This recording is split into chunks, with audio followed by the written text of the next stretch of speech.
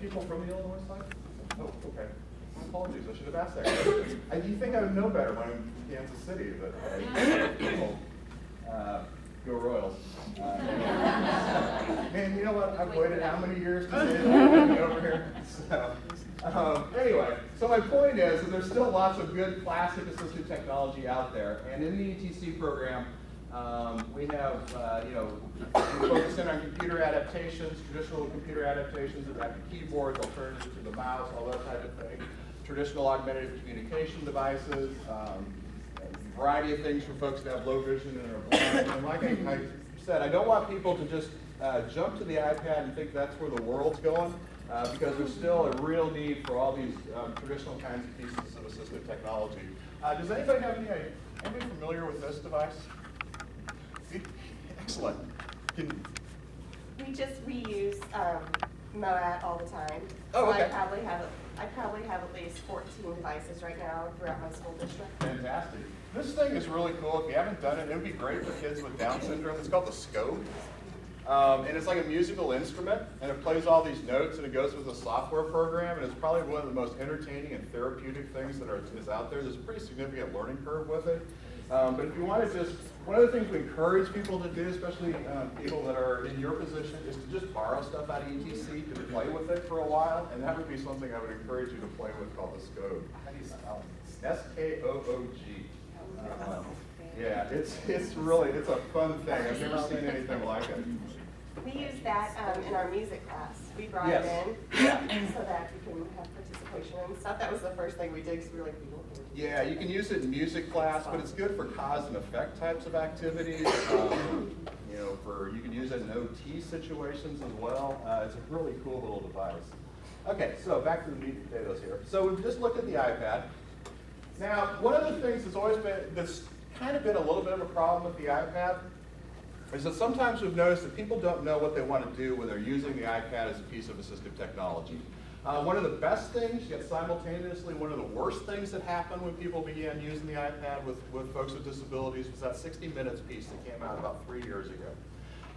And it was profiling kids with autism using the iPad for augmentative communication. And it was wonderful that we got that kind of exposure as to the world of assistive technology and the cool things that we could do so that people would have a voice.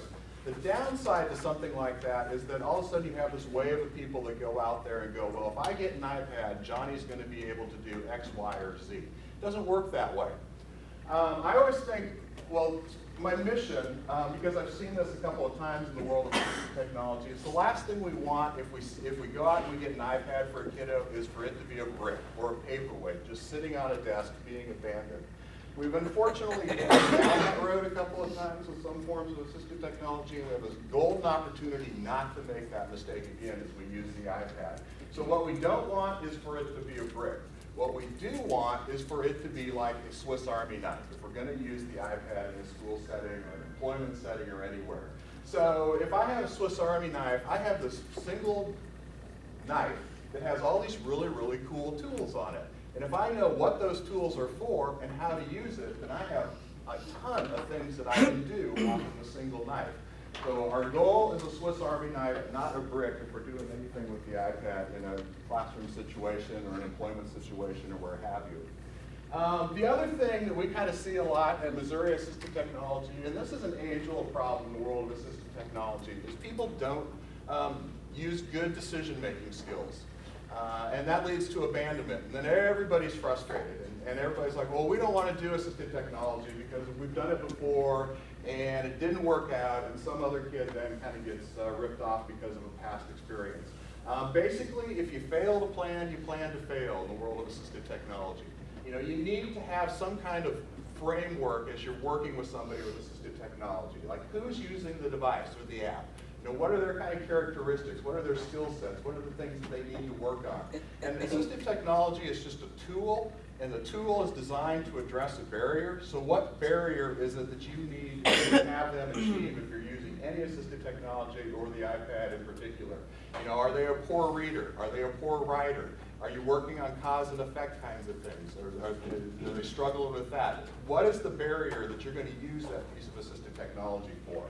Where will they use it? That comes into place. They're going to use it in school, are they going to use it at home, are they going to use it out in the community, and how are they going to use it? And then other things like, what is the desired outcome? Why are you putting this piece of assistive technology? Why are you playing with this iPad with a kid? What is the desired outcome? Is it to access the curriculum? Is it to improve their social skills? All those kinds of things. So we could actually do a whole day just talking about assistive technology decision making, but we don't have the time to do that. But if you are not familiar with the SET method of decision making, I would encourage you to become so. And SET stands for Student, Environment, Task, and Tool. Notice that the last thing in that is tool. Tool is the assistive technology. So they're starting with the student and the environment that the student's in and the task that student needs to do, and then looking for the tool. And SET, if you go out and Google it, you'll find all sorts of great stuff. The woman that developed it about 20 years ago, Joy Zabala, she's got her own website. There's lots of chatter out there. If you are doing a lot with assistive technology, you might also consider, because there's a lot of discussion on a listserv called Quiet. QIAT. Yes, QIAT. I was trying to remember if there's 2 T's or 1 T at the end.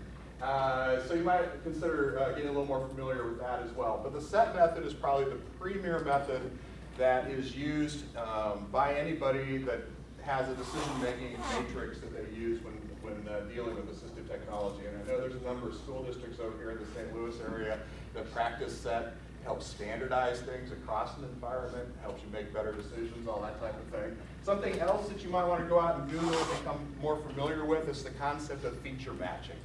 You know, what features on a device or in an app match the needs that you have out there with a particular individual.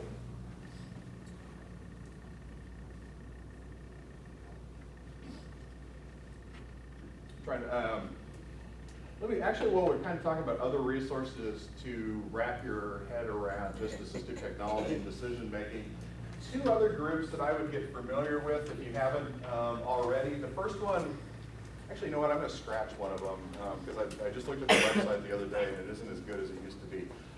The Wisconsin Assistive Technology Initiative, www.wati.org, I believe, would be another great resource to become familiar with if you want more in the world of background on assistive technology and decision making. They have great tools, great things that you can copy, especially if you're in a school district, to kind of standardize stuff from kid to kid in terms of how you do evaluations in one thing and another. So I would highly recommend them as well. I actually have those forms in my car, so if when we take a break. Wow. I know, well, we're doing all this right now. I'm the leader of that. So if you do want to look at the WADI and the Quiet, and I have an ASDAT and the SET, I have it all. How long have you guys been using them? Well, I'm only at this district for the 2nd year. It was part of my master's. Mm-hmm. So at my previous district, we started with John Eppinger about 6 years ago and developed an entire set for our district. So that's what I'm doing at my current district. So I've got everybody on board with AT. It took a year, but we're using this set currently, but we're using the WADI and the ASDAT to kind of create a form that's user-friendly for where our staff are currently. All right, good for John. So, Yeah, John works with me in coming out soon. assistive technology, so so I hear his name a lot. So he's on about just about as much as I am. Yeah, we're good friends at this point. Yeah. But I do have it all, so I could get it up right, and you guys can look at those forms. I'm sure. Should I say hi to him Yeah, before you want to get I'll see him on the 20th. Oh, okay. Even better.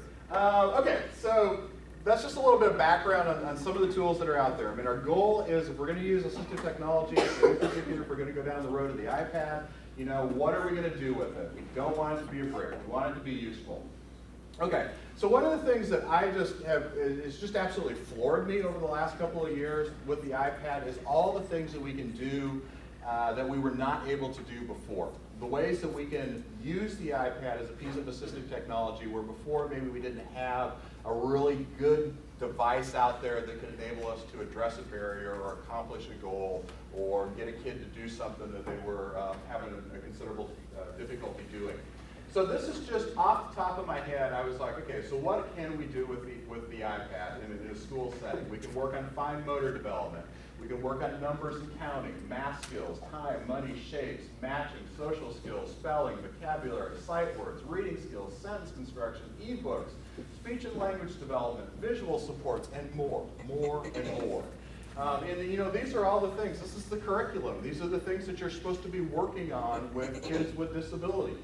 And now we have apps and the way the iPad is set up, and we put and do so many more things. Just using math skills as an example. In the last couple of weeks, I've been looking at math apps, and I've probably found about 50 to 60 really nice math apps out there for all ages. Before, if you called us and you said, what kind of assistive technology is out there that can help a kid do math, I could maybe come up with one or two things. Talking calculator, maybe some little counting things. But we really didn't have great options that were out there. And so what's even more interesting to me about the iPad is it's also blurring the world that I deal in as well, because we're starting to find ourselves looking more and more at curriculum things and trying to find apps that match the curriculums that people are working on as they're working with kids with disabilities. All right. How many schools are doing, how many folks are doing something with the iPad? Good. And actually, I forgot to ask one of my standard questions about the iPad. How many of you consider yourselves to be experts on the iPad? All right. Yeah, there's always a couple. Yeah, I know where you're coming from. Okay, how many? Is there anybody that's never done anything with the iPad? Just looked at it, maybe, or seen a commercial? Okay, actually, I had to put that back in my questions because I had somebody the other day that had, honest to God, had never even heard of the iPad. I was a little strong. I was a little scared there for a minute. Okay, so how many people are like, yeah, I've played with it, I own one, I use my kids to help me figure things out? And from an educational setting, how many people are like, wow, this is a really cool tool, but I'm totally and completely overwhelmed as to what I can do with it? Okay, that's what we hear a lot. I'm in the same club.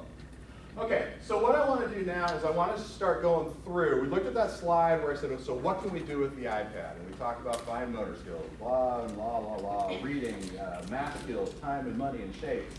And so what I want to start doing now is actually going through and looking at some of the apps that are out there. And I'm not saying that these are the best apps that are out there. These are ones that we like. I'm not saying they're the only apps that are out there. The best we can ever do when we do a situation or a presentation like this is give you a sense of the types of apps that are out there.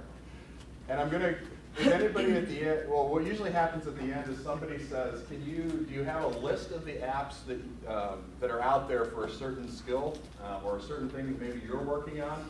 And so I'll give you my answer now, and the answer is no. We gave up on making lists, but we can point you in the direction of lists. There are people that have a lot more time on their hands than we do, and there's lots of lists. So if you have a particular skill you're working on with a kid, or you're an occupational therapist, or you're a speech-language pathologist, or you have kids that have reading difficulties, there are great lists just where people have reviewed all the apps in those categories, and I'll be glad to point anybody in the direction of those if you're curious later on.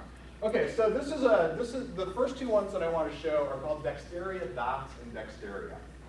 And as we go through some of these, a couple of points that I want to make before we go through them. When I look at apps, I kind of have a little framework in my head because I figure I try to be a kid.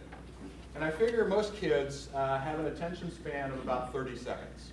So if I can't be engaged with that app and I can't figure it out and I find it a little bit complex, then I'm probably going to move on to something else or I'm going to lose interest in it. So one of the first things I look at when I open up an app for the first time are those three things. Is it engaging, and is it intuitive and easy for me to understand? Because that's what kids want. They want to jump in and they want to do something. Quite honestly, I think that's what most adults want as well. That's why we all have a bunch of DVR players and other things that are still flashing because we found it too complex to figure out how to actually set the clock.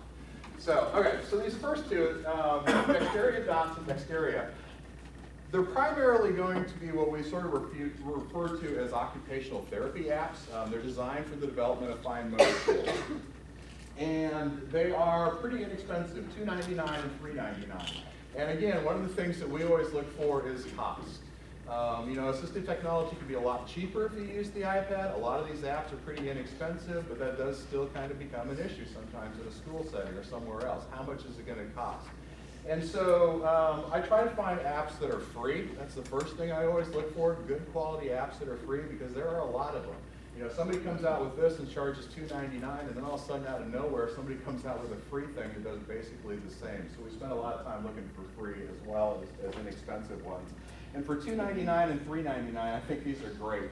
So let me just open up Dexteria and give you an idea of some of the things that it does.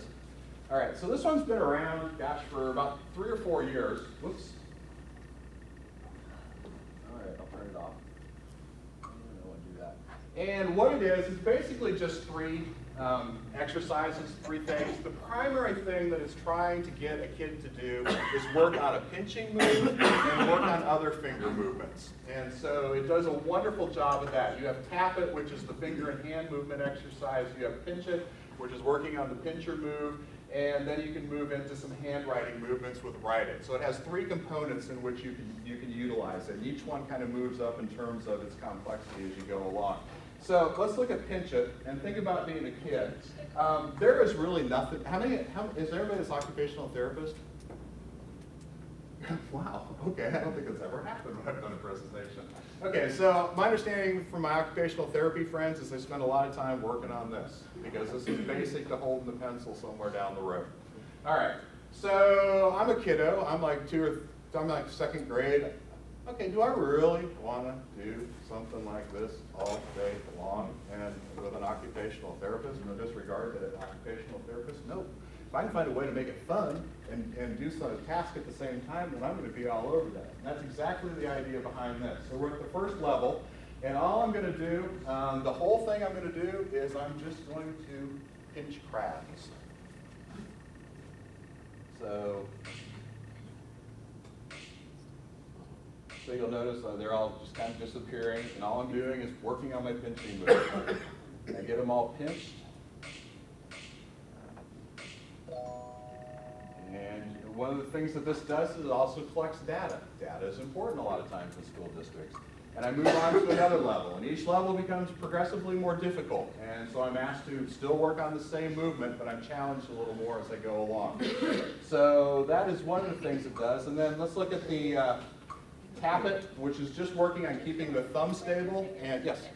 Sorry, some of my students are a lot more tech savvy than I am, Right. and will find a way out of that. So, do they have to do it from this like because I? No, it will not. If they do not make the pinching move, the crab will not do anything. Okay. So they could hit it with their hand, they could swipe, and the crabs aren't going to disappear. You are locked into that one thing to make the crab disappear. Okay, so this is the hand. Oh, okay, calibrate my hand. All right, so this is the one where I'm trying to keep my thumb in a single location and then move my fingers around. Again, this is a basic function that it has to do with writing and a lot of other things we do. Oops.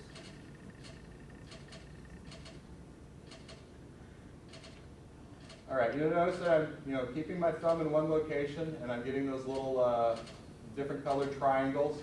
And all it's asking me to do is move each finger in isolation. And so I'm working on that skill as well. It's basically like learning how to play the piano in some respects. So very simple, but it is a very effective app for a lot of OT things. And then they've come out now with, actually I have about 4 or 5 of these apps, and they're all working on some basic fine motor skills. Dexteria Dots is one they just came out with a few months ago. And we won't, just to open it up. And what you're working on there is making equal dots. So it's also kind of doing and you have different levels there. Let's do with beginner. And you get this nice little explanation. And this is also something that I look for a lot of times in apps when I'm reviewing them, is do I, from the first time I open it, do I get a nice little set of instructions that will quickly explain to me that I'm supposed to swipe or do this or pinch or what have you. And I thought this was really kind of nice how they did it. It's just all visual. I can figure it out pretty quickly. We'll look at some other apps that do just a terrible job of explaining that stuff, and we spent hours in our office going, oh, no. Okay, so you'll notice I got a timer up there on the top. And I'm trying to make equal numbers. So I just trace it over. And there's a lot of creativity that goes in this one because I could do that several different ways. So let me try to move the 3 into the 4. And then I start all over. And whatever the number is that I'm supposed to be making, and I've lost track of that. So anyway, but all I'm doing is I'm working on a slide move and a pinch move, very simple. And I also kind of have a little bit of a math exercise in there as well. So that's Dexteria and Dexteria dots. Another thing that we are able to do using the iPad that was not something that we had a whole lot of assistive technology for was working on the basic concepts of handwriting. How do you make your A's, your B's, your C's? How do you do cursive writing? All that kind of stuff. And there are oodles and oodles and oodles of apps out there that do this. But this is one that I really liked, and I see used with kids with disabilities a fair amount, and it's by Kuman. And if you're familiar with Kuman, they used to be the people that, what were they, Sylvan Learning Centers? And apparently they're seeing the handwriting on the wall, and they're actually coming out with a bunch of apps as well. And so all we're doing in this one is we are working on capital letters in this particular one. But one of the things among several things that I like about this, we have the auditory output. We also have positive reinforcement for doing it correctly, which is always a key thing in a lot of instances. But the way they set this one up is that it starts off with a visual, where they are tracing the letter, the way that apparently is correct. I don't know, I don't write. My writing is terrible. And then the first time that the kid gets to do it, they have a nice little guide to follow. 1, 2, 3. Come down here, go across here. So the kiddo puts their finger on the screen, and they do that. So what happens if they go across, if they go horizontal next? Nothing happens. That's their cue that something's not right. And I think you'll notice that it actually kind of flashed over there on the right-hand side, indicating you might want to back up and try something else. So they come down here. You are really great at tracing letters. They get some positive reinforcement, and then they have to do it 3 times to move on to the next letter. And so the second time, to reinforce the concept of how to do it correctly, they just have the arrows. They've taken out the 1, 2, 3, so they've kind of made it a little bit more challenging. So the kiddo does it. That's right. And on the third time, it's there is no guide there. The kid is on their own to figure it out. So maybe they start here, and you'll see it flashed up a little 1 there, giving them a hint that they might want to consider. And if I remember correctly, if I do this enough, sooner or later the marker will come down and give me an even better cue that I need to do it a different way. Can you select the letters they're working on, or does it just go through the alphabet? That's a good question. I believe there's a settings option in here. Yeah. Yes. I can do random, I can do alphabetical, and I can do whatever that means. So, and I can turn the sound on and the sound off and all that type of stuff. So I have a number of different ways that I can set it up. So it's just a writing exercise, but it's engaging, and it uses some positive reinforcement, kind of ups the ante each time the kiddo is doing it. Really basic. We're going to be using this probably in elementary, early elementary grades. And so let's look at another option that's out there that we have is we can use these. Actually, one of the things that I like about this one is the fact that it has a very simple way of locking in. So a kiddo can't tinker with how you have it set up. Of course, it's more complex than I'm capable of figuring out right now. Okay, 5 times 6. Yes, way to go, Dave. All right. Okay. To protect adding players from the playful tinkering of little fingers, please answer. Oh, answer the question. Replicate the question. Oh, yeah, okay. Yeah, that works better. Okay, let's go through this. Can I ask you, I Yes. don't know, are there things that you can use now, that feel like a pencil for the kid holding it? Because if they're swiping it when they go to write on paper, they're not gonna be able to do that. Yeah, we are, actually, we're going to look at those issues here in a little while. Okay, sorry. So, I yeah, think no, I that's had perfectly cool. Okay, so this is the idea behind Pocket Phonics is, as the name implies, to develop phonics. And so you'll notice that as the S came on there, it was making the S sound. And I'm also working on writing skills, the proper way of making letters. So I follow this along, and I get some positive reinforcement. And then if I wanted to erase it or do it again, I could just shake my iPad. Right. So a sound. And I just go through that, but I'm working on phonics. I'm working on a basic literary concept there. And so it goes all the way through a number of different things. Some other ones that kind of do that thing, same idea, talking ABC. And again, there's a ton of them that are out there. A couple of apps, basic math skill related things. I've got three of them up here: Pop Math, Cloud Math, and Bingo.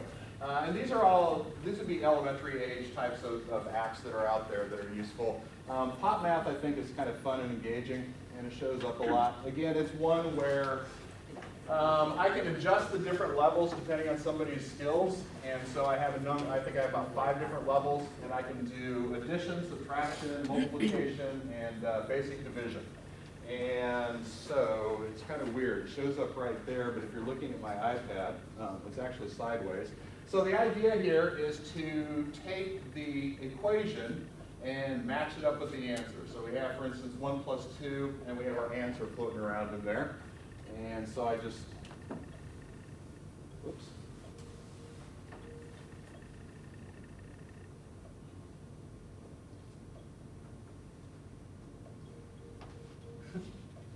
There we go. Okay, as soon as Dave can get his fingers to do what we want. Okay, so now we're going to do 2 plus 2, and the answer is 4. So we match the equation up with the answer, and those balloons go away. 2 plus 4 is 6. 5 plus 2 is 7. And there's nothing more embarrassing than being up here and getting one of those wrong. So then this would be, this is another different level. So it just becomes a little more complex as you go up the scale. And I can do addition, I can do subtraction, and division.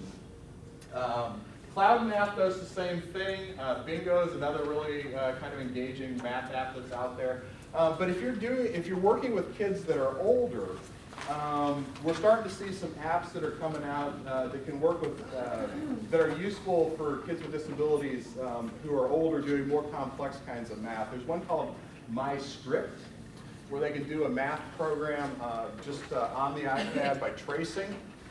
If they have dexterity issues that make writing difficult, but they still want to do math problems, you can actually forego the writing and use something like Panther Math, which is for more advanced.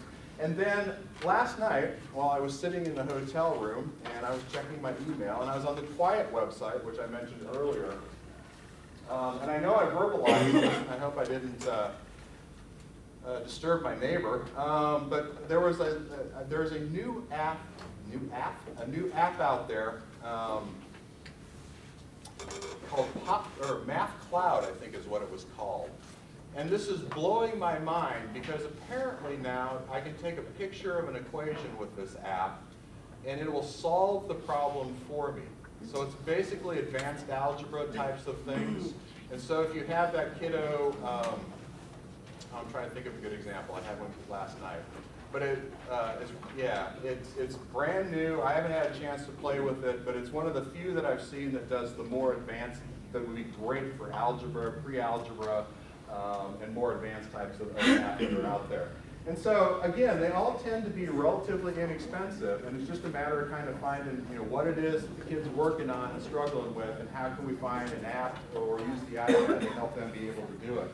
One of the things that I know most people are going to be working on with kids is they're going to be working on life skills. And this is one called Make Change. And I thought it was pretty kind of cool because of a handful of things. One of them is that it's practical, and apparently we have a little bit of a problem with people being able to make change in the United States these days. Have you ever spent time at certain food restaurants? Okay, so the idea is that I have these coins up here, and I'm supposed to figure out how to put them together in a combination that comes up to 70 cents. It's a basic life skill, it's a basic math skill. It's something that a lot of folks struggle with. And I can do it in any combination as long as I come up to 70. So I could sit here and pull pennies down until I have 70. Or, what am I at, 55, 56, 57? Yeah. Okay, I've lost count of where I'm at. Oh, 60, yeah, and it gives me the amount up there on the top. Okay, 65? All right, so this should be right.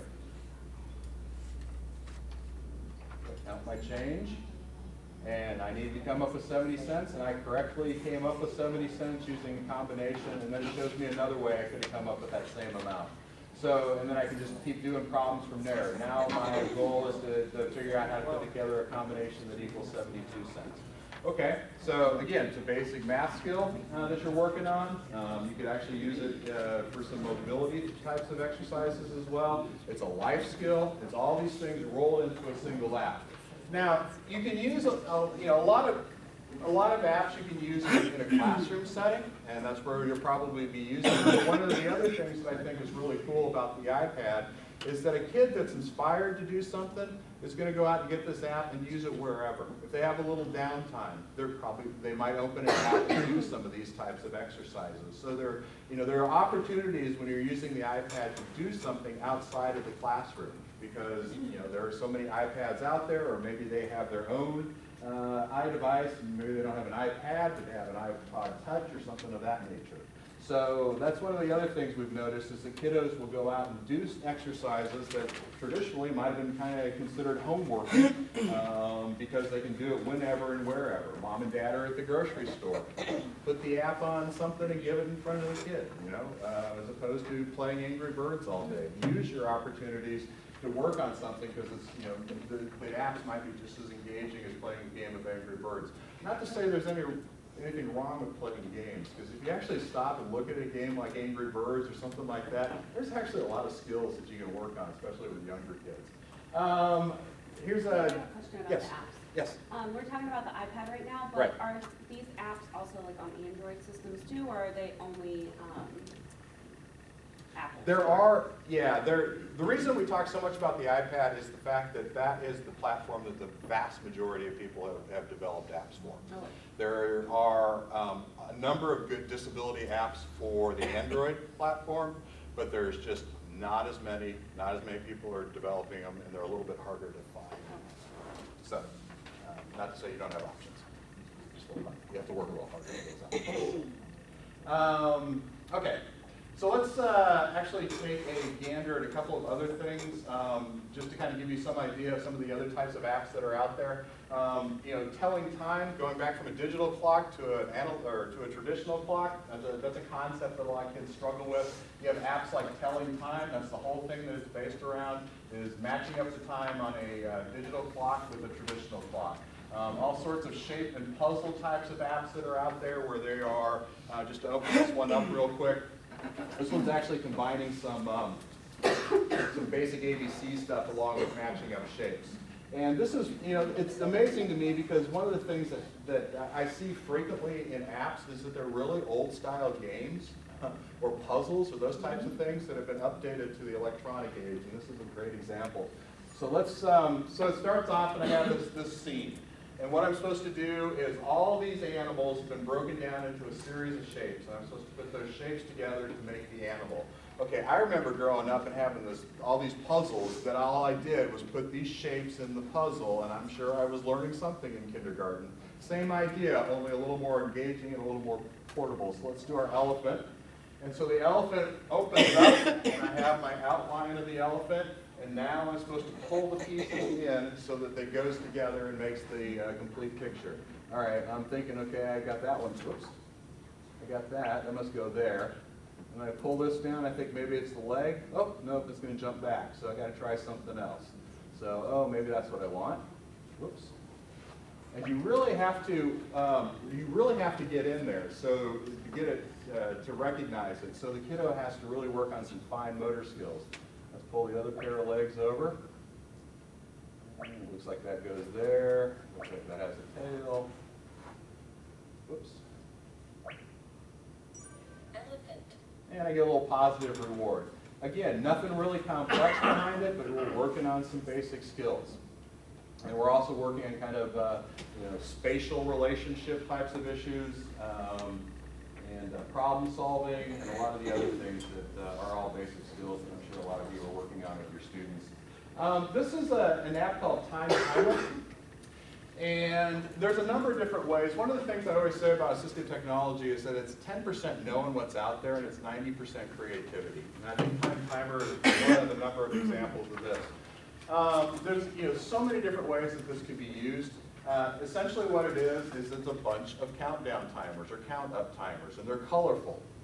And so maybe you're working on a simple skill like increasing somebody's ability to wait. Or maybe they're having a hard time focusing and you want them to work on an assignment for 30 minutes. And 2 minutes into it, they're like, oh, am I done, am I done, am I done? And so with something like Time Timer, you could set it up so, let's see, you can have a number of different timers. They can have a number of different looks. So let's actually go in here and add a timer. And so there's a couple of different, I can have them named for individual students or individual tasks. So let's just make one and let's just say, it's test.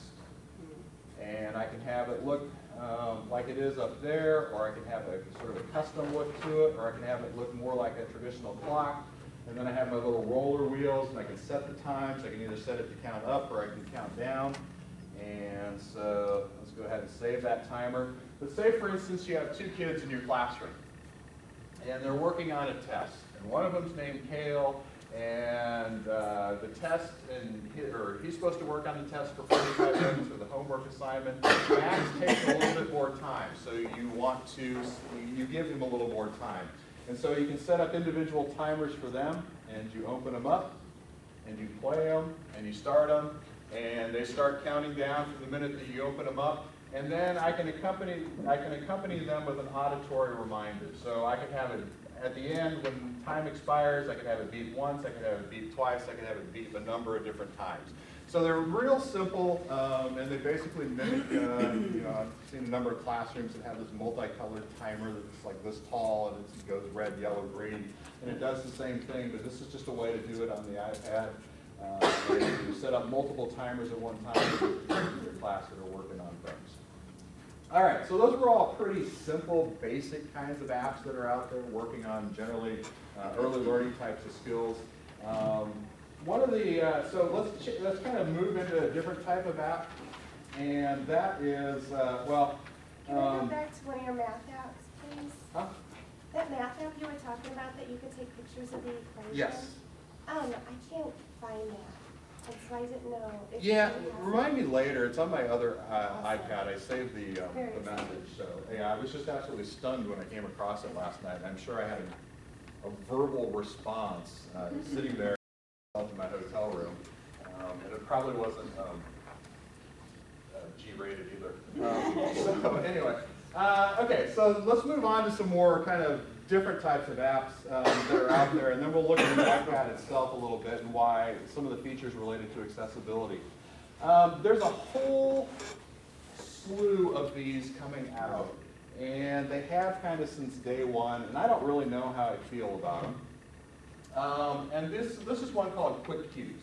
And they're all based around teaching social skills to kids. How to make eye contact, how to approach a stranger, how not to approach a stranger, various tasks that somebody might have in their day, like taking out the trash, or what have you. And so this Quick Cues is by a company, I think called Fraser. It's one of a number of companies that have come out with these. And so this is working on communication, basic communication things. And so this one is, right now we're learning how to answer the phone. And this one is strictly text-based, so you're going to have somebody that's a reader to be able to do this. But so that's one example called Quick Cues. And these things tend to be incredibly expensive, I've noticed. This is one by a company called the Attainment Company, which has been around for a long time making stuff. And Please tap the topic you would like to view.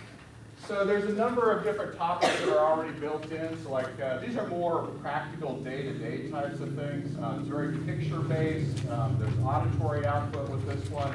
But for instance, fire safety. So maybe we're working on fire safety. Tap this button one more time to view your topic. Fire safety.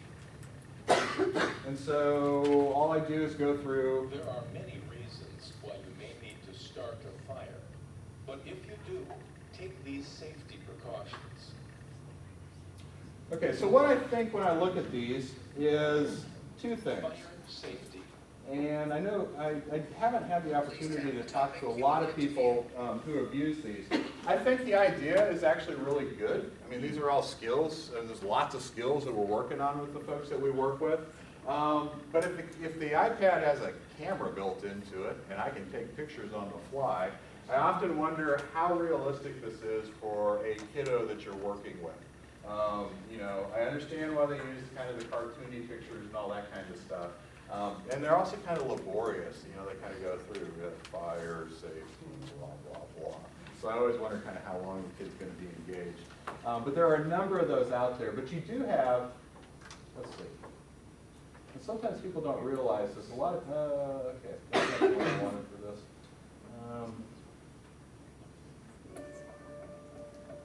Okay, this is by the same company. Please tap the topic you would like to view. And it's somewhat similar, but in this particular instance, and again, this is something that I look for a lot with apps. There we go. Is that in this version of it, I have the ability to make my own videos, and to make my own pictures, and to make my own boards, which I think would make this a lot more realistic. So let's say we're in school, and we want to teach a kid what to do in the event that there's a fire in the school. We could use the template that they provide, and we could go around and we could make a video using the iPad of the exit routes. Or we could, maybe they have some kind of sensory issue, and if the alarm was to go off, if it was the first time they heard it, they might have a total meltdown. Well, we could, you know, maybe show them alarm and have it go off so they have some sense of what's going to happen. You know, just a lot of creative ways that you can put together your own videos that are more reflective of the actual environment that the kiddo is going to be in. So, so that one was called, what was that one called? Visual Impact is the name of it, and it's a social skills type of app that's out there. And then we looked at living safely. Okay, and we're going to come back to those in a little bit. The next thing I want to do is start talking about some of the built-in accessibility features of the iPad, and then some of the issues related to access issues that kiddos have. You know, the need for switch scanning. Somebody had asked a question over here about, trying to remember what it was. If I got the sense they couldn't do direct touch. So I don't know if people want to take a quick little 2 or 3 minute break and use the restroom and get more coffee or anything like that. Totally up to you guys, I guess. All right. Okay, let me go back to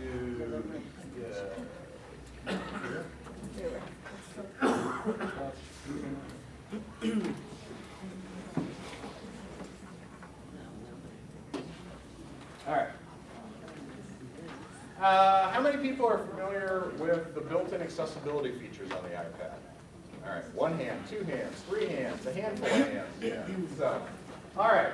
If you are somebody that is afraid of playing with technology, just getting in and screwing around with it, I want you to not be that way with the iPad.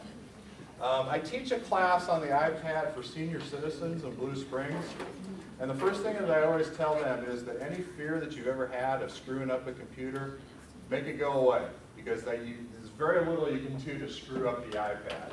Unlike back in the golden age of the Windows operating system, you know, you could bring everything to a crashing halt by going from one version of the software to another, or make stuff completely and totally disappear with one click. All those things are not issues with the iPad anymore. So what I really, anybody that's in this room, anybody that's working with folks with disabilities, one thing you need to get familiar with is the Settings app on your iPad. It's one of the pre-installed apps that come on the iPad. You can't even take it off if you wanted to. So that is what it looks like, and I have it down here. So assuming everybody's updated at least the last couple of editions of the operating system, it's going to kind of look like, frankly, I think it looks like a burner on a stove. It used to look like a gear a few years ago. Now it looks like a burner on a stove.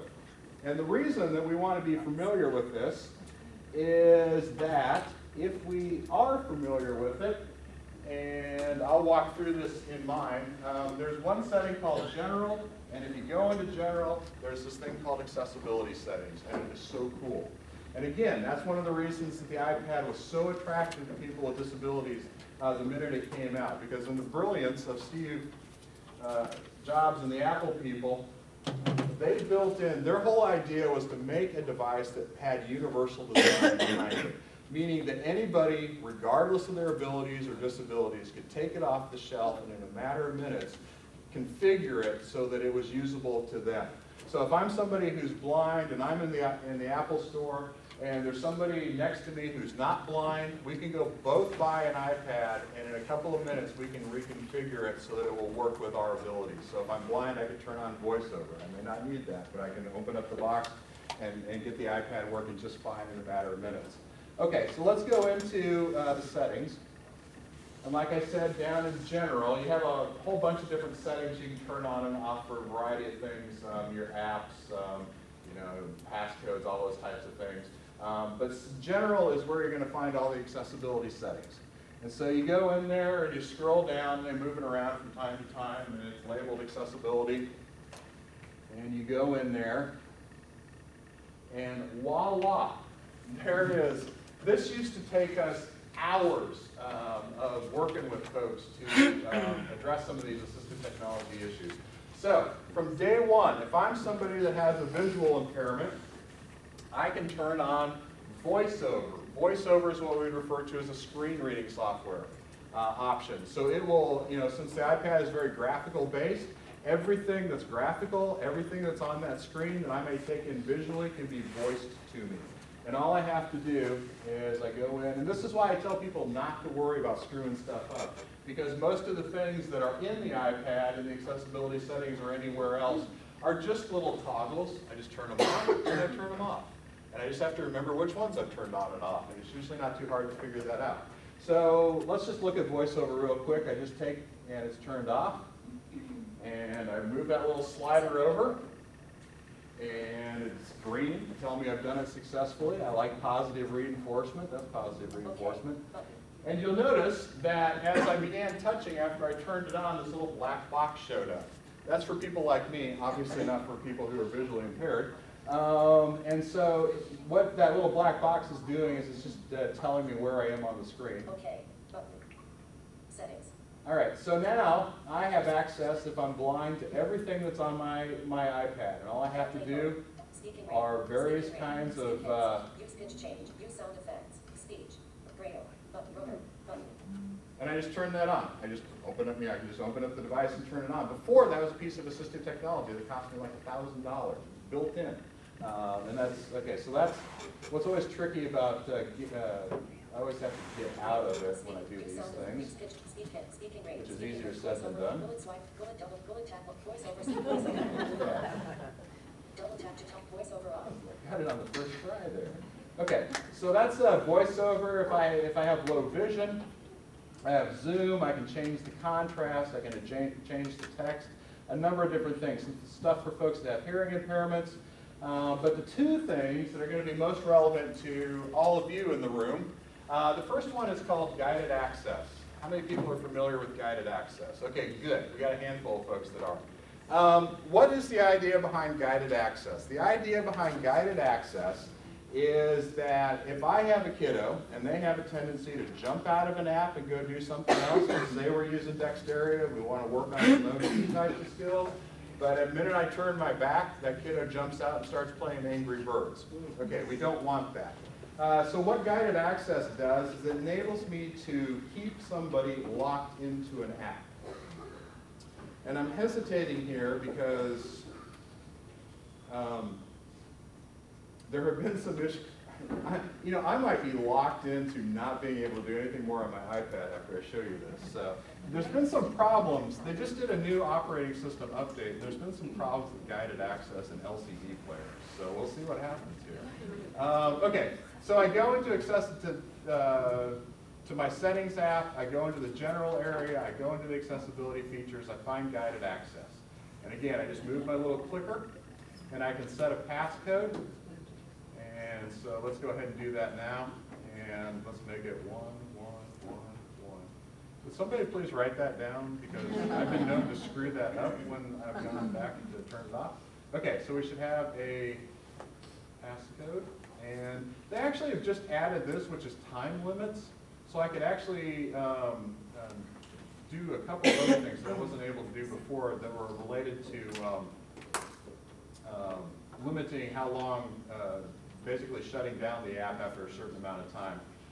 And then I can also, this is something that sometimes I don't think a lot of people realize, is I can actually work off the home button. There's a little accessibility shortcut, so I don't have to go all the way into the settings to turn some of these features on. Okay, so I've made all those changes, so let's go back. And let's open an app, and let's use Make Change as our example here. And let's cross our fingers. So I open up the app that I want the kid to be working in, and I triple click 3 times on the home button. Whoops, darn it. Let's try that again. There we go.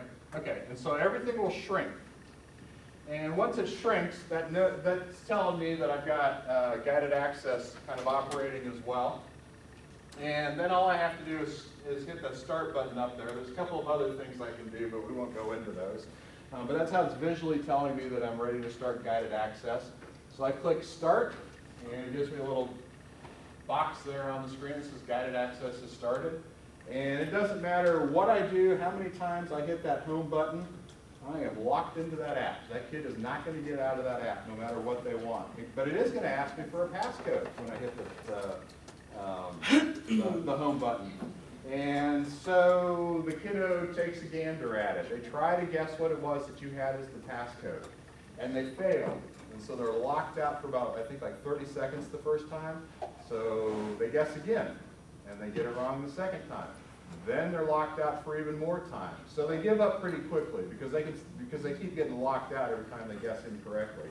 So unless they're, basically mind readers, or you have a passcode like 111, chances are that you can probably foil any attempt they have to guess it.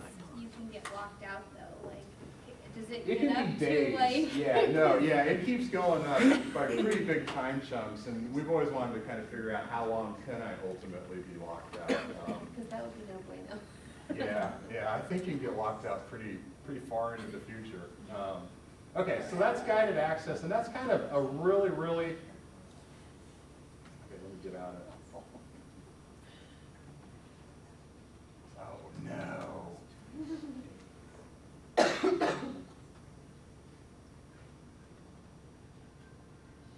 I might just lock myself out. Huh. Okay, talks amongst yourselves. Okay, this is interesting.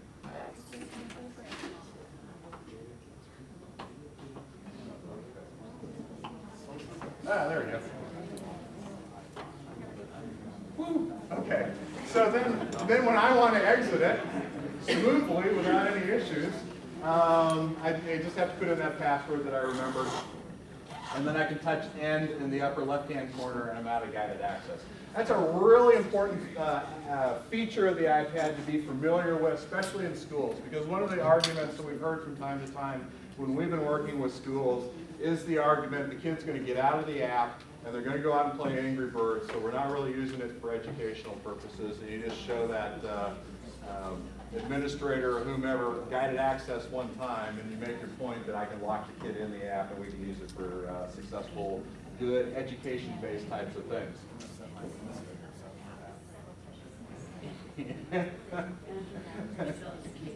Good luck with that.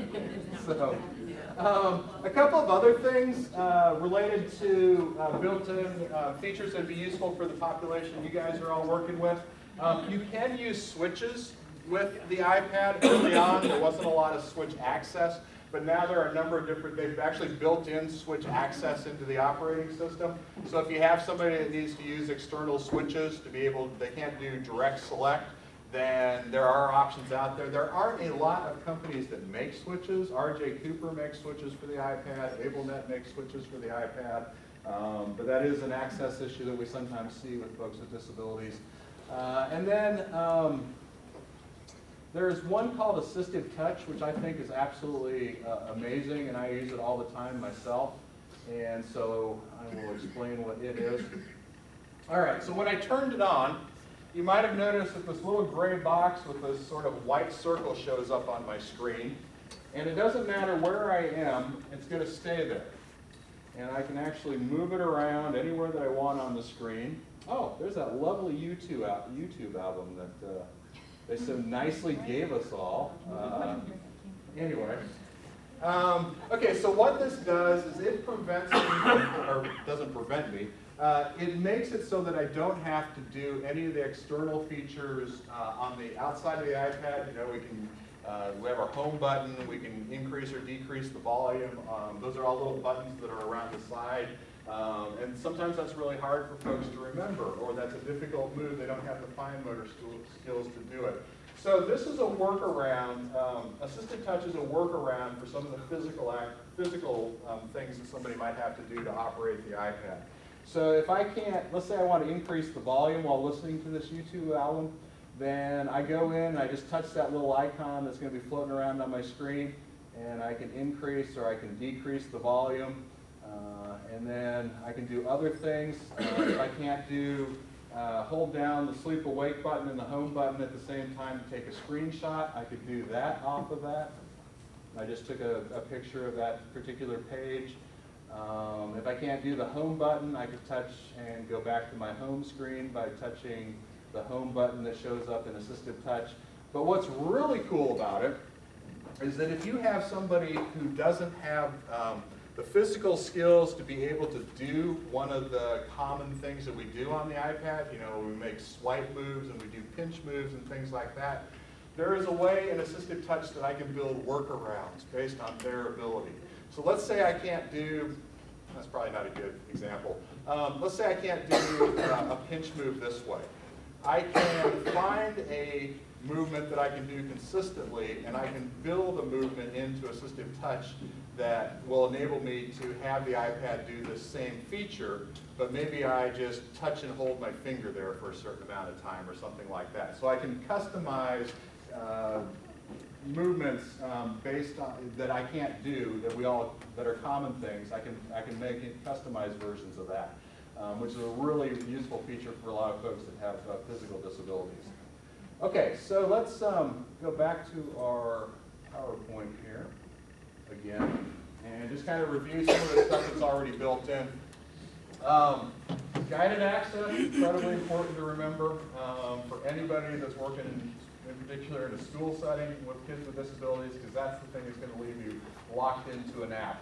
But we have visual impairments, learning impairments, hearing impairments, physical impairments, folks with multiple disabilities. We have all these features already built into the iPad. It's absolutely amazing. This is literally thousands of dollars of assistive technology for free built into the iPad. And there will be more stuff coming out all the time.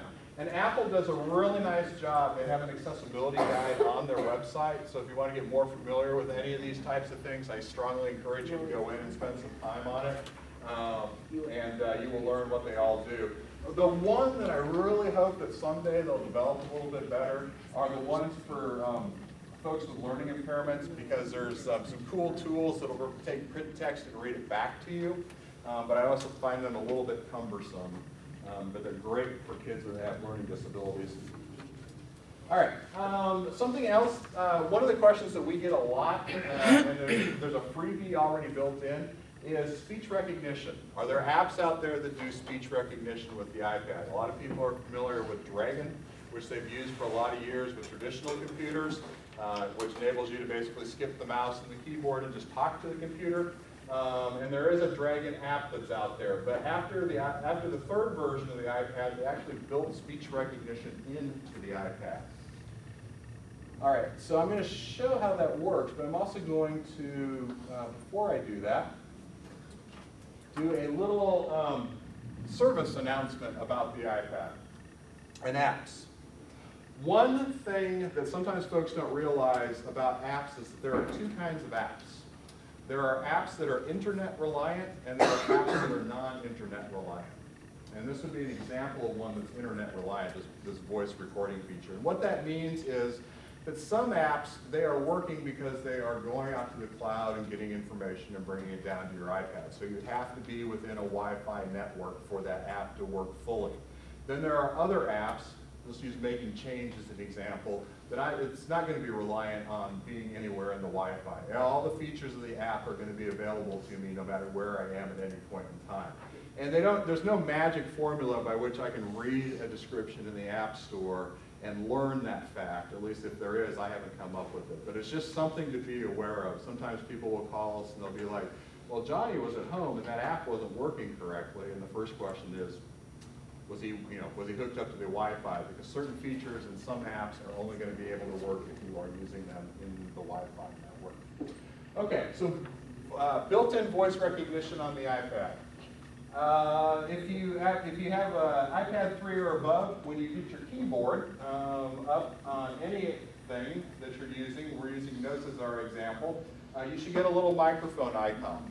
If you have an iPad 3 or above and you don't have your little microphone iPad or your icon, then you need to go into your settings and you can actually turn it on. I don't know why, sometimes it doesn't automatically show up.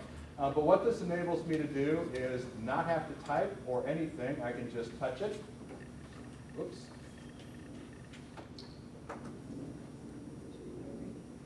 And once I touch it, it's going to visually tell me, it's going to give me that little wave line there. And I was just talking away. And it actually did pretty well there. I wasn't even trying to get it to say anything. And see, what did I say? And once I touch it, I'm getting visually, that was a mistake, tell me is going to give me that little wave. That's actually not too bad considering I was just kind of talking gibberish. Let's see what happens when we do it a little more seriously. Touch my icon. Hello, my name is David, period. Perfect. Pretty amazing that that's built in and it's right there. It is not, if you have any experience with any of the traditional voice recognition softwares that we've been using for computers, or on computers for a long time, what you cannot do with this is train it to somebody's voice. So it's a little limited in that respect, but it's really kind of a cool thing for those kiddos that struggle with typing, and those kiddos that they do better by voicing stuff than they do sitting there trying to write it. You know, they can take notes, they can take little voice memos, or maybe they can answer some questions or something during a test by using the voice input feature. Pretty amazing that it's built in there. Something else that I want, whoops. Hello, that's not what I wanted. I don't know if anybody noticed this. If you've not down, well, okay, let me back up on that one. One of the problems was, especially for folks that had some mobility impairments, sometimes the keyboard was difficult to utilize. And you couldn't use it with a third-party app, like there's some word predictions apps that are out there that are useful for struggling writers. There's a really cool alternative keyboard option. How many people are familiar with the IntelliKeys? Ever seen it? Okay, a couple of people. It's a standard piece of assistive technology. There's an app out there called Abilipad that does somewhat the same thing, so it's useful for folks that have some cognitive issues. But you could never use those keyboards up until this last version of the operating system with Notes or any of the other apps that you might want to use. You were limited to using the built-in keyboard that Apple provided you. But they have made some improvements to it, and they've now enabled the keyboard to be used with third-party apps. And so it actually has word prediction built in, which is a great feature for a lot of struggling readers and writers. And then I can coordinate my third-party apps with my keyboard. And so maybe I need a color-coded keyboard. I can make a color-coded keyboard where maybe vowels are one color, consonants are another, command keys are another to help somebody who might have some cognitive issues. I chose all blue, which was kind of silly, but anyway. So there's a number of different alternative keyboards that are out there that are useful for folks with disabilities that now can be used in conjunction with any of the apps that you might be using in any type of situation. So let's see what this is in the PowerPoint, I guess. I don't know. So for instance, we have swipe, which if you have somebody that can't do the individual keys, they have to keep their finger on the keyboard. That's an alternative keyboard that's out there, and so they would never have to pick up their finger, or if they're using some kind of stylus or something like that, they wouldn't have to pick it up and hit each key individually. They would just move from letter to letter, pause for like a second, move down to the next one. Very useful for a lot of folks that have physical disabilities. Swift Key, Flexi, the number of the word prediction softwares that are out there, all of them can now be joined up with the keyboard that's already been built in, so that's a nice feature that they've made here. All right. Let's move into sort of literacy and reading and some of the apps that are out there. And we're going to kind of scale this up as we go along, starting with basic things like sight words. And this is Touch Words. It's $1.99. And it's a very simple app, just designed around the idea of helping a user at the beginning vocabulary stage of things. One of the things that I want to point out about this app is when I was going out and researching apps and Down syndrome, I stumbled across something that I've seen in other areas. I've seen this a lot with autism apps. I hadn't seen it so much with some other types of disabilities. And there's a company out there called something or other, I've forgotten what it is. And they make a number of apps that they say are Down syndrome apps. And we see this a lot with autism. Companies come out and say they make autism apps. The reality of the matter is, and our observation is, that there's no such thing as a disability app.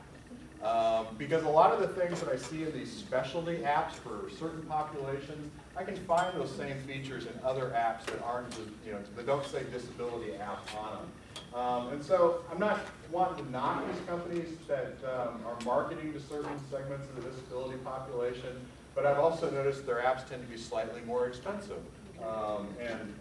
So just kind of a, compare and contrast is always, and reading reviews of one thing and another is always worthwhile.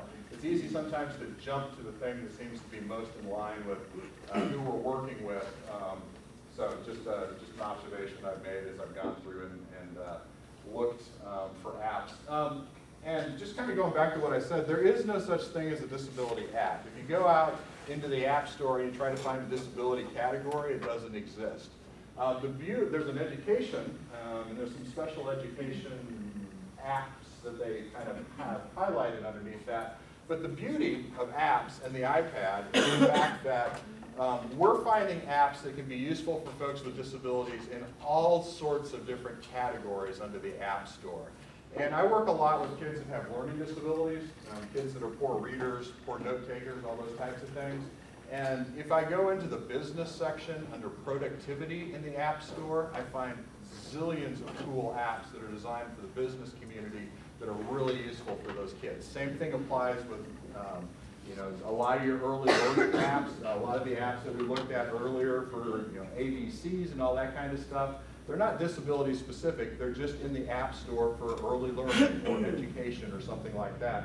And they're just really useful for folks that have disabilities. Okay, so let's look at Touch Words real quick. And there's not a whole lot to this, really. It's pretty straightforward. It's pretty much like the name implies. But we are learning some of the more common words that are out there. We are building our vocabulary, and it's based around sight words. So I'm matching an object up with the word, and I'm building my vocabulary as a result. Obviously, we have a ball up there. When I touch it, the word shows up, and if I had my volume still on, whoops, I did have my volume still on. It should be auditory with that as well. There we go. So again, just basic sight word building is all you're doing with that particular app for $1.99, which is iWords, I believe is what it's called. And then this is this next one I think is the most amazing app that I've come across in a long time, because it goes into my idea of its 10% knowing what's out there and 90% creativity. And this one is free, and it's called Bitsboard. And a couple of things that I like about it. First one is it's just endless in terms of what you can do with it. You get a ton of stuff already built into the app. And you can do some data tracking with it. And data tracking is a big thing in schools. And so let's go in as guest. And so what we have here is we just have, it starts off with these boards. And we have action words, beautiful words, emotions, exotic animals, famous places, and first sentences. And so I can pick, let's work on emotions. Let's say that's something we're working on. And so I go in there and I touch emotions, and it takes me to 9 different ways I can use, that I can set up games and activities based around learning emotions. I can have flashcards, I can do something called photo touch, I can do a true-false thing, I can play like this memory game. So there's just a ton of different ways I can sort of mix up the way I'm presenting the information to a kiddo and testing them on it. So let's do flashcards. And it verbalizes, I'm matching the expression up with the word, and it verbalized it. So it was angry. And I can touch that as many times as I want, and I can move on to the next emotion. There we go. Silly. Silly. Silly. Surprised. Disgusted. So I'm just, all I'm doing is I'm working on recognizing an emotion, recognizing a facial expression, matching it up with the emotion, all those basic things that sometimes are a little bit difficult for folks. Okay, so let's go in and then let's do pop quiz. All right, so I'm supposed to guess whether or not this young woman's expression is signifying that she's proud or she's silly. And let's go with silly. Okay, that's not the right answer. So let's go with proud, and I get kind of a nice positive reinforcement. Focused, I'm thinking she's looking focused. And happy, and so that's the idea. Same idea, I'm working on emotions, but I've kind of mixed it up a little bit. Or I could do, let's look at word builder. I can, again, continue to work on emotions, but I can also do kind of a spelling type of thing, if I remember correctly. And you'll notice that in this case, I'm just really tracing it down there. Okay, so there are hundreds of these things built in, and there are whole collections of them that are in there. Some of them are fee-based, some of them are free, and you just have to download them. But look at that, that's all built in there. That's all there. I mean, we're grade 4 spelling. Well, there's a cost with that one, but it goes all the way basically from K-12, if not earlier, and just tons of free boards already built in there. There's a whole catalog of stuff that you can go out and you can get if you wanted to get additional things that complement your curriculum. But I can also, whoops, hold on, gotta remember how. Oh, we're back here. All right, so let's add a user. And you can have multiple users in your classroom. All right, hold on.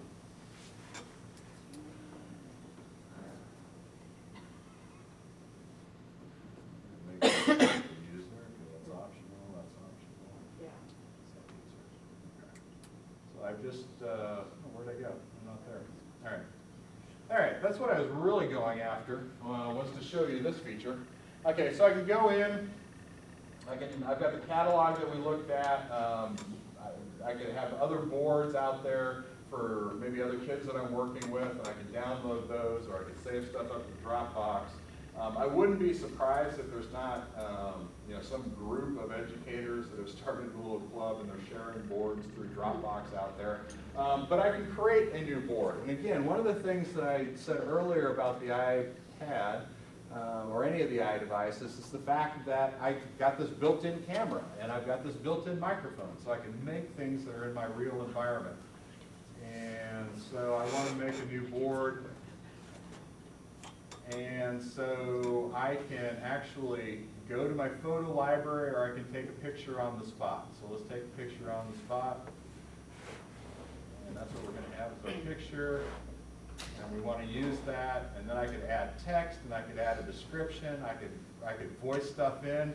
So let's say that we went out and we did a field trip, and it was about trees. And so there's going to be a test on it, and the kiddo, we set up we took a bunch of pictures and made audio and accompanied the pictures with text of the things that we actually saw when we were out on that field trip. And then we could turn it into the things that we looked at. We could look at it, we could just have it, picture and it voices what it was that we saw. We could turn it into a game. We could play a matching game with it. We can use this in so many creative ways for so many different things. We can just start thinking about all the things in your classroom that you're trying to get kids to learn and all the ways that you could use this. Sight words, basic math equations, vocabulary, animals, science classes, just tons of different ways that BitsBoard can be used. And the beautiful thing about it is that it's free. And I think it's one of the most underutilized apps that's out there. I rarely see it used. And it's not because it's not good. I just don't think it's got as high a profile as a lot of apps. When you create your own board, does it still take the data? I don't know. I would assume so. Yeah. Can you use video on that? Yes. Video. Like signs in there or anything? Yeah, you should be able to use video. That would be awesome. Yeah. Actually, I want to answer. Okay, I'm going to answer both of those questions here because those were good and I didn't know the answer. All right, so we wanted to. Signs in there, that would be awesome. I should be able to access my camera. No, you may not be able to on that But if you one. already have a video in there, could you? Yeah, because it's not giving me the option to move down to my video option. It's limiting me to a picture. Interesting. Well, I want them to put video in there. Well, okay. We can do that. Because we want to Okay. put signs in there. Yeah. But I would assume, yeah, and I would assume you can do the data even when you create your own boards. But I don't know, again, I don't know, and I'm not sure how off the top of my head I would test that theory. So, well, that was actually kind of disappointing on the video. Drats. Because a lot of them will enable you to do pictures and to do video simultaneously, or not simultaneously, but either or. Okay, this is another one that's would be great for a lot of kids, no matter where they are age-wise. A lot of ways it can be used creatively. This is called Pictello, and it's been around for, gosh, 2 or 3 years. It was one of the first really nice apps that came out that were useful for kids with disabilities. And so it's a simple way to create talking photo albums, talking books, and so let's just kind of look at it. Let's just use Italian Vacation as our example, which is one of the built-in ones. So I can enter text, I can take photos, I can use photos that I've already taken, drop them into the story. I can accompany it with auditory output. There's a number of different ways that I can move from page to page. I can set it up as a slideshow, autoplay manually. Right now it's set up to be done manually. So I touch there. I can even have highlighting with it. And I touch the next picture. The Ragstales in Italy. The And Ragstales in Italy. read each page however I want. So you get the idea? So that's kind of, that's really basically all there is to it. And it's, so I can set it up. And there's a couple of different ways that I could make my own books. Once I get real familiar with it, I can use the expert mode, but if I haven't used it a lot, or it's the first time I'm using it, then they give me what they call the wizard mode, which is basically step-by-step through each of the templates. So first thing I'm going to do is I'm going to title my story. And so let's call it Time in St. Louis. And, oops. All right, good enough.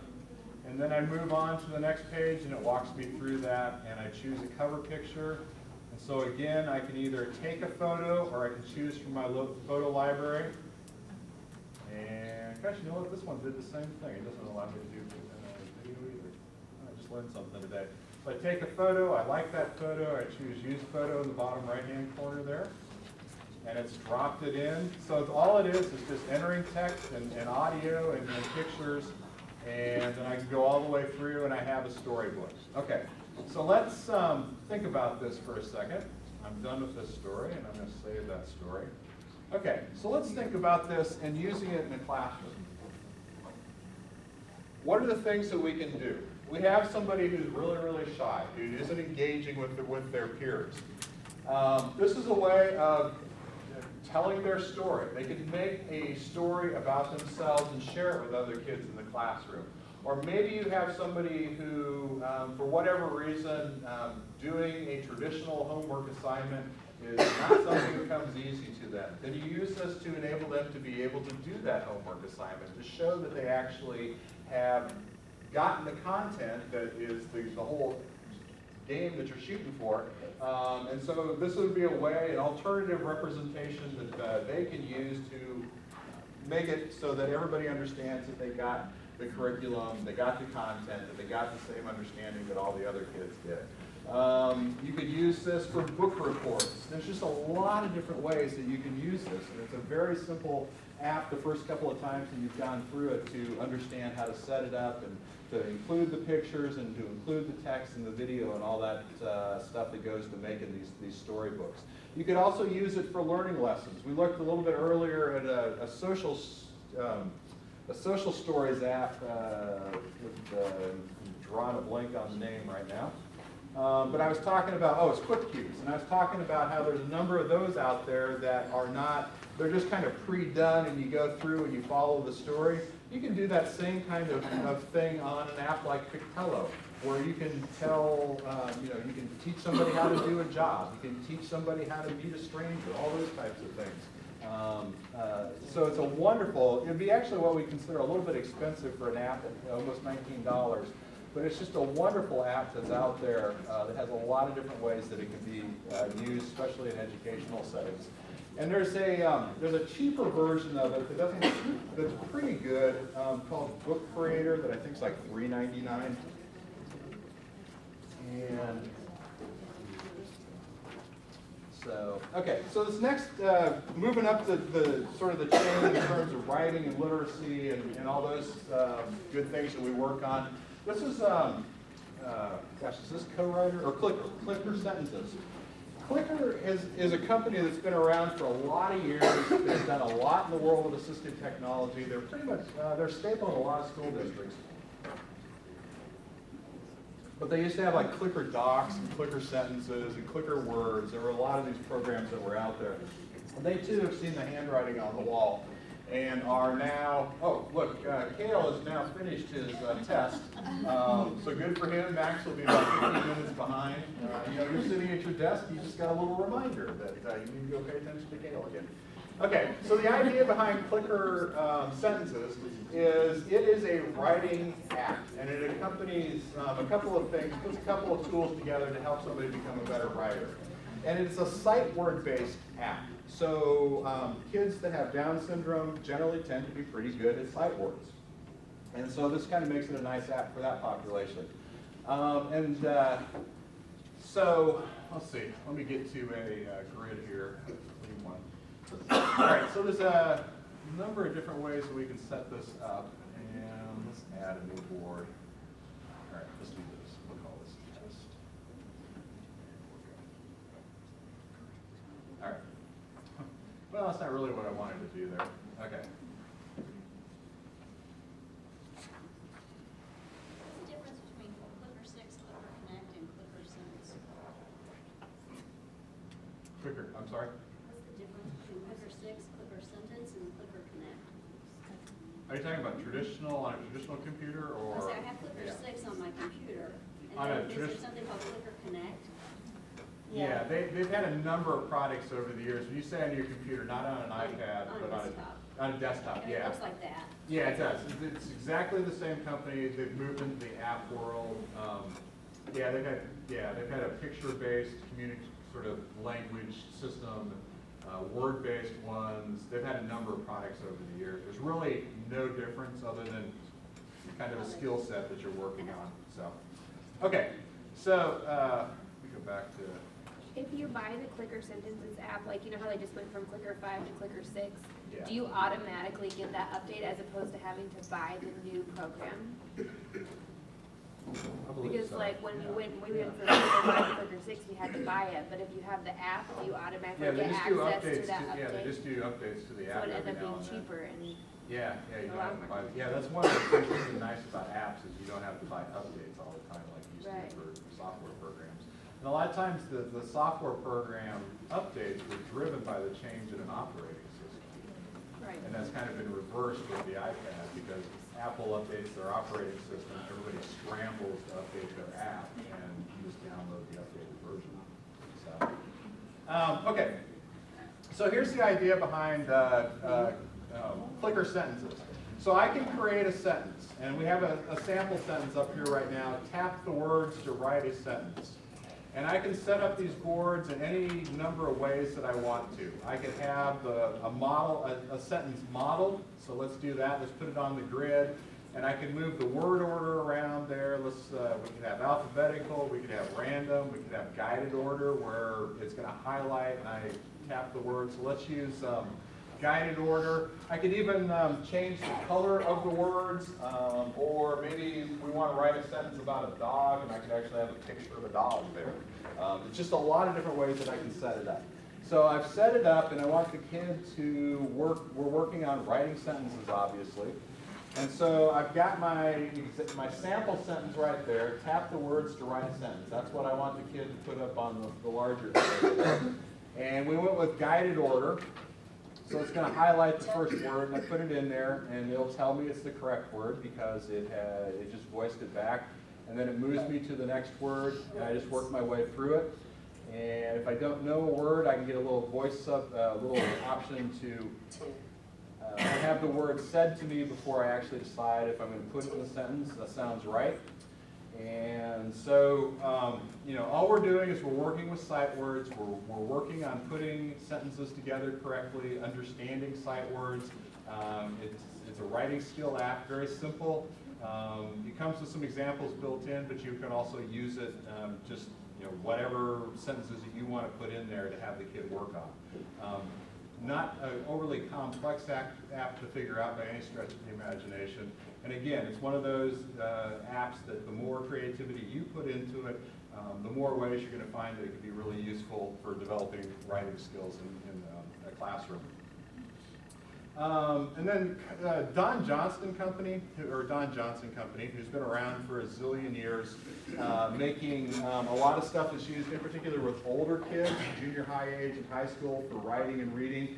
They've gotten into the app business as well. And they used to be a stable assistive technology world with their co-writer app, or their co-writer software program. And now they've decided to come up with an app version of it. Whoops, didn't even get that alternative keyboard up there. We'll work with that one. So this would be something that might be used with older kids. And so, it's kind of accompanying word prediction with voice output. And so I'm understanding that my sentences are going together correctly, that I'm picking the right words. If I don't know what a word is, again, I can have it spoken to me before I select it. Whoops, there, I dropped it in by mistake. And then if I get to the end of a sentence, I can have everything read back to me. And I can have a word, a number of different ways I can have material read back to me. But it's designed to help with struggling writers, and so that is co-writer. Now let's kind of move into a handful of apps that are useful for folks related to reading. And we can start reading so much easier, or so much earlier, and so much easier now on the iPad. And I'm a really, really avid reader, and I'm old school because I like books, but I've come around in understanding how cool the iPad and other iDevices are for reading, because you can access text so easily. I mean, you can download it from wherever you have a Wi-Fi connection, and you can open it up, you can take it with you wherever, and it's lightweight, and it's easy. I'm beginning to come around on this whole idea of using this as a reading tool. I never thought I'd get rid of traditional books. All right, so this is just an example, and it's an example that doesn't seem to be cooperating with me right now. So let's try that again. It's not going to cooperate for some reason. There we go. All right, so these Duck Moose people have been around making stuff for a long time. All right, so this is an interactive book. And one of the key things whenever you're starting to get somebody engaged with books is they need to interact with books. It's not just sitting there listening to somebody read, not that there's anything wrong with that, or reading themselves. So there's a series of things that go on. Classic Wheels on the Bus. So, you know, you're seeing it there, and there's activities that they do, and the little hand is telling me I need to move that door. Move the bus, there we go. So I move the bus, and it keeps going. All right. And there's just a number of activities, so it's engaging. And there's literally hundreds and hundreds of these types of what you might refer to as ebooks out there that are designed around younger readers. And they get the kiddo involved in the whole process. They're colorful, they're fun, sometimes they're accompanied by tunes. You know, the Eric Hale books are out there. I've seen the Dr. Seuss books. So, you know, a lot of your common print material is now coming out in some kind of app form and useful for beginning readers. How many folks are familiar with Bookshare? Welcome to Read to Go. Do you want to set the application Good. features now? All right, Bookshare, if you are not familiar with it. Audio settings. Oh, actually, I just realized I did not set something up. Quit. All right. Bookshare is a wonderful resource for schools because and it's a free resource for kids in schools. But there are tons of kids out there that struggle with reading. And they need print in some kind of alternative format, either auditory or maybe large print or braille if they're visually impaired. Kids with physical disabilities, kids with Down syndrome, autism, you know, just lots of kids struggle with accessing print text. And it's a requirement of school districts to provide alternative formats of text in a timely manner. And so Bookshare is designed to help you access stuff. Doesn't matter if it's kindergartner, if it's a 12th grader, if it's a textbook, if it's general reading. Bookshare probably has it in there. And so I would encourage folks that aren't familiar in your school with Bookshare to go out to their website, which is their name, www.bookshare.org, and get more familiar with it because it's a really useful resource for schools. And so what I was going to do before I realized that when I changed over to this iPad, I didn't download a book to this, is that, let's see if we can go out and get one real quick. So there's this huge repertoire of books at Bookshare. And so let's see if we can find one quick. If I can go online quick and find one.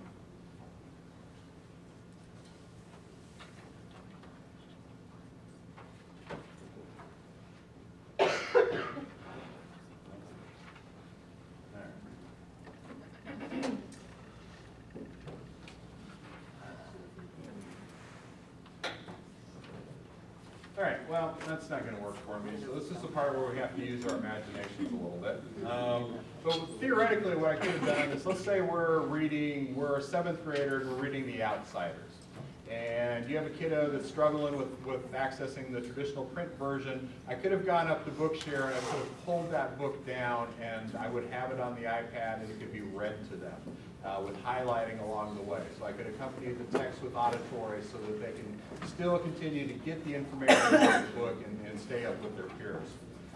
Something that's there's an app out there that the Bookshare app, the Read to Go app that I was trying to show is only going to work if I am with Bookshare books. But the same concept of finding ways to provide text in an alternative format can be done with Voice Dream Reader, which if I remember correctly, oh no it is not. It's about $10, but this is an amazing app for especially older kids in school because of the fact that it not only provides me with alternative text, but the things that I can do with it that are relevant to maybe writing a research paper or doing some research related to a homework assignment are pretty interesting.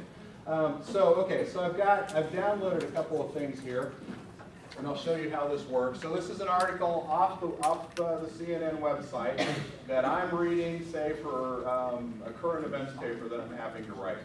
And this is actually not a very cheery series of material, I just noticed as I looked at it. But that might take me hours to get through if I struggle with print. I've downloaded it, and I convert it into a text format, I turn on my reader, and I can have all that material read to me. I can actually have turned on highlighting, so I could have tracked along as I go. So, stop talking. There we go. All right. And it has a built-in web browser, too. So you know, not only can I download books to this and have them read back to me, it actually has a direct link to a source of books in print or digital format called Gutenberg. But it has, like I said, the web browser. So you have a kid, they're an older kid, they struggle with reading.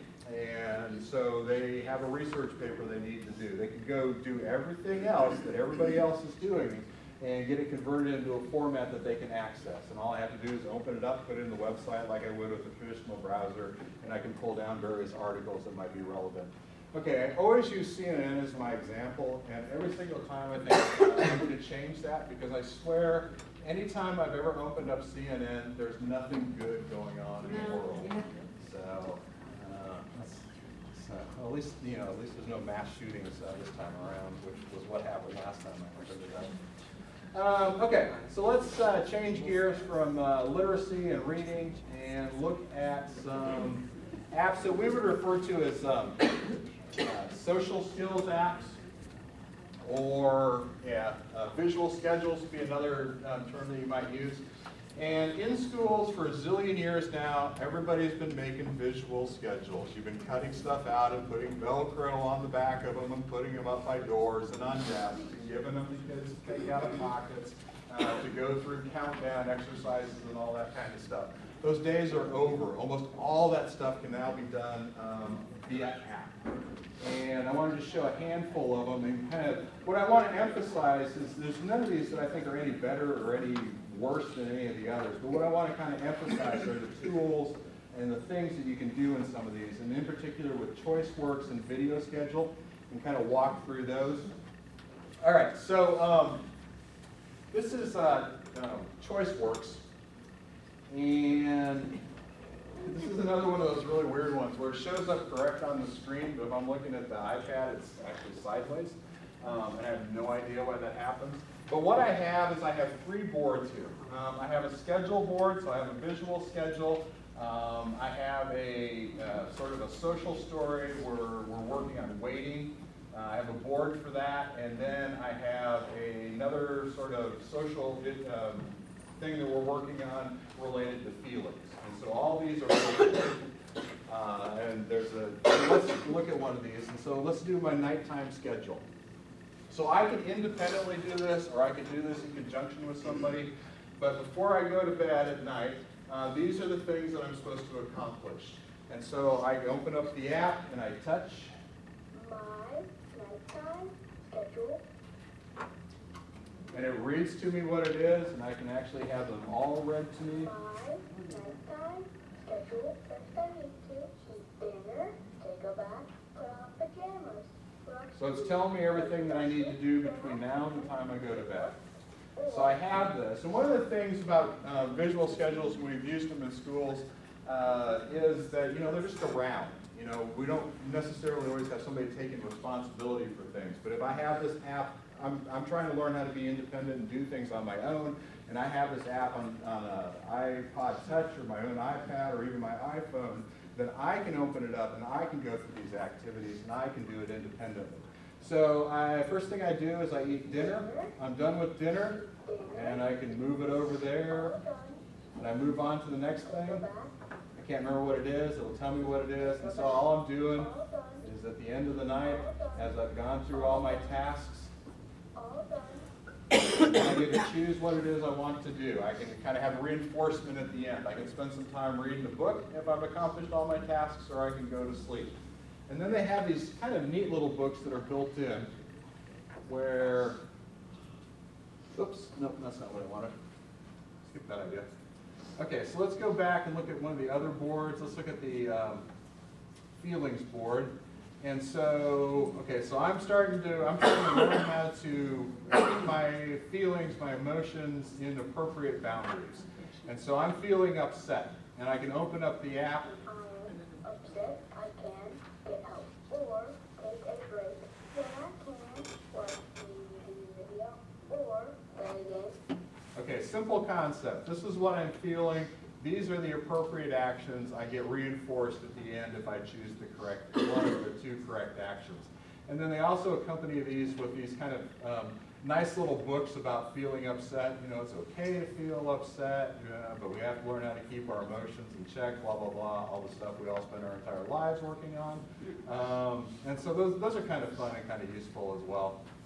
And let's see, close out of that. Whoops, that's not what I wanted. Here's another silly question probably, but Yeah. you said they can put it on their own iPad. So does that mean if you buy an app and you have multiple iPads in your classroom, you can't put it on all of them for that price? You have to buy each time for each. So you want to like do a whole. Do you want lesson. Apple's answer or do you want my answer? Well, that's what I'm saying. If you like have the same, yeah. I mean, I'm seeing lots of cool things, but I'm like, well. Yeah, there's a couple of different ways you can do that. Okay, so that was that. Oh, I remember. Let me answer that if I do one more Sorry, thing about choice words. just- No, that's okay. So going back to the idea, we have the built-in microphones and we have the built-in capacity to take pictures. Again, so I can make this real time. It's got a bunch of pictures I can choose to drop in, but if I want to take pictures of my home or my school and match those up with the visual schedule, I can do that. So I've just got a random board up here, and it's got a template, and I walk my way through the template, and I just touch the appropriate icon. Maybe it's something I already have in my photo library, or I just open up my camera, and I take the picture, and we have lots of pictures in these apps now of this stack of papers in front of me. And we use that, and then I can turn on my little microphone, and I can have text in there about, this is my schedule for my class today. And then I just go from there, building the pieces that I'm supposed to accomplish, setting up the rewards at the end, and that is how it works. Okay, so back to your question. Yeah. What you can do is you're not limited to the number of times. Once you've purchased an app, you can use it on multiple devices. You just have to go in through the same account. Okay. So to give you an example, let's make a fictitious account. Let's say I have an iTunes account that is Zing7330, and that's what I signed in as. So I could download, and I've downloaded an app to that iPad there. Later on, I want to go in and I want to put it on somebody's iPod Touch. And they're signed in with their account. Well, I can't do it for free under their account. I'd have to sign out of their account and then sign in as that Zing7330 account, and I can download it onto this device. And they can go back to their account then? And then they could go back to their account and get other things on it as well. Okay. Yes? The new update, though, allows you to set the family share, even if you're not on the Yeah. same plan, Right. to share apps that you've paid for. Yeah, and I haven't read up on that family plan thing, but that's kind of been the workaround in schools if you want to put it on a kiddo's device, is you just have an account. Or if you want to share it within a school, I know schools that have like, all their speech therapists have an account, and so they don't go out there and buy Proloquo to go 5 times, they just have a shared account among all the speech therapists, they can put it on as many devices as they want. So, and I think Apple's official rule is 5. You can download it onto 5 devices. Hmm? I think they upped it to 10. That would be good. So, I don't know. I've always just wanted to collect devices and see how many times I could download the same app onto somebody else's device. So, but they never seem to make a big thing about it. So I don't think they, after you buy it the first time, I don't really think they care all that much. So, okay. So just a couple of other examples of these ways that we can use the iPad to make visual schedules. We looked at ChoiceWorks, it's basically just pictures, but Scheduler does the same general idea, so does FirstEnd Visual Schedule. And I know for a fact I can make video in FirstEnd Video Schedule. So, a lot of ways that can be used at home, a lot of ways it can be used in the school. If we're working on a particular skill, then there are a number of apps that do that. There are ones to help people make eye contact, to work on building that skill. This is one called I Dress for Weather. And the idea behind that is to help somebody learn how to dress appropriately based on the weather. And so I download the app, I set it up. It uses GPS tracking, so it doesn't matter where I am in the world. It is going to pull down the temperature and the weather conditions for that location. So apparently right now it's 55 degrees in St. Louis, and our wind is out of the east, and we have partly sunny skies. So I'm like, okay, I know what the weather is, and I just move over to the other page, and it would be appropriate then apparently to wear shorts or pants or a short sleeve shirt. I could even get away apparently with a pair of sandals on this day. And these are the ones that are built in, but I could take pictures that correspond with the weather, and the pictures could be of my actual clothing. So I can have my jacket as something that would be hanging there in that closet, so I know which of my jackets or whether or not I need to get a raincoat or what have you. And so that is called I Dress for Weather. And there are, if you think of a skill that you might be working on with a kiddo, like I said, eye contact, dressing appropriately, what are other things that we might be working on? There's probably an app out there that can help, that focuses in on that single skill and can help them make correct choices. And, okay. Yes. I love the idea of the eye dress, Mm-hmm. I have never been able to make it work, and I went to the site and noticed that there were a lot of complaints, because I get the fetching weather, Yeah. and it never comes up. Yeah, and I've had that as well, and now it seems to be Better?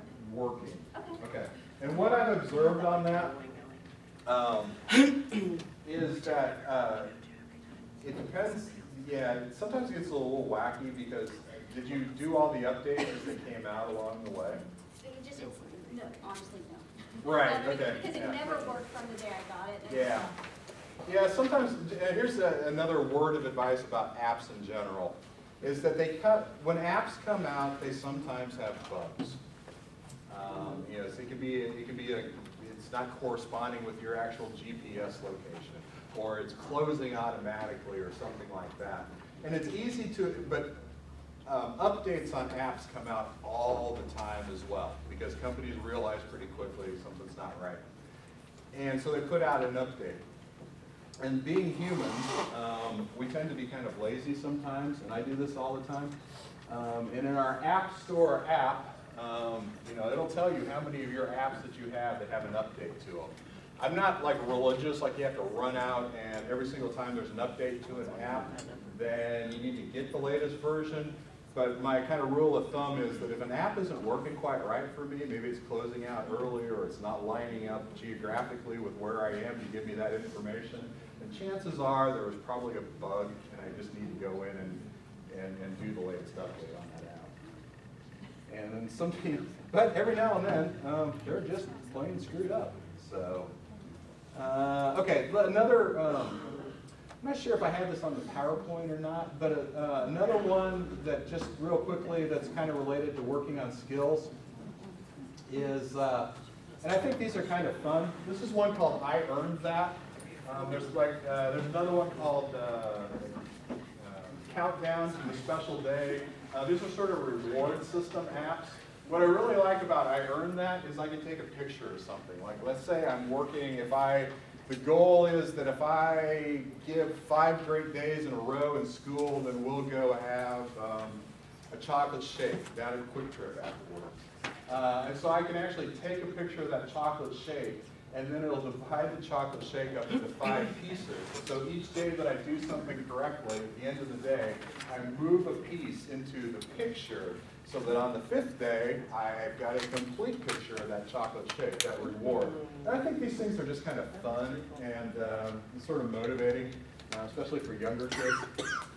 And here's like Dress for Weather. Okay, I don't want to talk about Puppet Pals because that's kind of scary. Okay, so let's move on to one last category of apps. There are some sometimes I wonder whether or not people think these things through all the way before they put them out there for us to look at. And I don't have it on this iPad, but there is an app called, that's designed, the basic idea behind it is to help kids with autism work on making eye contact. And so what it is it's a collection of faces that will show up on the app. And then inside the eyeballs of each of the faces, the real faces, inside each of the eyeballs, these numbers will pop up. And so it's like something out of a horror movie. So these like green letters or numbers start coming out of these eyeballs. And it's terrifying. And I'm just like, did anybody think this through before they put this out there? And so I used to show it fairly often, just thinking maybe someday somebody would go, hey, that's a really cool idea. But everybody would be like, oh. And I'd see heads snap back the first time the numbers came out of the eyeballs. Okay, so let's talk real quickly about a handful of communication apps, because this is another area that could be a whole day in and of itself. I don't know how many nonverbal kiddos you might be working with, or students, but this is an area where just about everything we used to do with standalone augmented communication apps is now, or standalone augmented communication devices, is now being replicated by an app. So I have apps that give me full-blown communication options. And so it could be as simple as a single message thing, like the old AbleNet Little Max used to do, where I hit it and it spoke out a single message. The GoTalks are common basic augmented communication devices used a lot in school districts. You can give a kid like up to 32 or how many words of vocabulary. I can do that in an app format now. I can do, and then we start getting into, this is one that you see a lot in schools, Proloquo to Go. It's a great symbol-based, grid-based communication app. And it's actually really expensive for an app at almost $220. But it can be as simple or as complex as I want it. I tie a bunch of boards together. It's the same idea as what we've always seen in the world of augmented communication. So Proloquo to Go. But I want to show Autism real quick. And it's kind of an unfortunate name, I think. They gear it towards individuals that have autism, obviously, hence the name. It's about $150, but I think this is like one of the coolest apps out there, period. Not only for communication, but for the other things you can do with it if you have a kiddo that's non-vocal and needs social stories and social scripts and all that kind of stuff that we use to help them along. So let's look at it. Let's open up my kitchen. So the way that I could set this up, I can have it be a traditional augmented communication app where it's a bunch of grids, and there's a picture, and there's a word, and I touch the picture, and it says I, and then I touch another word, have, to, do, whatever. But this one uses visual scenes. It can use a grid, but it basically is designed to be visual scenes. And then I can embed all these hotspots into it. And this is where it gets really cool. So this could be my kitchen at home, and then I could have these hotspots embedded. So I'm non-vocal. I have my kitchen. I can go up. I can touch my refrigerator, and it'll open up a picture of my refrigerator. And then I can make my selection. And I can put all this stuff in myself. Okay, so then I can do even more because I can embed in step-by-step instructions. So I need to make my sandwich. So I can have visual strips of sequential activities that I'm supposed to be doing, all embedded in what is generally considered to be a communication app. I can even make little videos with this app. About washing my hands. If that's a skill that we're working on, then I touch the sink and I'm like, okay, that's right, I need to do that. I need to turn it on, I need to get the soap, I need to rub my hands into the hot water for a fair amount of time. So it takes like 4 or 5 things that are separate apps that a lot of people will have and combine them into a single app. So I can have just all these things rolled into one app. And a lot of times people think of Autism as simply an app that's a communication app, but it's got a lot of applications. So that's my little app of the day that I wanted to highlight. All right, so we've looked at a vast array of just ideas. What can we do? What kinds of apps are out there? How can we match them up with the kiddos that we're working with? So just a couple of more things that I wanted. If there's only one app that you ever have on your iPad, and again, this is kind of poorly named, and and hopefully there'll be a version of this for other disabilities as well. But since there's a fair amount of carryover in the types of apps that folks with autism and folks with Down syndrome might be looking with, this is called Autism Apps. And it is an app that just goes out and looks for apps. What a cool idea. And so I could set it up where it's strictly looking for all the free apps that are out there or paid apps, or maybe I just have an iPod and not all apps work on both iPods and iPads. I can have it look strictly for iPod ones, and it has everything broken down by categories. And so if I have something that I'm working on, maybe it's the alphabet, or social skills, or fine motor skills, or geography, or what have you, then there are probably about 40 different categories that has all these apps that Fine's broken down into. So let's go out and say we're working on, let's pick the alphabet. And so I click there, and it just pulled all the apps out of the App Store that had anything to do with alphabet.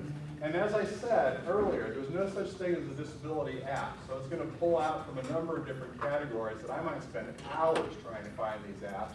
And it's going to look like what the App Store has, where it's going to have the icon, it's going to have the ratings, it's going to tell you if it's iPad only or other things, it's going to tell you the cost. And then I can do a little deeper dive, and I can go in, and I can read all the information, which is pretty much the same as what you might find in the Apple Store. But this is where it gets kind of even cooler in terms of an app, because it'll also do links to reviews and videos. And so if somebody with some level of expertise on apps of that nature has posted a review out there somewhere, like Tech and Special Ed apparently has a review on this app, Giggle Apps, Mobile iEducator have all done reviews on this. I can go in and I can read those. And so those are things that might be relevant to my specialty. I'm in special ed. I want to see what the special ed people are saying about this app. And it'll pull that information as well, and I can review it. If somebody sent a little video review, I can go watch it. It's a wonderful app, and we use it all the time to quickly find options that are out there. So that's the one app I always want people to be familiar with. All right, let's move on. Some other resources, and these are in the PowerPoint, and there are tons of great resources out there. You just have to kind of dig around. But the ones that we go to all the time if we're looking for apps, OTs with apps, and actually now OTs with apps and technology. Moms with apps, great for early childhood types of things, and they, over the years, they've been around for a number of years, and like about a year ago, they started paying more attention to apps for kids with disabilities. App Crawler is kind of like a database, so I can put in some fields, and it'll pull apps that are relevant. So let's say I want to go and find apps for somebody that has visual impairment, I can do little clicks and get it just to pull apps that have something to do with vision impairment.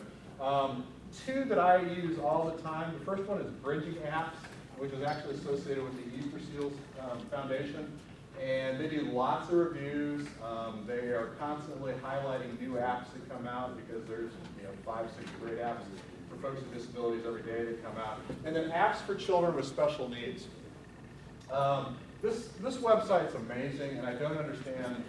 I'm kind of curious how this guy ever got started, because all the stuff that he does.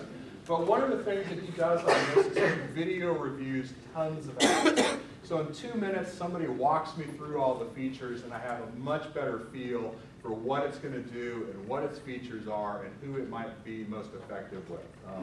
Wonderful resource that's out there for staying on top of new apps that are coming out. Oops, I didn't mean to do that. All right, we talked about autism apps. Oops, going the wrong way. And this is another resource that we use a lot.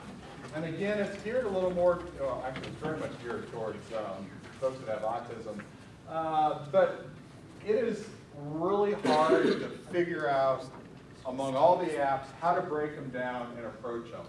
And this autism wheel, or this app wheel, cuts across a lot of different disabilities if you stop and look about it, or look at it.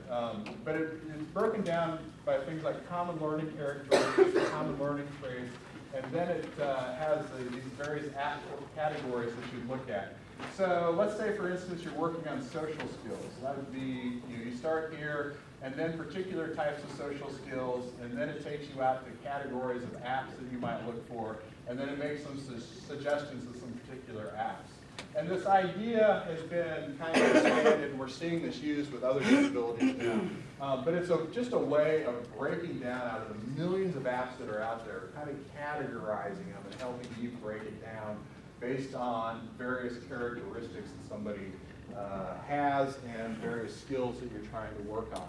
And so that would be something to kind of keep in mind. But the reality of the matter is, whenever you're doing anything with the iPad right now, and you're looking for apps, they are coming out so fast and furious that you're basically down to having three best friends. And they're Pinterest, Google, and YouTube. Pinterest is amazing because you will have special educators who will be, their boards will be nothing but apps for particular types of disabilities. They work predominantly maybe with kids with cerebral palsy, or kids who are visually impaired, and they will continually put up pins for new apps that they come up with. There are a lot of OTs that will have boards that will pin up apps related to working on a variety of OT-ish things. So Pinterest has become a quick, easy place to kind of find out what's out there and new ones that are coming out. Google, the wonderful tool that it is, you just put in apps for whatever population or age group or social skill or motor skill you're working on, and you will find just list after list that somebody else has created and you can easily access. But I use YouTube a lot. I used to think YouTube was nothing but cute little kitty videos and one thing and another. But it has become a great tool for apps because there are all these people out there that have a lot more time on their hands than I do, who will make little 2- and 3-minute videos walking you through an app and what it does. And so, let's say you walk out of here and you want to look at Bits board, and you go into YouTube, I can guarantee you, you'll find 15 little video reviews where somebody walks through how Bits board works, and what they think their pros and cons of it are, and all that kind of stuff. So I know, unfortunately, folks in school sometimes get cut out of things like Pinterest, or they're blocked from them, which I think is kind of unfortunate, because they're great tools for educators. Okay, so earlier we talked about Missouri Assistive Technology and some of our programs, and there are a couple that I want to draw your attention to because they're very relevant for the age group that you guys are working with. And we talked about ETC, which is our short-term assistive device loan program, and there's like 1,000 devices in the program. There's no limit to the number of devices that you can borrow out of the program, and like I said, we would even pay the cost of the shipping to you and back to us. But we do loan iPads through ETC. Sometimes folks don't realize that. So if you are new to the world of iPads, you're trying to figure out how to use them in an educational setting, you might consider borrowing them out of ETC. And they come pre-installed with, or you pick apps. There's a list of common apps that we put on the iPads, and there's a list on the website, and so you would pick the apps that you might want to use. Unfortunately, we can't download every great app that's out there, so we kind of had to limit that. Also want to make sure that people are familiar with our ATR program, which is better known as the Assistive Technology Reimbursement Program. And I have information on it and the applications. It is a program that is designed to help school districts offset the cost of purchasing assistive technology. And it will purchase iPads, and it will purchase other kinds of assistive technology as well. So the way it works is it's a very simple application process, but you have a kiddo, they have assistive technology written into their IEP, and you have done some kind of device trial. You've tried the device with the kiddo, and you want to find a funding source for it. That's where you turn to ATR. You fill out the application, you send it to us. If we approve it, then essentially what we're saying is that, yes, this is a good application. We will fund you this money, but you, school district, have to go out first and buy it, and then we reimburse you for the purchase. So, great tool for funding in school districts, and it will cover iPads. Yes? So would that be for that specific child, or that child could take it between home and school then? Or That, if the kiddo's taken between home and school, that's between you and the family and the kiddo. We just fund it. What you do with it after that is great. And okay, goes no further than this room. There's a couple of creative ways that you can use the ATR program. One way, this is talking a little more globally for your whole school, and you might have this conversation with other people in your school. We've seen school districts that have gotten things like text-to-speech software programs like Read and Write Gold for their students, like all their students. And what they've done is they've written the application. It's been tied to a particular student that has that assistive technology in their IEP. So that's how they wrote the application. But then they go out and they buy a license. And so that kiddo has it, but then they can expand it throughout their school as well and still keep under that cap. So you can be creative that way. You can also be creative because maybe you have a kiddo that needs an iPad as a communication tool or as part of their communication skills that you're working on in the school. And so you tie the iPad to that particular kid, but we don't care if it gets used with other kids. And so you can put some other apps on it for some other kids. Maybe your kid's only using it half a day or something like that. So you can be creative with what you do with this stuff. It just has to be tied to a kid, and the kid's got to have AT in their IEP. What if that kid moves from my district to your district? Do they take that loaned or that funded iPad with them to the other district, or does the next district have to fund? We would like to see it stay with the kid because it was kind of bought for the kid. Right. So that would be our ultimate goal. If it moves on to another kid in the district, that's fine as well. If you want to get really techno-nerdy about it, Edgar rules apply. Okay, so yeah, talk to your accountant about that one. So there are actually some kind of federal accounting rule that applies, but we just want to see it used. So technically it belongs to the school. So if they can make a deal with the other school district, see it. And then do people like, if you are sending it home, does the family like sign a contract that it gets back, or that's something the school districts work out? Every school district's different on that. I think a contract, an agreement with the parents is fairly common, I would think. So, yes? I know we had to do contracts because the insurance that's on some of these devices, whoever's in charge of the insurance on, let's say you got, instead of an, I don't know the iPad insurance, but like, a speech generated device, those insurance can be expensive, and if it breaks at home, then it's not covered if the school's covering it. Yeah. So I don't know how Yeah, that works. every school's different. I tend to be kind of old school. I still do a shake and hope. Yeah. Those schools don't do that. Yeah, I understand why. So, The ATR, that Missouri only. yes, Yes. unfortunately, Do you know it's if there's Missouri only. anything So. offered in Illinois, any type of similar to I that? have not heard of an equivalent, but you might contact your Tech Ed project. So they may be very well aware of something. And I can give you Contact who? you're an equivalent of Missouri Assistive Technology in Illinois. They're out of Springfield.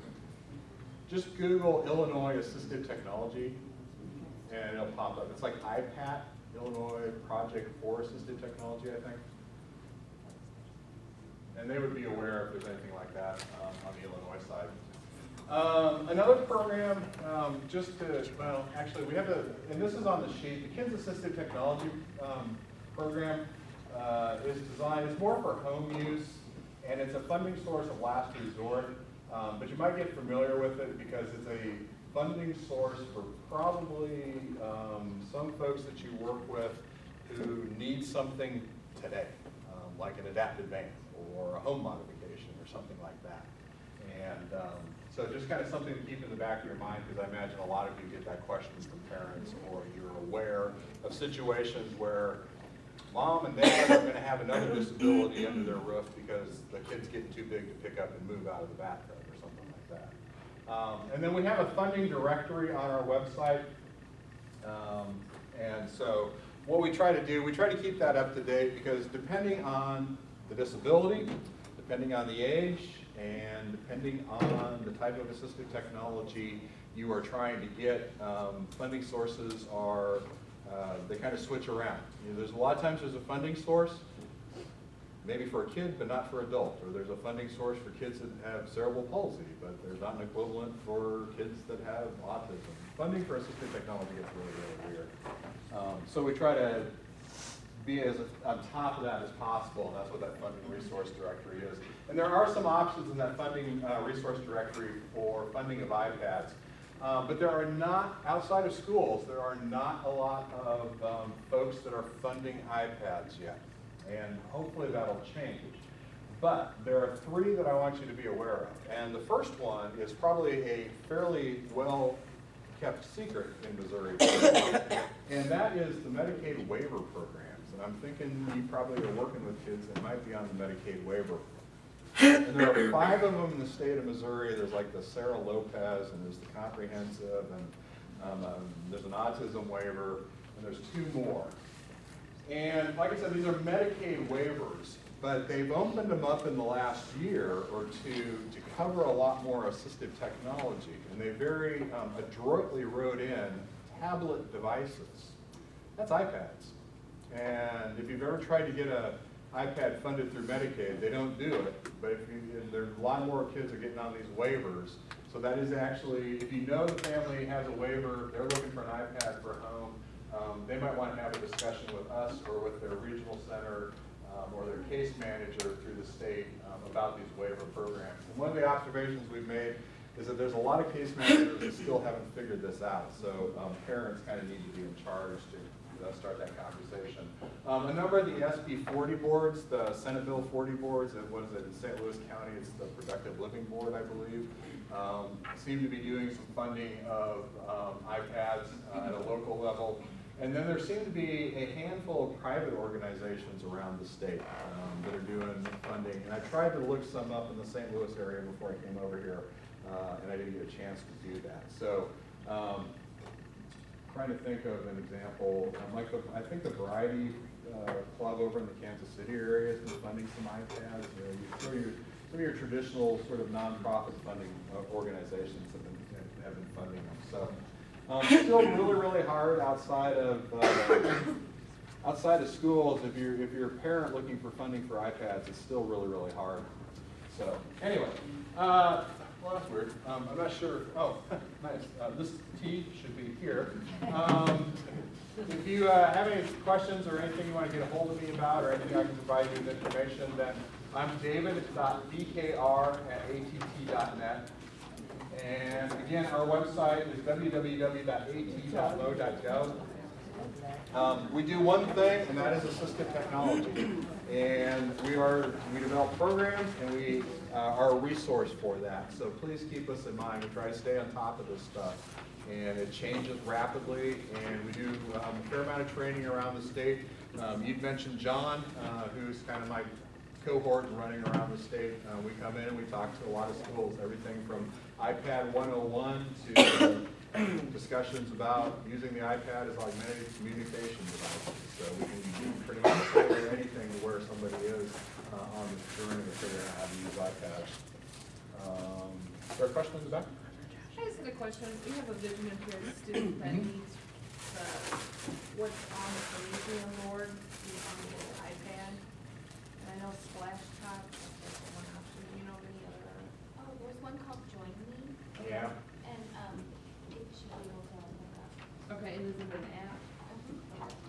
Okay, great. And there's a third one I see pop up all the time, and I can't off the top of my head remember what it is. Kind of our, I don't want him to be able to access like the teacher's email, you know, 'cause Right. it's gonna be an iPad just for him. Right. But if he's, you know, does that give him access to what's on the teacher's computer or just what's on the Promethean board? That I couldn't answer. I mean, No. yeah. The Join Me is only what's on the Perfect, board, that's and what I like need. the teacher creates the account and things. Okay. Yeah. Yeah, usually there's settings you can go in Right, and adjust and keep kids locked out of stuff, Literally so. whatever the whole class is looking at on the board is what is on iPad. Awesome, thank you. Yes? We actually just got a loaner iPad from you guys, Mhm. and it came with GoTalk Now and Proloquo to go. I'm more familiar with Proloquo, so that's kind of where I was leaning towards, Yeah. since it's in my comfort zone. But which one do you prefer? Like, which one do you think is more easily navigated for students?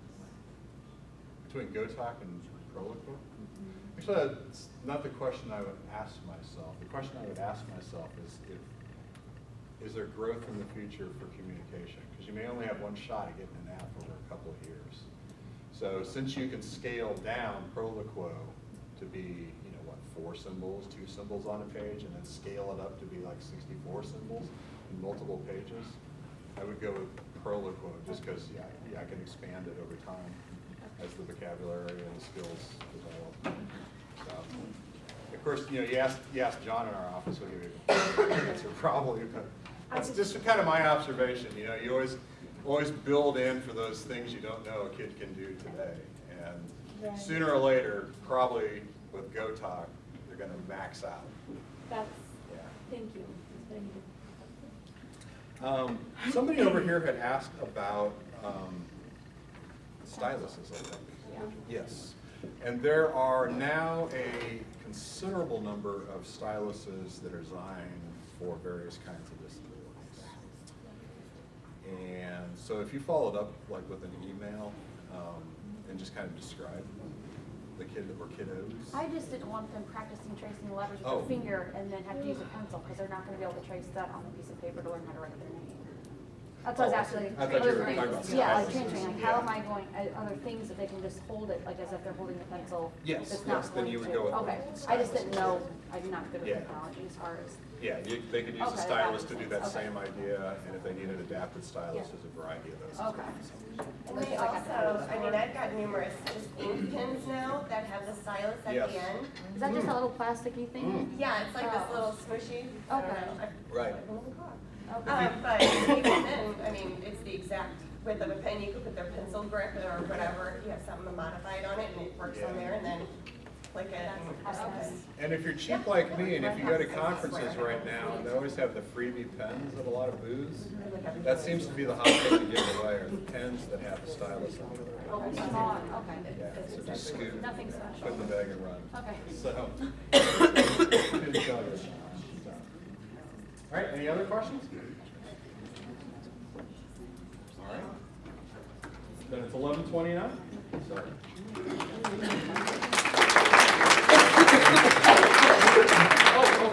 I forgot one thing. This is a shameless plug. We are the people that do the Power Up Conference every year, which is the big assistive technology conference that's in the middle of the state. And it'll be April 13th and 14th in Columbia this year. There's always a strand for educators at that conference. And then we have a lot of tablet device sessions as well. And it is a great deal. It is very inexpensive for a conference. And so just keep that in mind. And if you want to go, we want you to go. Registration will start and be open in June. That's great. That's super, Dave. It's an April conference, but hey, in June of 2015, we'll start registration. I think I meant to say January. Yes, registration will be in January. And if you monitor our website, we'll start getting the sessions up. But we do know that we have Teresa Wilcombe coming, and if you are, in particular, if you know occupational therapists, they will know who she is. She's considered to be the MacGyver of assistive technology. She's an amazing person that has a lot of skills that are wonderful for OTs and school districts in particular. So, and then I also had the resource flyers up here if anybody wanted them. So, all right, very good. Enjoy. What was her name again? Teresa Wilcombe.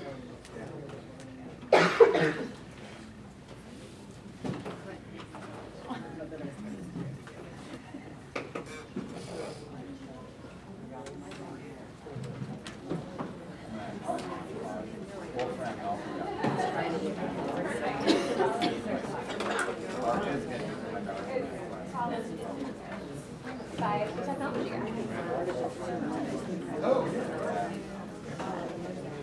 Yeah, and I can pass her out and make copies. Okay.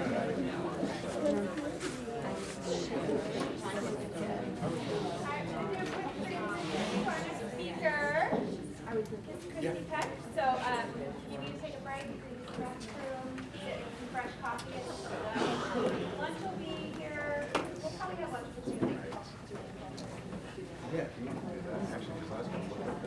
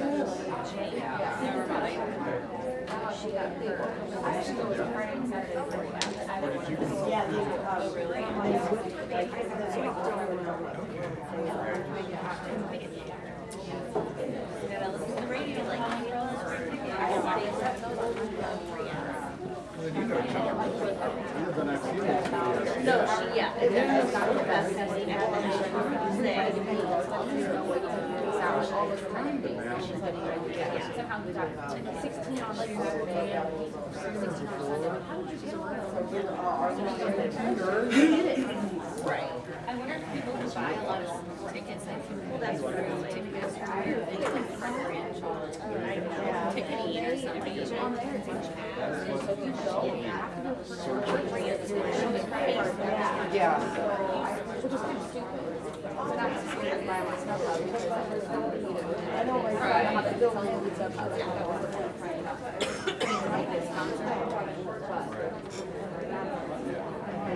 Yeah, probably not, right?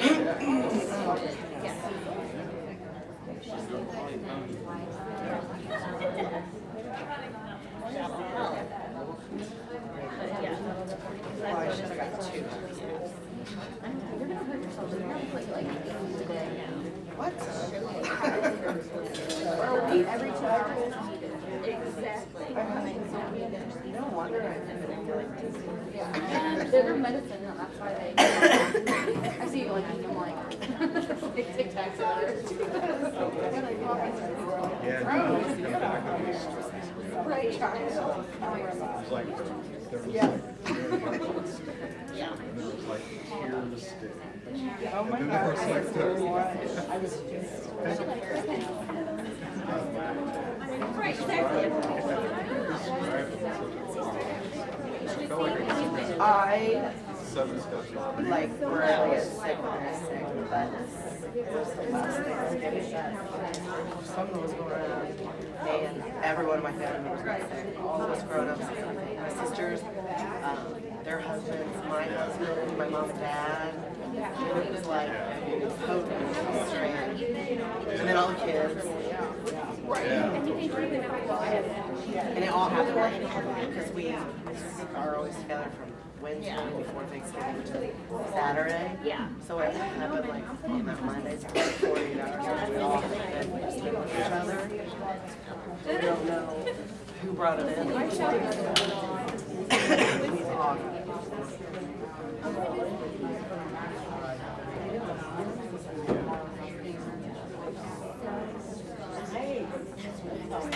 You know what? Because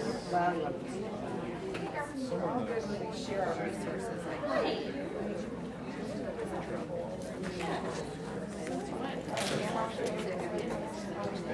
I was gonna say,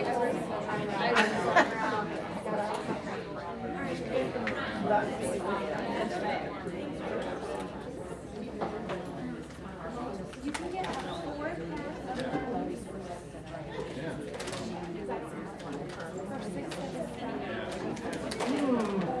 Alright.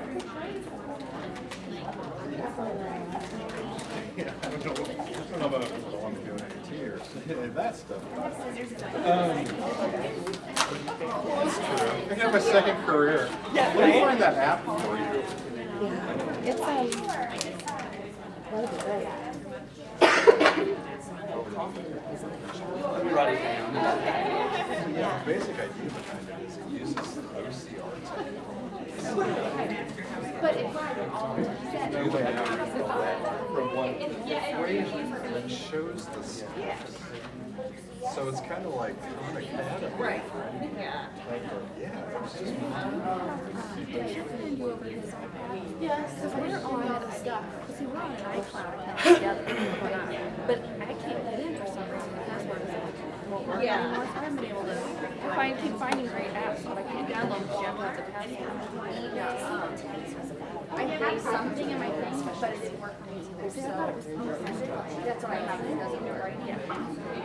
So nothing. He just kept saying, he told me something he doesn't know. He never gave me emails, and so I just stopped messing with it. But the kids, they don't. I don't even know what's on there. They play with it. I'm like, they don't. I keep it for lessons. And I asked for another one. Well, and I got it. I got it. Try to just get a new password.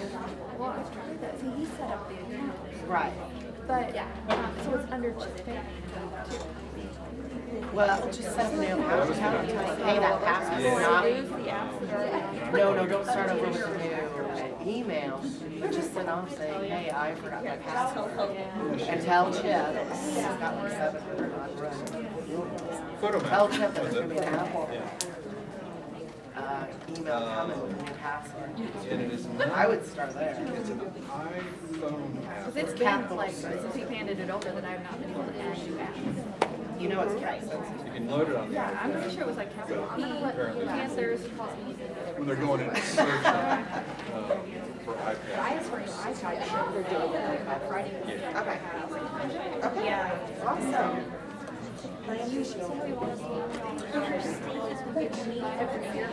will. No, I don't think so. These are technology guys. Well, my desktop. When we got our iPads.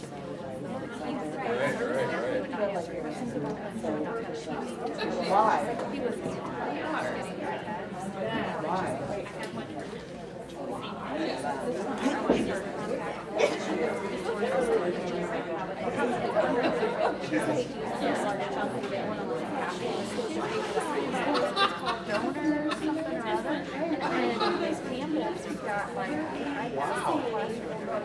Donor's Choice or something like that, and you can apply for them or whatever. Yeah, it's for people who want to for tax relief. And then you can apply for things. It was never him, it was always about you guys.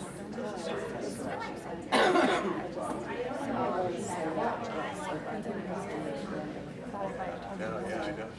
Everybody works so hard. I have something about, I was asking about it, wondering. So,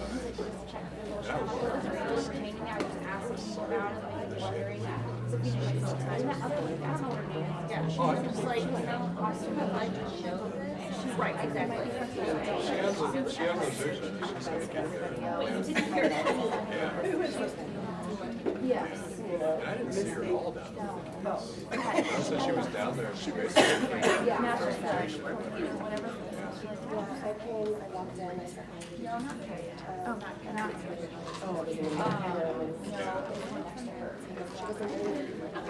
High school language. yeah, so. That sounds good. I don't know.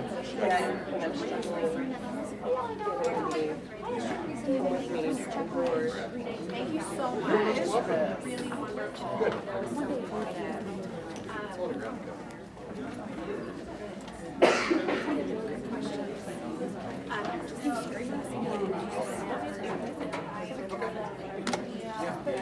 Yeah, I'll try to.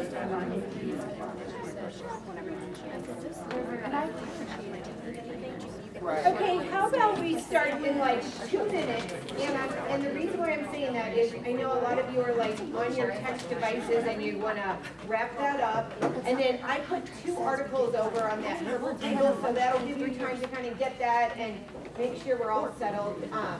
So let's take like 2 minutes, and then we'll begin.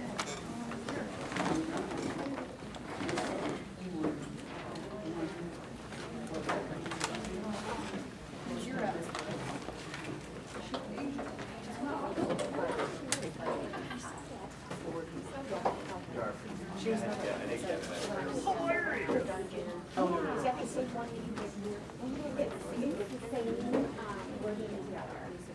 ours is the. So it's gonna be a. Okay, this is the. Oh, that we had in the team, no, that one.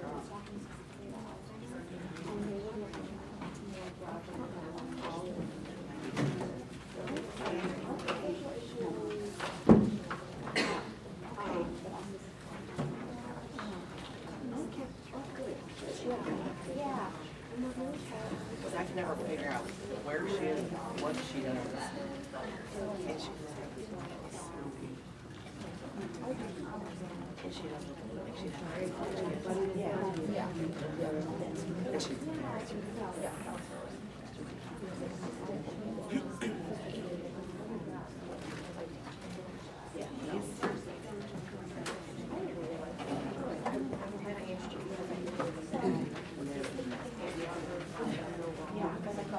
She was very much, very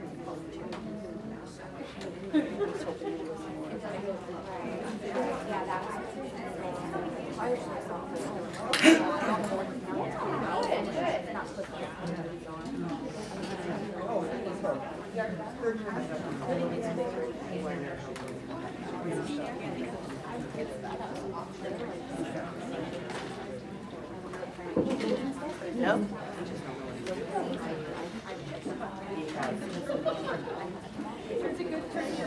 It did come up like that, but also she was friends like Tracy Howard. She did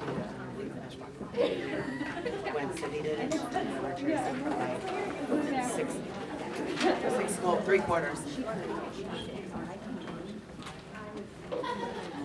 But she picked up like that.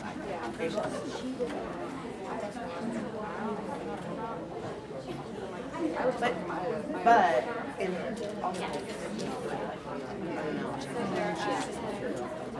Normally we do. He has terrible.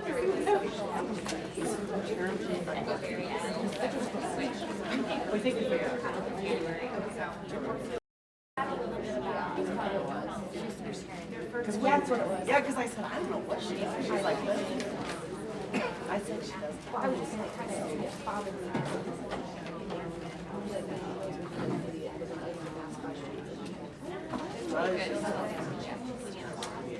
Stop.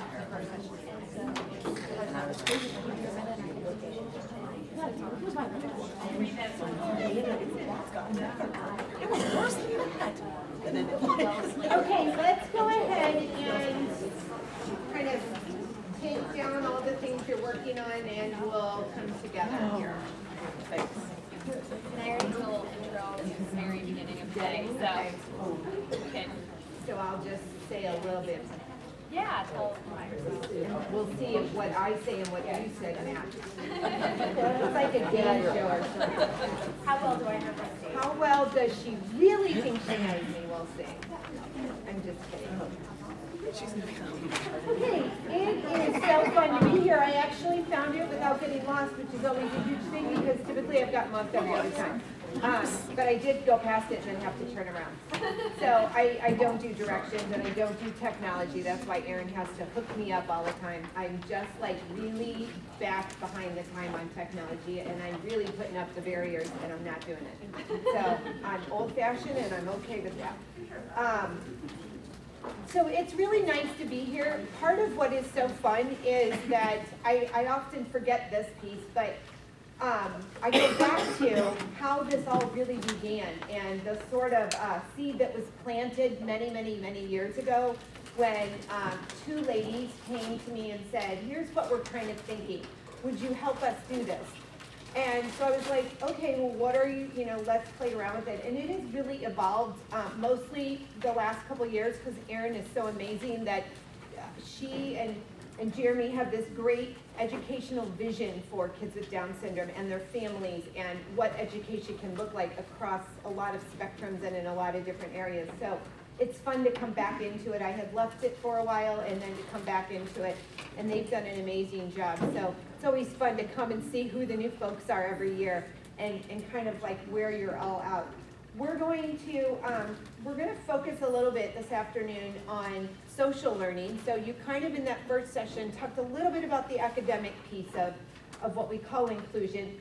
I always say I'm not really the expert on inclusion. What I think I'm an expert on is just helping people understand where their belief system comes into play with inclusion, some ways of thinking about it, the way it currently is or the way it could be, and to then help everyone sort of figure out ways to get there better. And then the whole social learning piece came about, I guess, because of my experiences both working with students as a teacher. I have taught 3rd grade, I have taught 5th grade, then I went and taught special ed, and then they threw me in with what I call the real wolves, which are the teachers and the parents, and that's even more fun than sometimes with the students. So the social learning came in that it was a big aha for me back when I was working with students and realizing that we would talk about the academics, but we never really talked about that the social piece and even the behavioral piece was such a big part of them learning and growing and becoming who they really could be and becoming that independent self. So we're going to talk a little bit about how that all fits in. So one of the things I'm smart enough to realize is that while we are all in this space together here, we really are not in the same place. So we are all in different places in your buildings or your organization or wherever you come from. I'm in a different place. So I've told you a little bit about me. I'm also a mom of 4 kids. That keeps me extremely, crazy busy. Like sometimes I pretend it doesn't even exist because it's just like a whole other world. I feel like I sort of step into one world and step back out and then step into another world. But I also, a couple years ago, 7, I got asked to start working with, in a different role than I've ever done before. It was not the special ed role that I had developed a very comfort in. It was working with secondary folks. Who are my secondary people here? God love ya. So if you heard everything I said, I have no secondary experience whatsoever, not a thing. And I was asked to go be a mentor to beginning, 1st and 2nd year teachers. And I laugh because I still laugh thinking, when I first started doing that, I'm like, listen to me. Like, really? I have no idea what happens in a secondary classroom. I've never even stepped foot in them. They kind of freak me out in a way. And I'm very much comfortable in that elementary world. So it took me a few years, but then we sort of got into it. And I find that it's a way that I can take my special ed belief system, and I call it a special ed belief system, but as we evolve throughout our day, you're gonna hopefully see that it's more about what education should look like for everyone. It's just who I am. And so I sort of infiltrate that into my little newbies, I call them, in the secondary world, which is huge. We have to really rock those folks sometimes. And I can sort of mesh in some different ways of thinking and really make some good change there. So I found that it's a really good place for me to be to try and get what I'm going to talk about today sort of in there and working. So anyway, that's a little bit about me. I also do some work with PBS schools. Anybody have a school that they are a PBS school? Okay, so I do that. I dabble with helping principals and administrators, counselors, teachers, and I go in there and support classroom management in that way, both from preschool all the way up through secondary world. So I do kind of that and then dabble in a lot of other stuff. That's who I am. So I kind of want to just get a feel for who you are. I know my secondary folks already raised their hand, but raise them again so I can see who my secondary folks are. Okay, and then who are my elementary folks in the room? Okay, and what about preschool? Anybody who didn't raise their hand yet? Okay, so here we're going to do another activity. It's called Like Me. So I'm going to throw out again some descriptors, and when I do, just stand up and we're just going to take a look. So I am a parent. Who is a parent like me? Okay, now sit down if you are a parent of a student or student or child with Down syndrome and or any other disabilities. Okay, good. You can sit down. I'm just trying to get a feel for who we all are. The rest of you can sit down. How about, I am not an administrator, but do I have any administrators in the room? Yep, okay. Awesome, very good, thank you. And then what about, do we have any paraeducators in the room? Okay, you can stand up because we want to really seriously applaud you. Thank you very much for being here. All right, so good. So what I'm excited about is we have this large spectrum. So that means our conversations can really get into some good places here. What I really want to encourage you is, and I was giggling with that sweetheart in the back who was standing earlier, and she was like, I just can't sit. And I'm like, honey, if you need to get your walk in, do laps. I really don't care. As long as you don't yell at me, cry at me, scream at me, I am so good to go. You can walk, jump back. I don't care what you do. But seriously, be comfortable. So if you need to get up and walk around, I am so okay with that. If you need to get on your knees on your chair, I'm totally fine with that too. Like I said, just don't make me cry, and I'm really on the verge of crying on everything lately. It's my home life that's crazy. So, but the other thing that I want us to encourage us is to just be here. We don't often get a chance to get out of that other world and just sort of sit with folks that we can sort of have a conversation with, talk with, challenge our belief systems, challenge what we think and do every day, learn from each other. I've already was writing down some things from your speaker earlier and some other things people were sharing. So I'm always about how much can I continue to learn from the folks that I'm with. So being present and just being here, not thinking about anything else, really helps with that. And then the other thing is, if our minds are not open to hearing not only the things we like to hear, but also sometimes hearing the things that I really don't like to hear. I have to be open to hearing that. That is a challenge that we have in our inclusive world, is that sometimes we just don't like to hear the things that bug us or challenge our system. I just did a training in the district I work in on Tuesday, and we're really challenging those folks to not only think differently, but do differently in their classrooms. And they're putting up the barriers. So sometimes we do that, and we don't even sometimes realize that I don't like what you're saying, so I'm shutting down. And we'll talk a little bit about that as we go. Any questions? Okay. So what do you see here? You can't see it very well because it's on the board. But if you were, what do you see? What do you think that is? A hallway. Say it loud. A hallway. Okay. I was thinking a cranberry bog. Okay. A red floor, a tile floor. Okay. Oh, like those ones that you see out, like those, like the PE balls and stuff. Okay.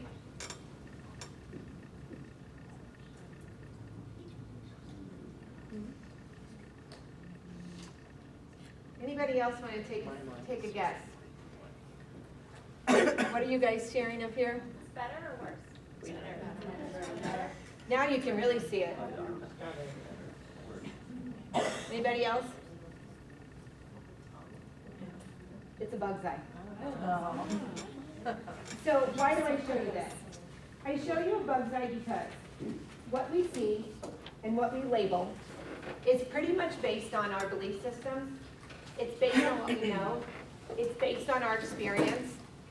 It's based on our understanding of situations. It's also based upon our fears. So if I see something and I can label it, then I can put it into different categories. Sometimes that category can get different supports and sometimes it may not. But I can do that and it helps with my care. So why do I show that? We have to be very cognizant that the value of perspective is something that it can either move us forward as a group and as a school and as a department and as a team surrounding a student with Down syndrome, or it can pull us back and cause us to sort of be, I'm going to say the word broken, but I just mean there could be gaps in what we do together. Some questions that I'm going to share some stories here. So some things that when you are involved with the team surrounding a student or students with Down syndrome, some things we want to be very cognizant about is who really is risking. And let me tell you what I mean. Anytime that a group of folks come together for a purpose, somebody has to give up something. And that's like a little tongue twister. We risk that we have to give up a little piece of who we are to have some group thinking and some group dynamics. And part of doing that is scary to some folks because it's a risk to take.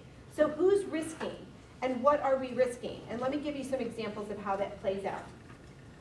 I also do some consulting work with families. If a family can get in touch with me, honestly, to be honest, what it boils down to is if they can pay me for my services. That's really what it boils down to, and some can and some can't. But the ones who can, I have worked with a family, the little boy was in kindergarten. We were toward the end of kindergarten, getting ready to go into first grade, and they had met me years and years ago at a different situation, and they wanted me to help them. So I went in.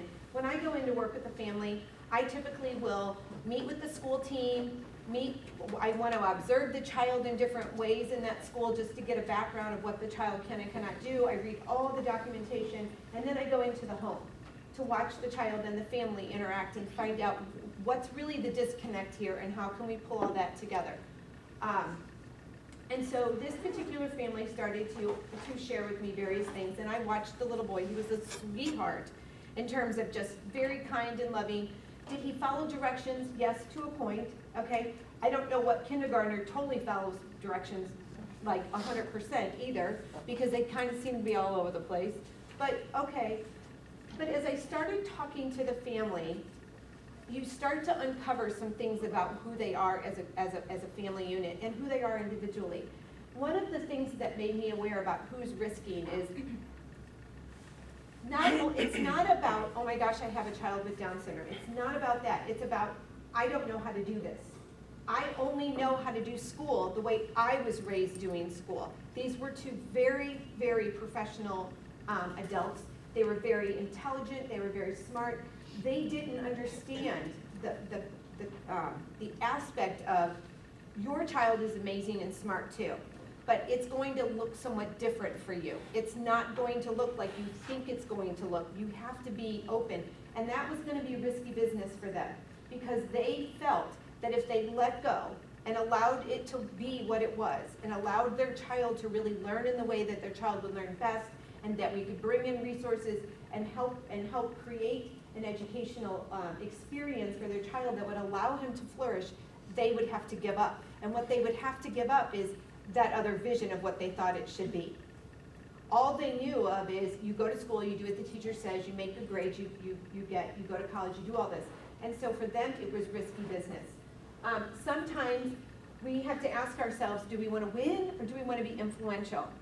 I was asked to work with another situation, and this was much larger. It involved an entire school, and it involved also a mom and a child. The child was in 4th grade, and it was pretty much what I could call a situation that was sort of down and dirty already before I even got there. So there was a lot of muddling through some messy business in order to get to where we could actually talk and talk appropriately.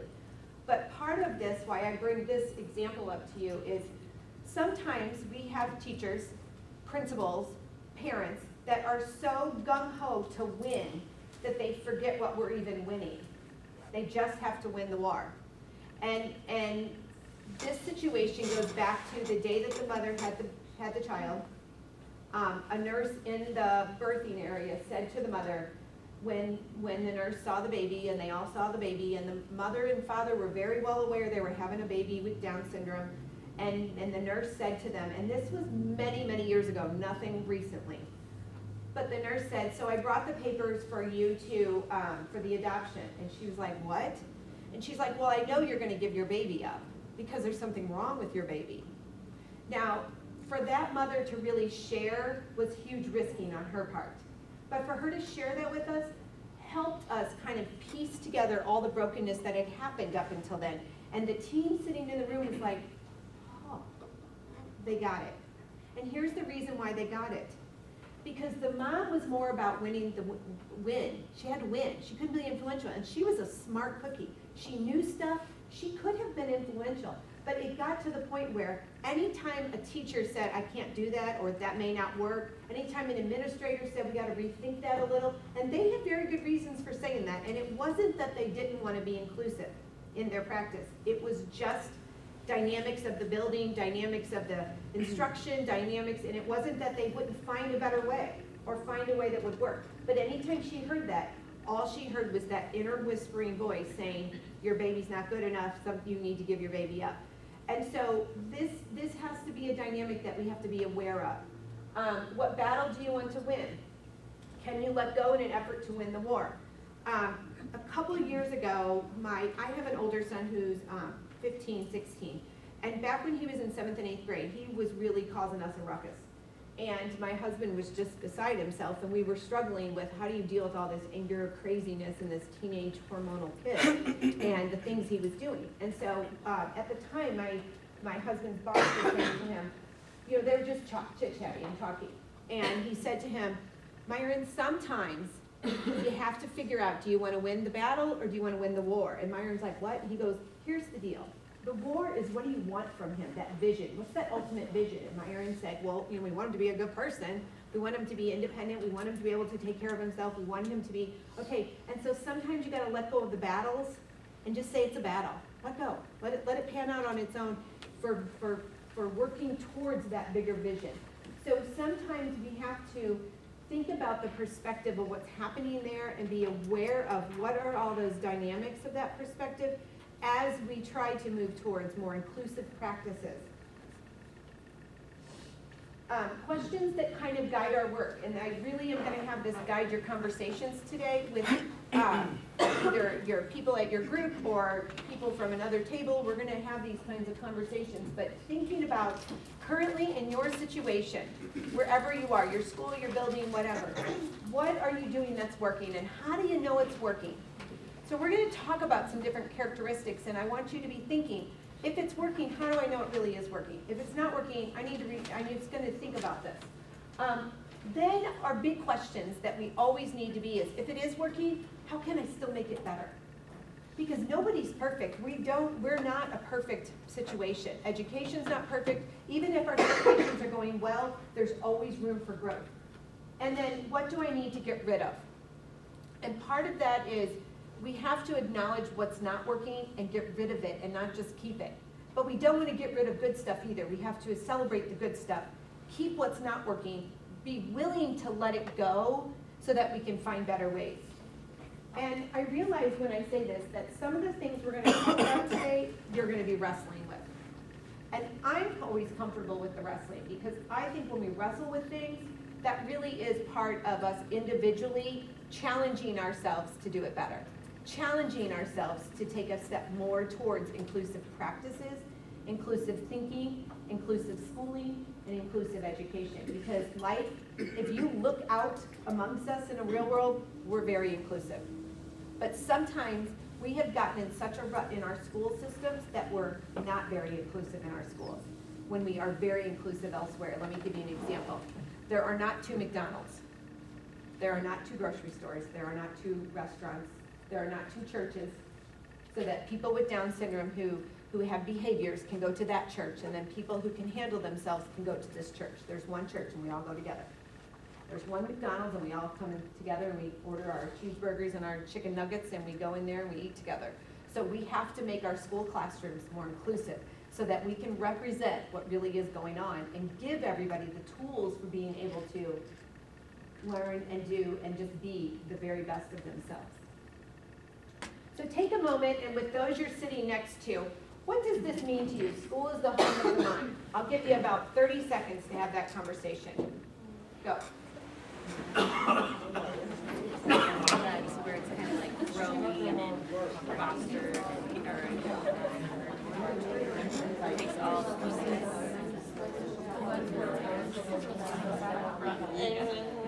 It's kind of sad because my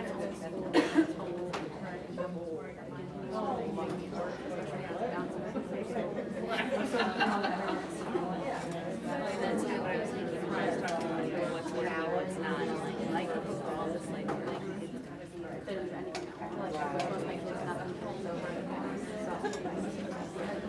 when you're working with secondary kids, so they're like Okay, go ahead and come back this way. What are some things that you thought of? Anyone willing to share? I said, where, Go ahead. I said it was kind of a sad comment because, well, we kind of said how we can do all this, everything's happening at school, but a lot of our parents aren't super, they want us to do a bunch and figure it all out for my questions all the time. How can I fix this? What can I do? Help me, but they don't continue it at home. So the comment kind of makes me think sad because it's not, makes it seem like it's just at school, like fostering the mind and pushing it. Does that make sense? Okay. well, we said that that at school is where the mind is nurtured, developed, fed, and challenged. Okay. Somebody else? Yes. You kind of have to have comfort and your needs met like you do at home in order to learn effectively and effectively. Okay. Back here? School is really where a place where organized thought is Okay. created, where the chaos is pulled together, and that's where we start pocketing our ideas and thoughts and practices. Okay. Anybody else? And it's not a right or wrong. They're all right. So this is, anybody heard of Arthur Costa? Okay, so, and I can tell by some of the language that you use. So he writes a lot about habits of the mind, and specifically in terms of in our school systems, that is really the best venue for educating habits of the mind and actually practicing and reinforcing those things, like different ways of challenging thought, different ways of organizing our thoughts, different ways to communicate based upon our thinking, different ways of changing our thinking. And so this is actually the title of his newest book. But here's what I love about it. Because the very things that we want to happen in our home need to also be happening in our school, with the difference that homes, we're not mandated by states necessarily to have a curriculum and meet that curriculum. But we are, in some ethical way, mandated to raise good kids, to raise somebody that can function on their own, that can be independent in their thinking, that can be a good citizen, that can be a good person. So schools need to represent some of the things that we have from our home lives. And I know not every home life is perfect, believe me. And so sometimes schools are better than our home lives. So we need to be able to mesh the very characteristics that from each of those different environments can really help us to mold our students into that independent person who can take care of themselves, who has free will of thought, and who knows how to best use it towards the good of themselves and the good of others. That's really what that big concept is. Sometimes what holds us back is, I love this quote, it's not about what we think we can do. And so part of creating that vision is sometimes we are held into what we think we can't. And some visions in in our schools, in our departments, in our buildings, are based upon capping. Again, go back to that value of perspective. Capping students that have with labeling, and then capping them as this is as much as they can do. What I'm so excited about is that I think in the past, yeah, we had students with disabilities who were going into those organized situations where they were just going into buildings and doing work, and they were more organized in their fashion, and there really wasn't much thinking involved. Now I see students and young adults who are out there in the field doing different things, riding buses on their own, going to jobs, taking care of themselves, participating in conversation, participating in leadership roles amongst different organizations. And now we even have students with Down syndrome going to school, going to college. So that means we're no longer capped what we used to be. We have raised that bar, and we will continue to raise that bar if we can open up ourselves to changing our mindsets. Anybody familiar with this book? How many have read this book? Okay, amazing book if you haven't read it. It's by Carol Dweck. It's really taking on in the educational world right now in terms of having two mindsets. Either a fixed mindset, which is, okay, you know what? I'm really no good at swimming, so I'm never going to swim. I'm just not good at it. I'm not going to do it. I'm not good at it very much. I'm just going to stop doing that. I'll find something else. Or realizing that because last year I made a C in math, really I'm a C student in math. I can't go any farther. I have this fixed mindset based upon some different experiences or based upon some different beliefs that I have. Or I have a growth mindset, which is, you know what? I got a C last year in math. Here are some things that I did well, but here are some things that I probably could improve upon. And if I work hard at it, give it some effort, practice, I can get better. And so Carol Dweck's research is all about taking different situations, and she very eloquently, easy to read, kind of breeze to get through, shows educators how we can we go in and out of those mindsets ourselves and model that language for students, and that in modeling some of that fixed mindset, we are creating that in them as well. So it's a great book. It's also a great book for a team or a school to read, or a department, because the idea is that we have to really learn how to influence other people to change and influence other people to take those risks. So I highly encourage you to look at that book. I went to a conference last year. Eric Jensen used this, and I thought it was amazing. If the brain is not buying, it's not changing. There is a huge sense of, when we talk about inclusive practices, there is a huge sense of this feeling that someone gets. But I want you to think about, the brain really takes in information through those senses. So if you think about the eyes, the ears, even how someone, the touching that goes on. I've gone in many classrooms where you go to put your hand out to shake someone's hand, and some students squeeze, some students don't. You shake an adult's hand, some are squeezing, some are not. There's a way that we non-verbally speak a whole lot about how we believe. And so if the brain is not buying, it's not changing. If students with Down syndrome don't feel welcome through those variety of senses, they also will not feel that we are inclusive in our practice. And if the parents, when they walk into a building, do not feel that like they are one of them, like it's a we, not an I and you, then they also are not buying into what the school is able to do. So all the wonderful, powerful things that we know to do as educators don't sometimes even come through if the brain isn't buying it. So here's what I want you to do, is have a conversation again at your table. And I put some colored paper here if you want to take this and make this little web. But think about, for you, what do you think of inclusive practice or inclusive education is? So your understanding right now. And then I want you kind of just to web out different, students, parents, teachers, staff, you can do administrators. And then from there, web out, what are some things that the brain would be buying? So what are some of those sensory types of things that would be going on? What are thoughts? What are ideas? What are the different things that you see currently in your situation right now? Positive or negative, you're just kind of getting them all out there. You're doing a little brainstorm right now in terms of just getting out all the things that you would currently use to describe inclusive ed in your situation that you're involved with, okay? And I'll give you about a minute to do some of that brainstorming.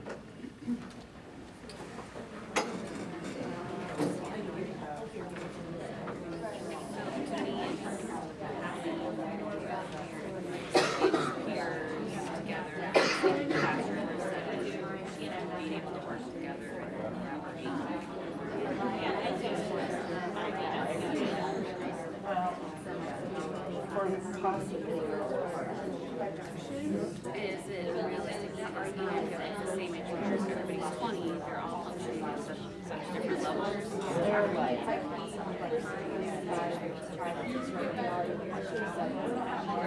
So as far as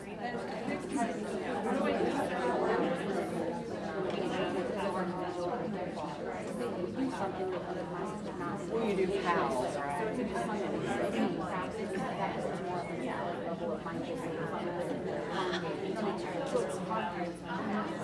it's hard to get, whenever you try to get in, like some teachers say, I don't know, like, I hope this has something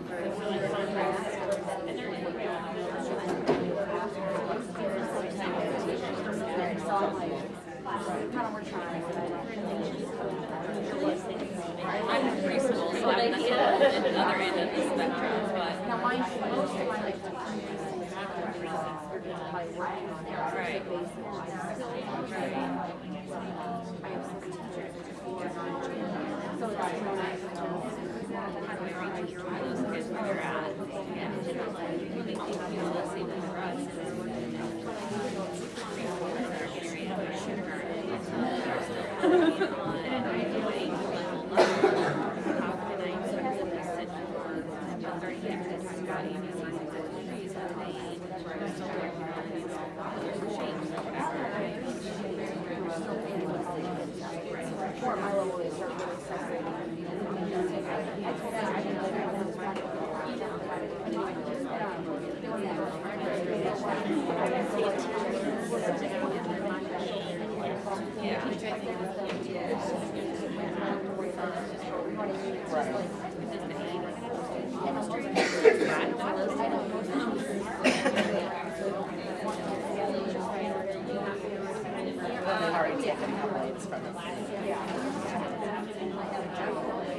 Okay, go ahead and wrap that conversation up and come back up here. I was just talking to my mom about it. It's like, all right, what life is.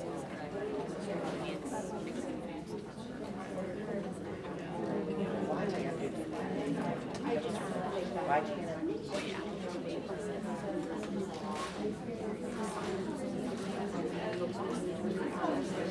seems to be an incredible amount of energy exposed to what's not working all the time.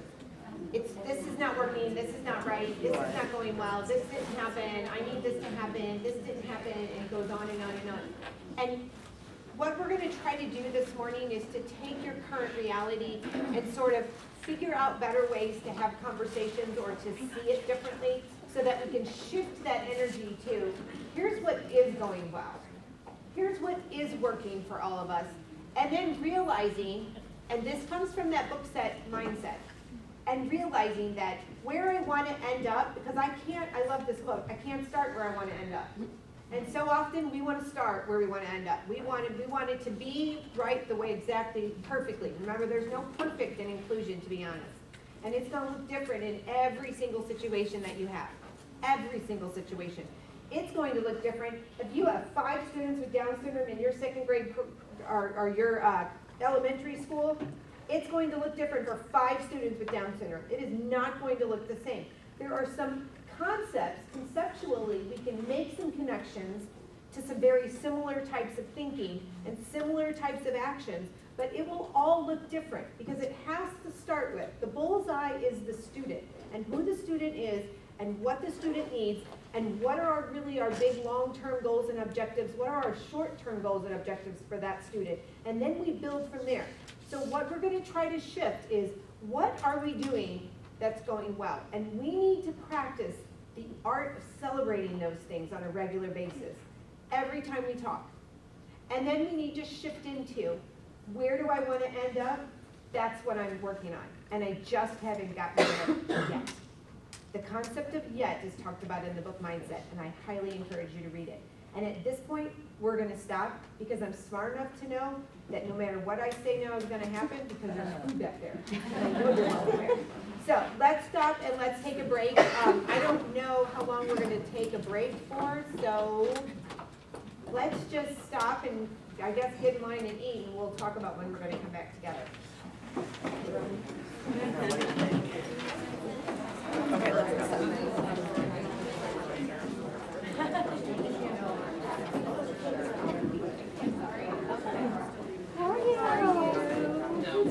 Good to see you. Do you like your new place? No, but I love this. This is cool.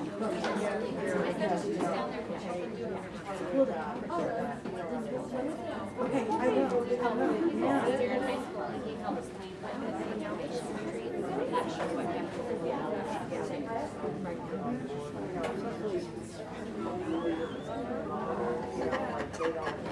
It's so funny. I know. Yeah. We were up in North playing the other day. Football.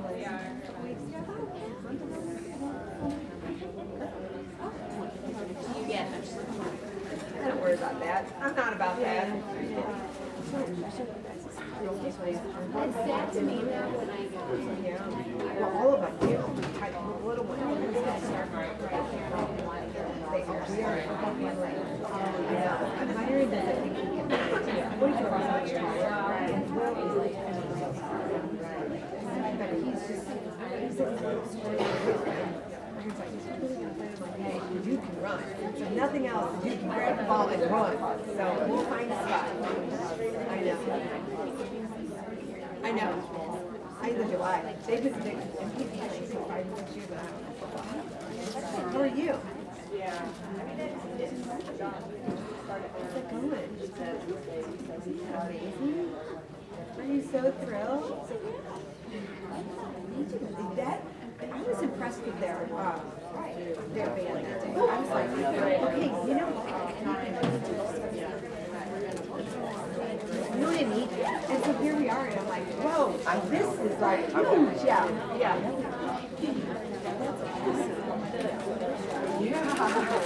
It's not too late. I promise I will.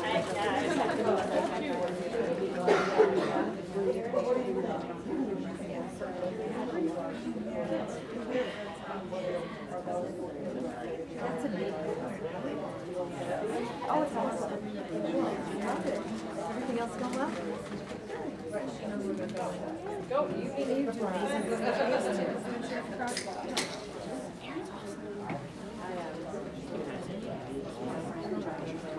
You are?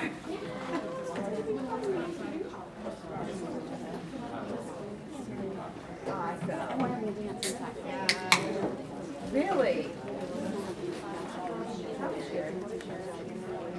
I know, but you know what though, at the school dance, because I do the school dance at my school, the fall dance and then the winter dance. And we have a couple of competitions in that school that, well, in the afternoon, they always have that group because they're older. That group is older, except for My drink is real. they're mostly Sunday. And so in the fall, the sixth graders go in the day as their first dance. You know, they don't do that. Yeah. And then seventh and eighth come at night. So then the Like diets, just more water now. but then in the evening, we'll have some big company. Some that were out there dancing. Water. It's like, I just laugh because like no kid looks good from 6, 7, and 8 out there dancing.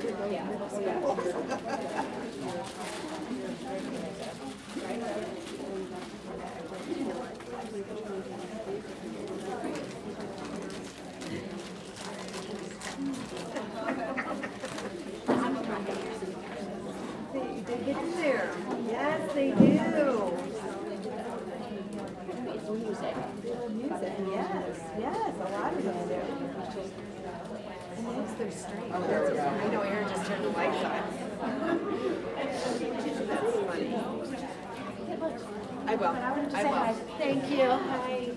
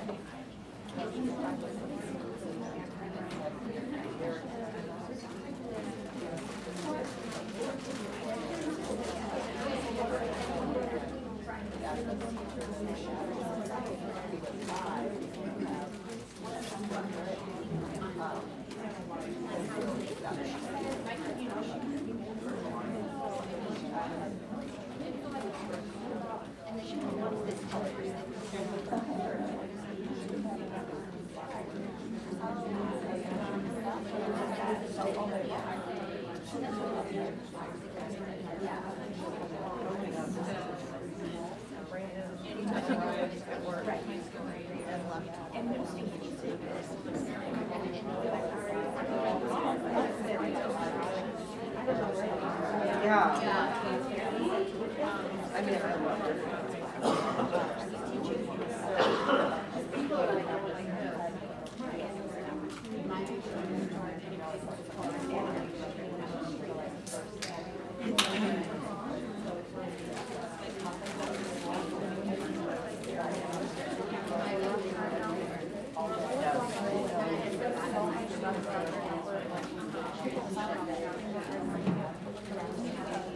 I was going to do it, I can't. It's a fundraiser for Brennan. Same night. Kyle, no, it's Lake West.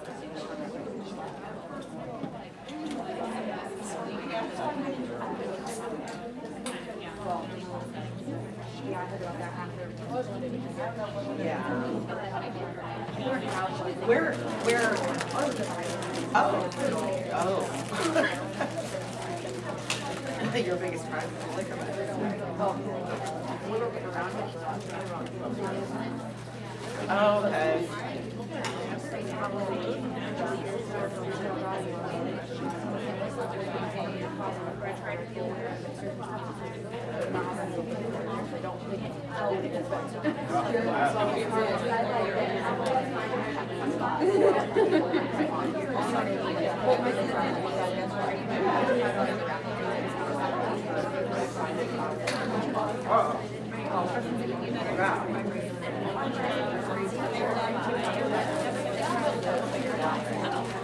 Said that?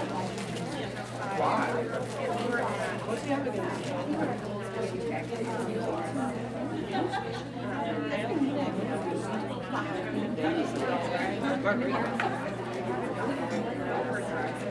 Oh God. That's like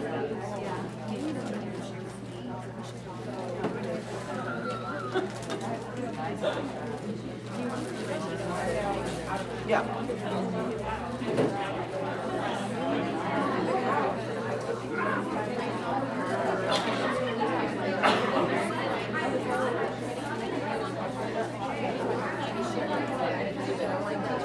Why do you?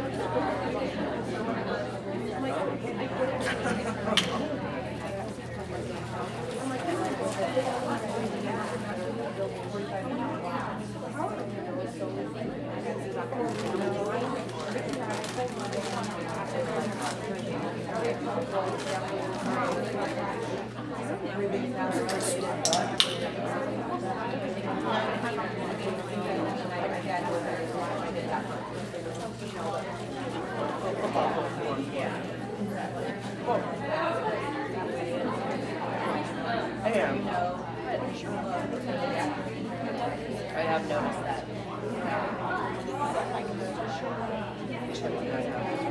Are you talking like you never yell at me, never say anything? I'm not saying I'm in favor.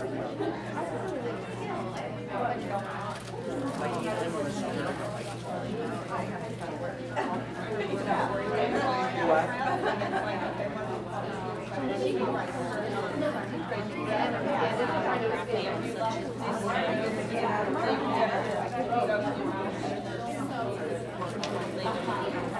Right.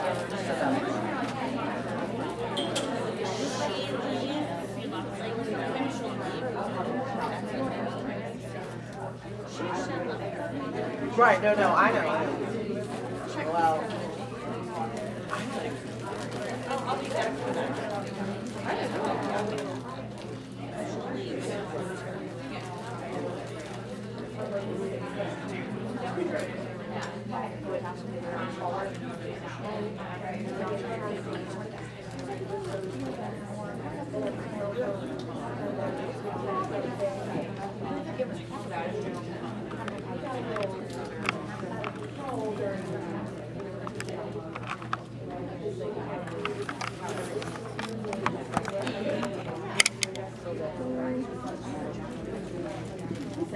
Oh, you got it. Great.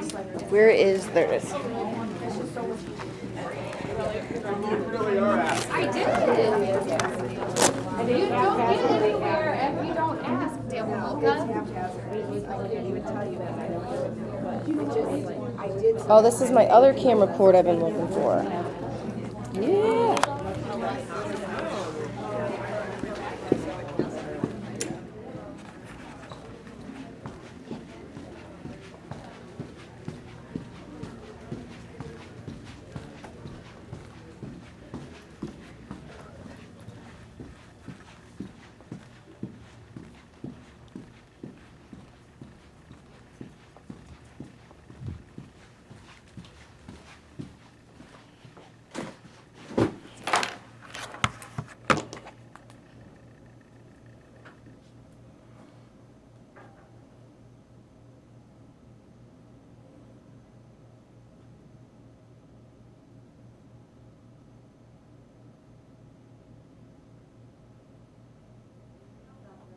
There's not one way to do it. So it's basically just a belief system that everybody is involved and that we want to value and honor. So the last few years I've really been looking into what are our inclusive practices. Because if I am inclusive in everything I do, I constantly create energy that is about everyone belonging, everyone being a part, nobody feeling left out. Let me give you an example. This was way back when my second child, who's now in 8th grade, was in, I think, 2nd grade. And I was getting together with some parents, and we were going to have an end of the year kind of fun thing. And we were going to invite everybody and meet at a park and just have an end of the year celebration after the last day of school that evening. How fun would that be, right? And so we started talking. And as we started talking about who we were going to invite, I said we need to invite everyone. You can't leave. We are a public school. You cannot leave anyone out. Well, this other mom was like, oh no, I don't like, and she starts naming kids that she didn't want to be around the parents. And I was like, no, I'm not going to be a part of anything that leaves anyone out. We just don't leave people out. We include everyone Now, you can go home at night and say your little prayer that you hope people don't show up, or that, you know, for the grace of God, that he helps you get along with them and you don't pick a fight, but we don't leave people out. And it was kind of like an aha for me that that's really what I'm talking about when we mean inclusive practices in our school system. And that is the idea that everyone belongs. And we have to find our spot where everyone fits. And we have to figure out what education looks like for everyone, given the kinds of demands that we have, given the kinds of you know, academia kinds of concerns and challenges that we have to meet, and giving some of our standards that we know we have to meet, giving some of our approaches to certain systems in place, like testing and honoring that funding system and that sort of thing. But the concept is everyone belongs. So we're not just looking at that sense of belonging, but we're also looking at it being very purposeful. If I honor you as a human being, which is basically what inclusive ed is, or inclusive thinking, inclusive practices, then I honor the fact that you need to be gaining something out of schooling. That's really what schooling is all about. You need to be gaining some skills, either academic and or behavioral and or social, all of them. It needs to be that full package. You need to be better tomorrow than you were yesterday. You need to be having that movement on gaining some different things. What that looks like can be the different piece. And that really our ultimate goal is independence. Now, when I say independence, I often get that rustling look from people because they'll go. I can remember a conversation with a principal one time who we were in a team meeting and I was talking about, well, what's the next level of independence look like for this child? And we were talking to teachers and such, and so later the principal called me in and she's like, okay, you keep saying that word independence. And this was a student who was in 7th grade. And we were kind of beginning that conversation about, let's get her ready for 8th grade, but part of 8th grade has to be also getting her ready for high school and what that transition will look like. We can't start in April and May of 8th grade year. We have to start early on thinking about that. So she kept saying to me, what do you mean about that independent thing? Like, you keep saying that to us around here. And it's kind of driving me crazy. Like, are you kidding? Now, this was a student who had a lot of things going on, but her primary diagnosis was autism, but she had some other kind of other language stuff and just other stuff. So I said, well, what do you mean by, what do I mean about independence? Certainly, isn't that our goal for schooling everyone, that they can be independent? And she said, well, yes, but you know that so-and-so will never be independent. And I said, well, it kind of just really means it really depends on how you view independence. I think there's this whole array of what independence can look like, and somewhere along that little continuum, I think we can find a spot for her. And does that mean that because you're independent, you can't live at home? Not necessarily. It depends on, again, go back to your individual belief system about what it means. Not always does independence mean you have to live on your own, work on your own, be your own person. There's a lot of other definitions and a lot of other supports to put in place, and I just believe that this student could be independent with supports, because here's the deal. That's my ultimate vision for any kid, to be independent, to be able to do things, and to be a great person. So that's really our ultimate vision, and that really has to be where we're always headed, knowing that I may start in preschool and it may take me to 12th grade and I may get it along the way, and then sometimes it has to go on and on. Sometimes it has to be more in depth to it, to the concept, but I'm working towards gaining some of that skill and gaining some of that stuff. When we talk about inclusive ed, what we're really also talking about is this vision that it doesn't really look different. Everyone's learning in different ways. Everyone's participating in different ways. Everyone may have different worksheets or activities in front of them. We're all doing what's different, but we're all learning and growing. Here's an example of something that, where my kids went to elementary school. They do this little 3rd grade circus thing every year. And this was just happened to be the year that my second son was in 3rd grade. All of my kids have now gone through this, and I can tell you at every circus, I am the weirdo mom that's crying. And I'm not crying because I think my kids are so amazingly cute standing out there doing their thing. I'm crying because you can't tell a difference. And I'm crying because it's amazing how they figure out how to include kids to where everyone's doing the same thing, which means everyone's part of the circus. Everyone has a role. The year my older son was doing it, he just happened to have a buddy who was in a wheelchair. So that year, the classes do certain songs, specific songs during this little amazing little music, art, PE production. And that year, because one of the students is in a wheelchair, they did the song, Car Wash, we're going to the car wash, and he was the car. Now, how creative is that? Because the next year, or 2 years later, when my son went through it, that's not what they did. Because they didn't have anyone in a wheelchair, so they didn't have to do that song. They picked out this other song, and this particular song, this particular child plays this instrument. So they picked a song that had this little solo moment in it, so that he could stand up and have his solo moment in the middle of the song. And it was just, again, I'm the goofy mom crying because you can't tell the difference. And that's what we really mean by inclusive ed. Where, yeah, you can tell the difference physically, but honestly, if you look around any high school, middle school, elementary school, preschool, there's all kinds of differences going on. The way people are dressed, the way they act, what their hair looks like, what they're doing.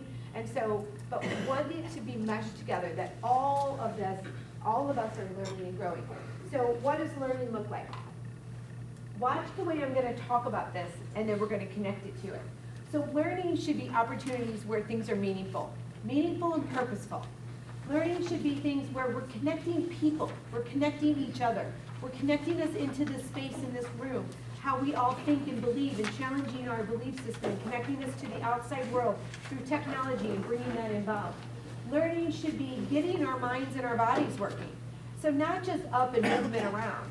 What I often challenge my educators is that active participation is not about getting the body up and walking around and doing that kind of active. It's about cognitively getting that mind, getting that brain activated to where you are thinking, and that I use the example of, did anybody when they were younger, and I'm showing my age, make bread dough ornaments, like for your Christmas tree? So you know how like your mom would make that plump of that dough, and you mesh it, roll it, and create stuff, and then you bake it, and then you actually paint it, put the hole in it. Okay, so there's a process to it. That's what learning looks like. And when we actively cognitively engage that brain in that learning process, that dough is changing form all the time. So adapting, structurally different, becoming something different, taking on different roles, that's really what learning looks like. When we talk about actually making it purposely relevant to a life, making sense of it, none of our students in our school system want to sit there and have you tell me something that I'm thinking, why would I ever need to know this? It's not, I tell my secondary folks, I'm sorry, don't throw tomatoes at me if you have them, but it's not about your math. It's not about algebra. It's not about reading that literature book. No one could care less. You're not going to get students to love reading Catchers in the Rye because you think there's some fantastic literary device about it. Some people do, not everybody. You've got to find more relevance in that. We have to be meeting that curriculum, those standards. Sometimes that's an IEP, sometimes it's just skills that that student needs to work on. Reducing that level of abstraction means we know that learning starts at the concrete level, and we know that it then moves into the abstract level. We know that if I'm talking about a challenging concept, I have to take you back to a concrete level in order to make you move forward with that abstract understanding. And then I know that sometimes in good teaching and a highly effective teaching, I'm going to be directly giving you instruction, but then I'm going to be almost indirectly giving you activities that kind of instruct you and teach you on their own. Now, in my description, I never said anything about a student with a disability or not, because good teaching is good teaching. Learning is an opportunity for all of these things. It's the same for kids with Down syndrome. There is no difference. It's about taking what we know works for highly effective teaching and putting that into play with our kids with Down syndrome. With, yes, some of those adaptations and modifications that you went over last time, and even some that you didn't even know existed.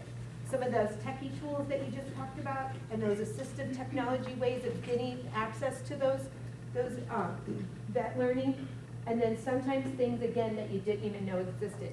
So when I talk about opportunities and having access to those opportunities, it means that I have to open up. That really what I'm doing is using what we call the general ed world, which means anything general ed. So when I say general ed, what are some things that come to mind? General education, what do I mean? Science, like a science lab or a science curriculum? General science, biology. Okay, so any of those. What else? Core, everything everybody gets. Okay, so when we talk about core classes, we talk about reading, writing, math, social studies-ish. Okay. What else? What? Electives. Okay, that there's some choice. And those electives are often like choice things, right? Things you're interested in, things you like, sometimes things that you just need for maybe if you're going into a different major and you know you need certain things. My older son was doing foreign language until we didn't do so well 2 years in a row, and I'm like, yeah, you need to not pick a career that requires you to have foreign language. Your brain and that foreign language they're not match made in heaven. So no more foreign language for you, and find a new career. But again, utilizing the concept that we choose our electives based upon our interests, things that we like, things that we kind of want to delve into and dabble with. Okay, what else? When I say general ed, what do I mean? What else about it? Talk to me about school. Yes? So, my understanding is, as a parent, is that in the classroom, most of the kids access information in a similar way. So the teacher's able to present maybe in one method, and most of the kids in that classroom are going to be able to take that, process it, and turn it into whatever the desired outcome is for them at that point. And here's what I love about that question. It is an amazing comment question. And here's why. There's no truth to that. It's a myth that we have in education, that I am a teacher and that I am going to stand up. And part of it is the way we do schooling. So for me to become a teacher, I have to go to school. And part of the way I learn in my school is that here's the best way to teach reading. Here's what we know differently. There is not one best way. There are multiple approaches to teaching kids how to read. And some of them are going to be given to us in our undergraduate world and for us to get certified in. And some of them haven't even been discovered yet because we don't know who we're dealing with all the time. There is not one approach that meets all needs. There is not one textbook that can meet everybody's needs. Why? Because in this room there are about 60 of you, and there are 60 different ways that you take in information. Now, it doesn't mean we have 60 different senses. We know that we take in information utilizing that whole sensory approach. But it means that each of you are going to process it totally differently. Each of you have better ways of getting it. So that's such a great comment to be making, because it shows us that is really, there's no truth to that. It is what we think, but if we really take an honest, hard look at it, it is not what we see.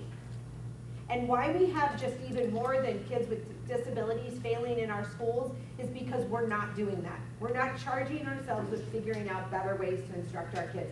We are still back in the olden days where I stand up and I tell you, like I'm doing now, which is not a good way to do it, honestly, but it's the only way we have right now. But me stand up, deliver a lecture, and offer it to you. Even so much as we're wiggling a little bit away and we're experimenting a little bit with, okay, so maybe the best approach is not me lecture during the day and you go home and do homework at night. So let me think about flipping that a little. And how about we do practice and we do activities during class time, and then you go home at night and read the lecture. And you come back the next day with some basic understanding. Okay, we're dabbling in different approaches. And we're dabbling with, maybe I lecture a little and then maybe you do an activity. And maybe I lecture a little, maybe you do an activity. So we're dabbling with some different ability ways of differing how we instruct kids. And we need to continually challenge ourselves in that way, to continue to dabble in it. Because here's what the reality is showing us. Most of us as educators learn this way. And I say most. We learn very linguistically. You can tell me something, you could have me read something, you could have me involved in something, and I'm gonna get it, but I really do well paper pencil wise. I'm gonna take notes, I'm gonna learn it, I'm gonna memorize it, boom, I'm done. It is the way our brains, most of us, are wired as educators. That's what drew us to this profession in some way. There are other things that have drawn us to this profession, but in some basic way, what we find is that we are mostly linguistic. Majority of our students in our classrooms are not linguistic at all. And the majority of our kids nowadays are even more non-linguistic in the way that they take in information. their brains are more hardwired because we are such in an age of technology that they've grown up with technology, that their brains work like almost mini computers. And rapidly taking it and they're done. They process it, they're done, they're quickly, they want to move on and be done with it. They know how to access and find information faster than us. Let me give you an example. My older son right now is at home sick, and I had to take him to the doctor Tuesday night. And so we took him to the wall care, because at 5:30, there's no doctor's office open. So we went there, and they were giving him a little blood test and all that kind of stuff, and he actually has mono, and it's a whole big long story. But she told him, the nurse practitioner kind of went through and told him, okay, so if you do have strep, we're gonna take it and we're gonna send that culture away. If you do, don't take this, because we talked about he's allergic to the Z-Pack, so she was saying, don't take amoxicillin, because it'll make you break out in a rash because you have mono. I did not hear her say that. In my head, I was sitting over there going, oh my gosh, oh my gosh, oh my gosh, just thinking he had mono and everything that's gonna involve, or not involve. Well, so we get a call yesterday afternoon that he does have strep. And she says, okay, so he's allergic to the Z-Pack. Yes. Okay, so I'm gonna call it a drug. Okay, fine. I go to the Walgreens, I pick it up, I bring it home. What does it say? He says, I'm not taking that. I said, what do you mean? He says, Mom, don't you remember that lady told me not to take it because she said you'll break out a rash? I am not, I mean, he's a 16-year-old boy. He is not about breaking out a rash, if you know what I mean. I was like, oh, for gosh sakes, just take it. I don't even think, I did not hear her say that. He's like, yeah, and you're so blind, you didn't even see that it was positive for a mono test. And I was like, whatever, I didn't see it. Because I kept saying, I didn't really see it. He's like, you can't see anything without your glasses. And I was like, but anyway, so I was like, MK, I don't think that that's true. And my husband's like looking at him. So what does he do with his phone? Boom, in a second. He had 2 sources telling us that it was gonna make him break out of a rash. I'm like, I have to call that lady back, go get a new drug, take it back to the Walgreens. I mean, like 2 more trips to the Walgreens to figure out the right drug. And me saying to the lady, I'm sorry, he's not gonna take amoxicillin even if you tell me it's gonna be okay. Because the kid's so fearful of breaking out in a rash and having anything make him look different. So, okay, give me a new drug. But here's my story. That part of it is we have to understand our students can access information.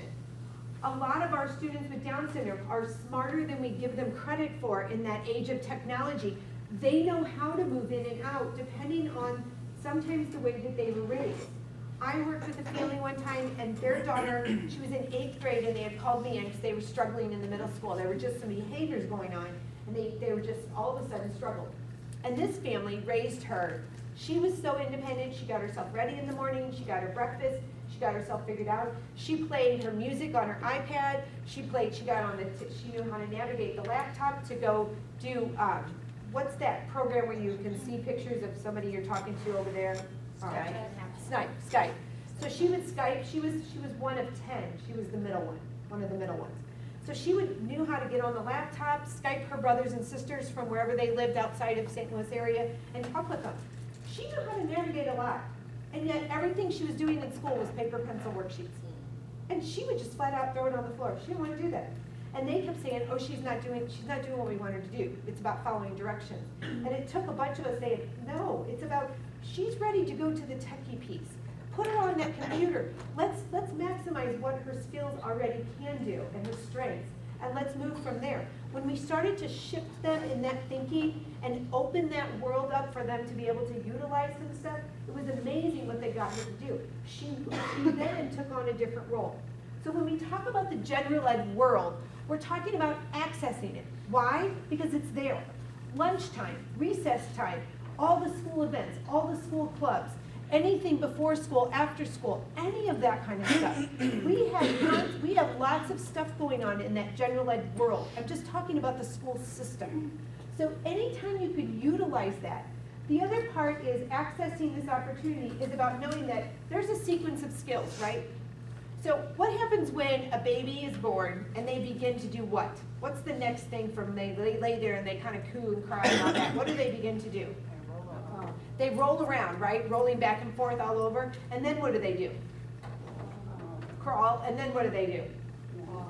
They kind of pull themselves up, walk around objects, right? And then they walk independently. Okay, so I want you to think from that level, all that's involved in learning, taking in information, communicating, all the way to 12th grade. we have this huge continuum. So accessing means that I can find where my student fits anywhere on that continuum. So if I have a student who's in 7th grade, okay, it doesn't mean that just because they can't do 7th grade, that, oh, they need to put them in another room to figure it out. It means I can access anything, because if I know anything about the sequence of skills in the curriculum, it builds off. It just builds, and it revolves from one year to the next. We're building skills and we're revolving them in that curriculum around. My older son one time was like, Mom, because I said, why aren't you doing well in 8th grade social studies? Really, come on. And he's like, how many times do we have to talk about slavery? They've been talking about that since I was little. They say the same thing. They don't tell me anything new.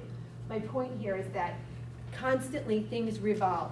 And it's up to us to give some students more depth and to take others just at a surface level, depending on where they are. It's about students demonstrating to us what they know and doing it in a variety of ways. And I know we're test takers in our school system, we definitely are. But I also know that we don't have to just take that one thing. We can utilize a lot of ways for students to show us. And we have to believe each other when we say, I've seen that here, I've seen that here, I can see that starting here, and believe that those things happen.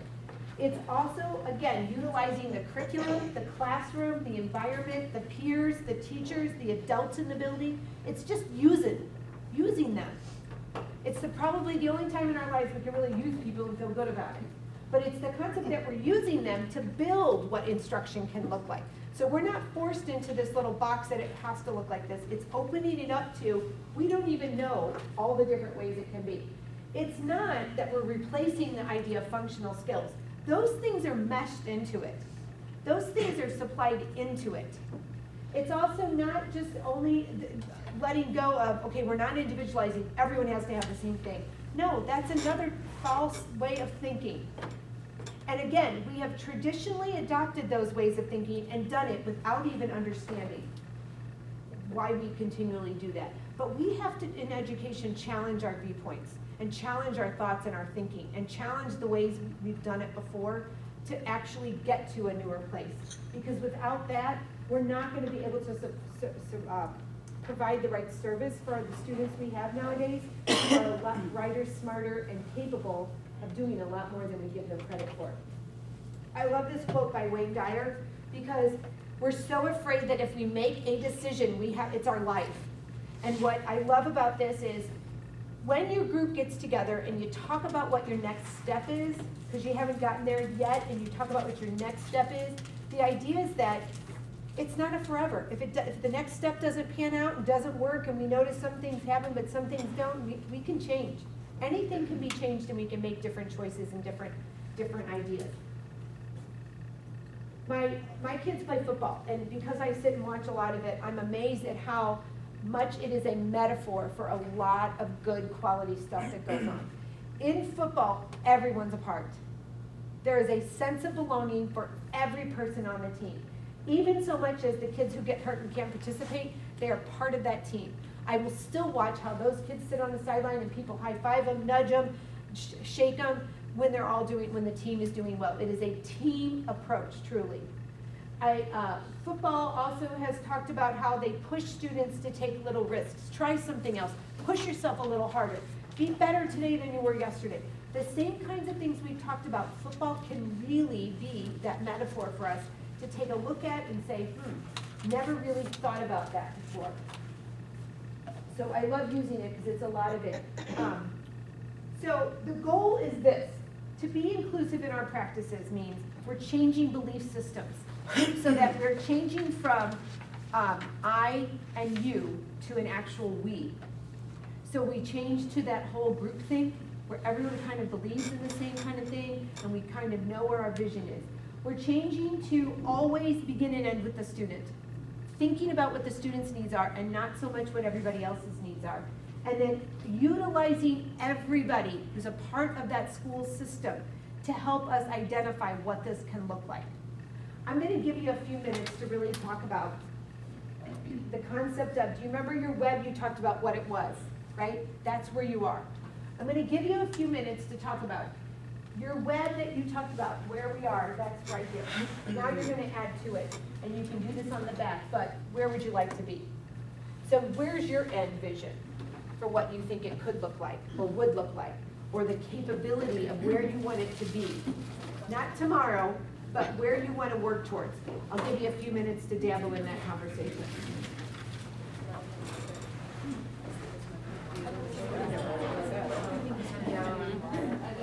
I guess for me, I want to get my children like all the skill sets. So I think with you, they have some whatever their potential level is that they're there. So continue to build it.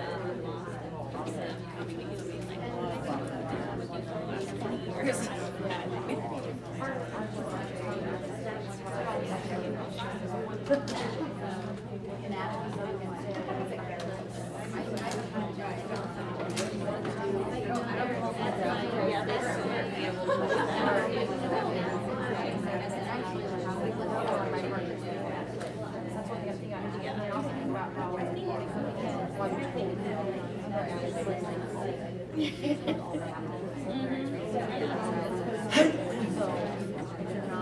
We have one of the weaknesses. You put the weaknesses, but you want it away that.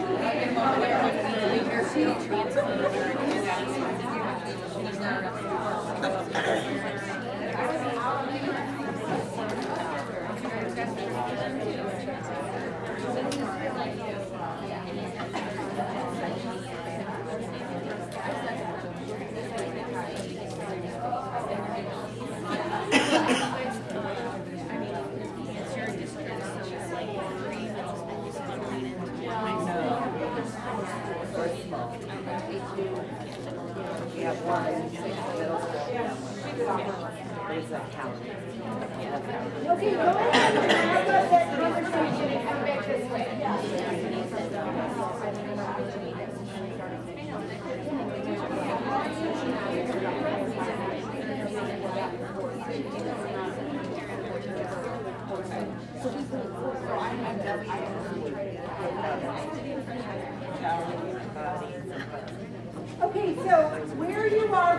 your current reality and where you want to be. For the most part, And result. If you could give me one word, what would that one word be as to what do you think is the barrier for those two things to begin to mesh together? Money. Money, elaborate a little more. Well, Money for, more personnel. okay, so we need more people, okay? And we said collaboration between. So I need time to talk to each other, okay?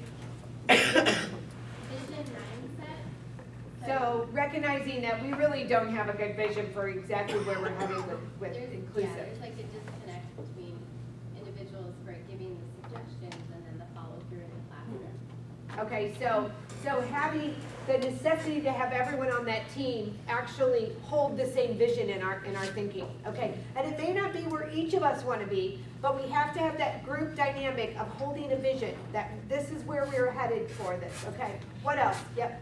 You have to take that vision from the group to the entire school. There has to be a buy-in by everybody for the collaboration, and when there's not, I mean, I just wrote down, you know, our school needs to equal we instead of the individuals So or the teams that we are. So realizing that sometimes our frustration is just with a student, a team around that student or students, or a parent, or and really, if we start to take like an onion and peel back the layers, it's really the same frustration we're honestly feeling about our whole entire school, or our district, or our school system, that we don't honor a huge vision together of knowing, what does this look like? What does our school believe about schooling and teaching and learning and honoring the person, the people? And because if you really honestly believe that you honor everybody as a human being and the needs that they have and the desires that they have, and you see that, then it's not about one parent wants this and one parent wants that, or one teacher wants to say this, or one student acts up. It's because we honor people here, and so we work with what we have, and we just see them as challenges, and we just have to get through them. Okay, good. What else? Someone else? Yep. We can talk about how the new teacher training or beginning teacher training, Yes. service teacher training, there cannot be this separation between here's what you learn as a special ed teacher and here's what you learn as a general ed teacher, because all children need these supports, and so we've got to provide those, we've got to put tools in their toolbox and then give them that constant support so that they realize what needs to be done in the classroom. Because a lot of times that fear you're talking about, it isn't I don't want to, I really am not sure how to. Yes. And when we act out, okay, same with kids, when we act out, it always comes from a place of fear, always. So when a teacher is acting out, okay, and what does that look like? That looks like, I don't know that can work. I don't know that I can have her or him in my reading group at this time. I don't know that I can have them belong. We have to get past the words that they're using. Because here's what I know. Every teacher goes into this business because they have a heart for wanting to do well. I just assume that even about the nastiest people that are nasty to me. I sometimes, now it takes work. I have to step back and be like, okay, I gotta see them as a good person.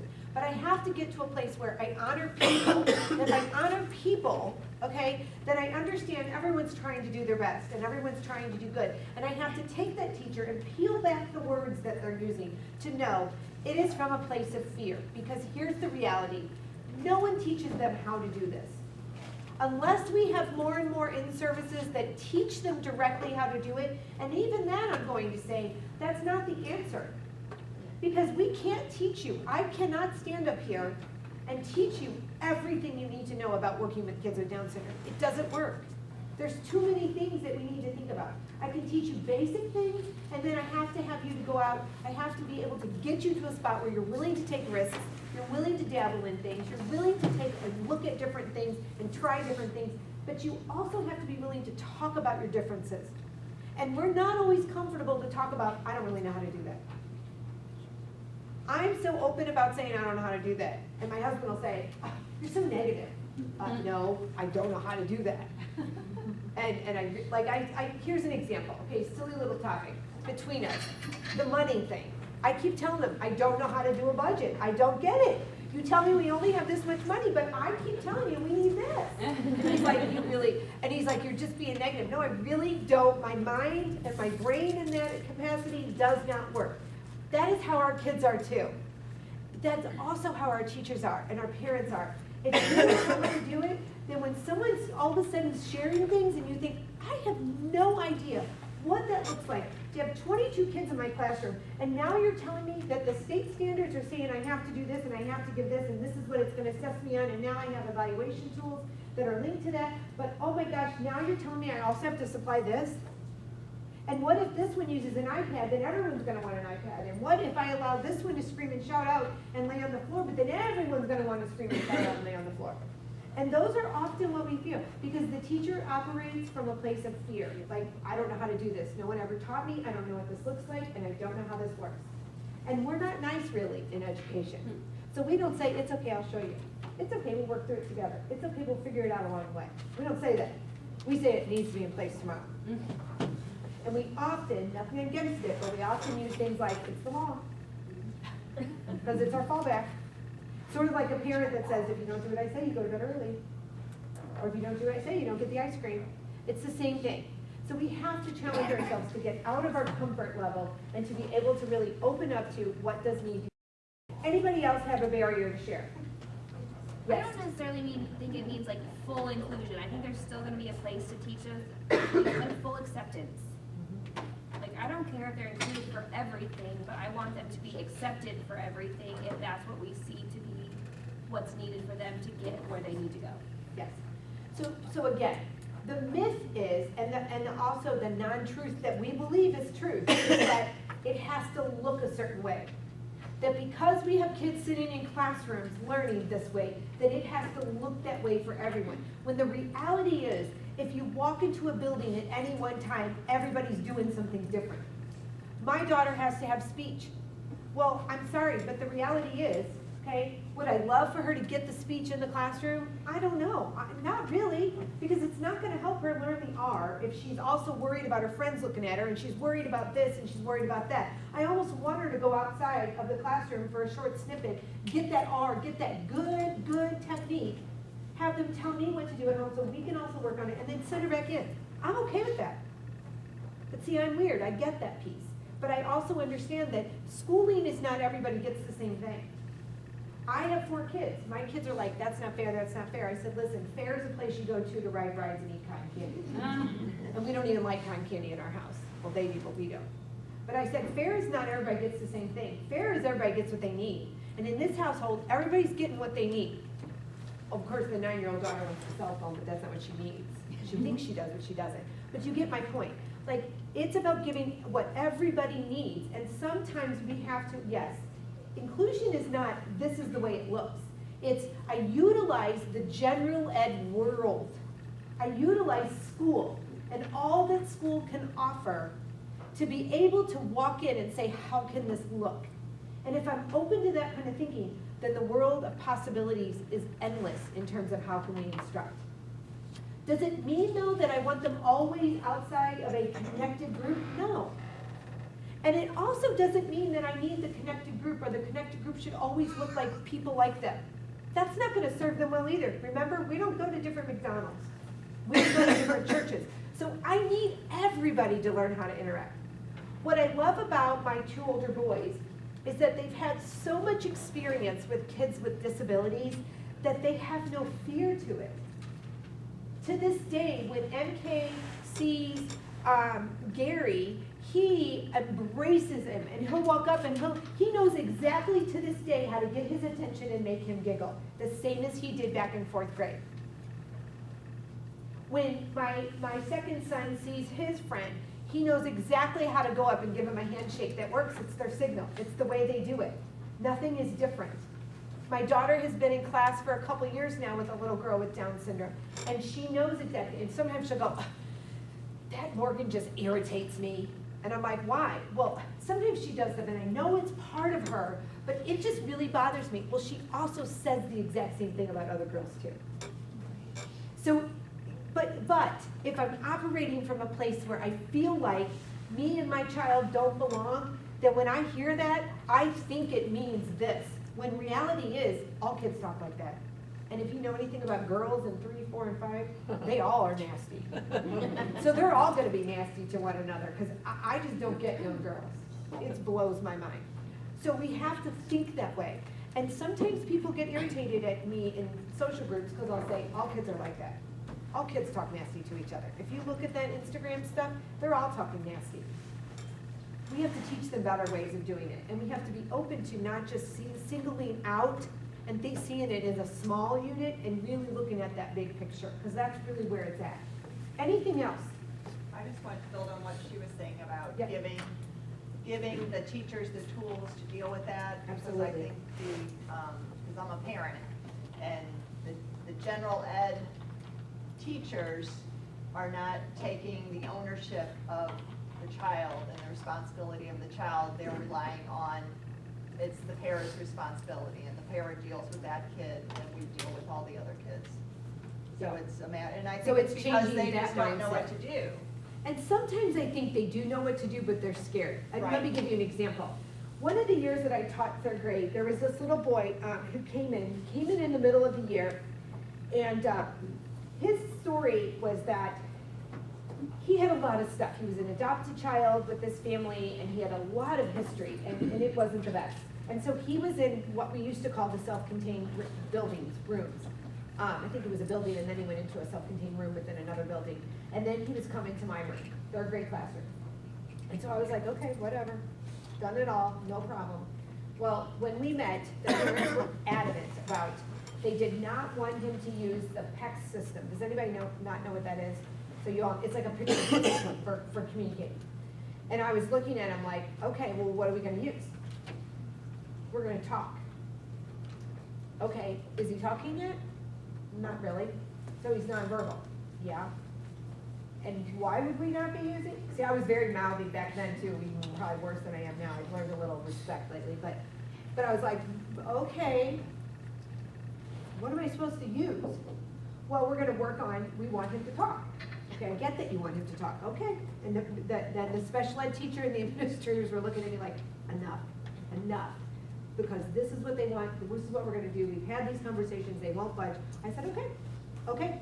So we started utilizing the system they wanted to use. It was a device, an outcome device. He wanted no part of it. It ended up more on the floor than it did in our use back and forth.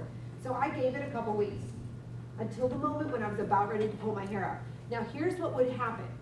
Any other general ed teacher who's scared to death to say anything because she's been told not to would just let the paraeducator deal with them, take him out all the time and let it go because I'm scared to death to say something. Not me. So one afternoon I walked out on that playground and I walked up to the parent and I said, let me tell you something. Here's what this is about. I love him, I want him in my class, don't think this is about that. But the way you want to do it ain't working for me. Not working. Can't talk to him, we can't get anywhere, that thing ends up on the floor, he ends up running and throwing around, that's not working for me. We're using that PEX, got it? Okay, because I need to have a way to talk to him, he needs to have a way to talk to me, because I need to figure out what's bothering him, what's going on, so that we can get someplace else. And they were like, okay. I mean, like, what are they gonna say?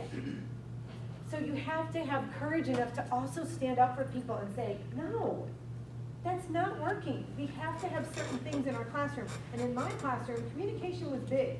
We had class meetings, we talked a lot, we shared stuff. I needed to be able to talk with them, couldn't stand it. I could have let the paraeducator take it on. If I was scared to death and operating from a place of fear, that's exactly what I would do. If I didn't think I had a choice. But I was mouthy and ballsy and I just let it go and I didn't really care. Because all I cared about is the student. And this was not what's best for the student, it was what's best for the parent and what they wanted, and that's not fine. And I said, I know where you want to end up. And I promise I'll do everything in my power from now until May to get there. But it's not gonna happen because you're afraid to put these supports in place. That's what I'm for. But understand, I didn't really have a special ed background at that point. I just had a heart that said, here's the vision. The vision is that world of independence and that world of getting our students where they need to be. That's what's most important. Good comment, I like that, thanks. Anybody else? Okay, we're gonna kind of take our inclusive ed thoughts and we're gonna set it aside because we're gonna move into some different pieces of social learning and what does that really mean. So when we talk about that opportunity, Remember, it's the general ed world, and it's about really activating what does learning look like and identifying where our students need to be. So turn to someone sitting next to you, the person you've been chatting with for a while, or maybe turn and talk to someone else. But think about the time when you really felt included. What did it really feel like? What were the actions that were involved? When you really were a part of a group and you felt that inclusion. I'll give you about 30 seconds, maybe a minute, go.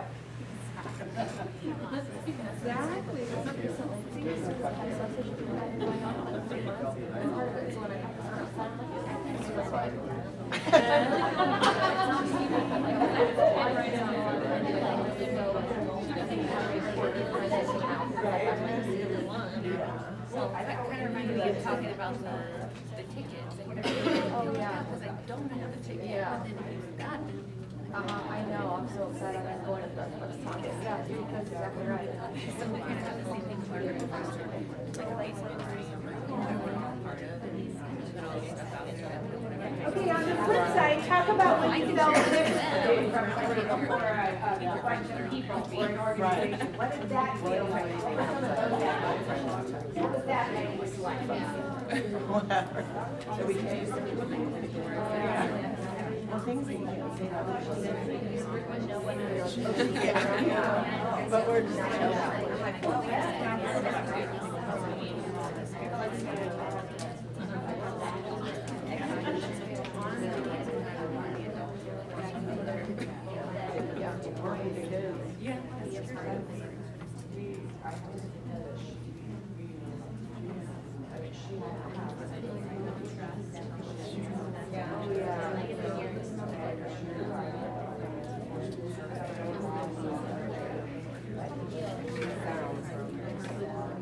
Okay, when you were included in a group, what did it feel like? What were those actions? What was the language used?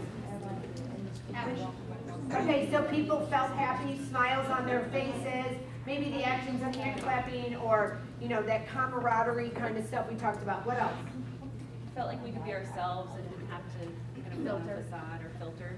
Okay, so you didn't have to try to be someone else, right? You just could just be yourself and it was accepted. So nobody was shoo-shooing you and poo-pooing you and pulling you over here and nobody was doing that. They just kind of looked at you and nodded and gave you that look like, okay. What else?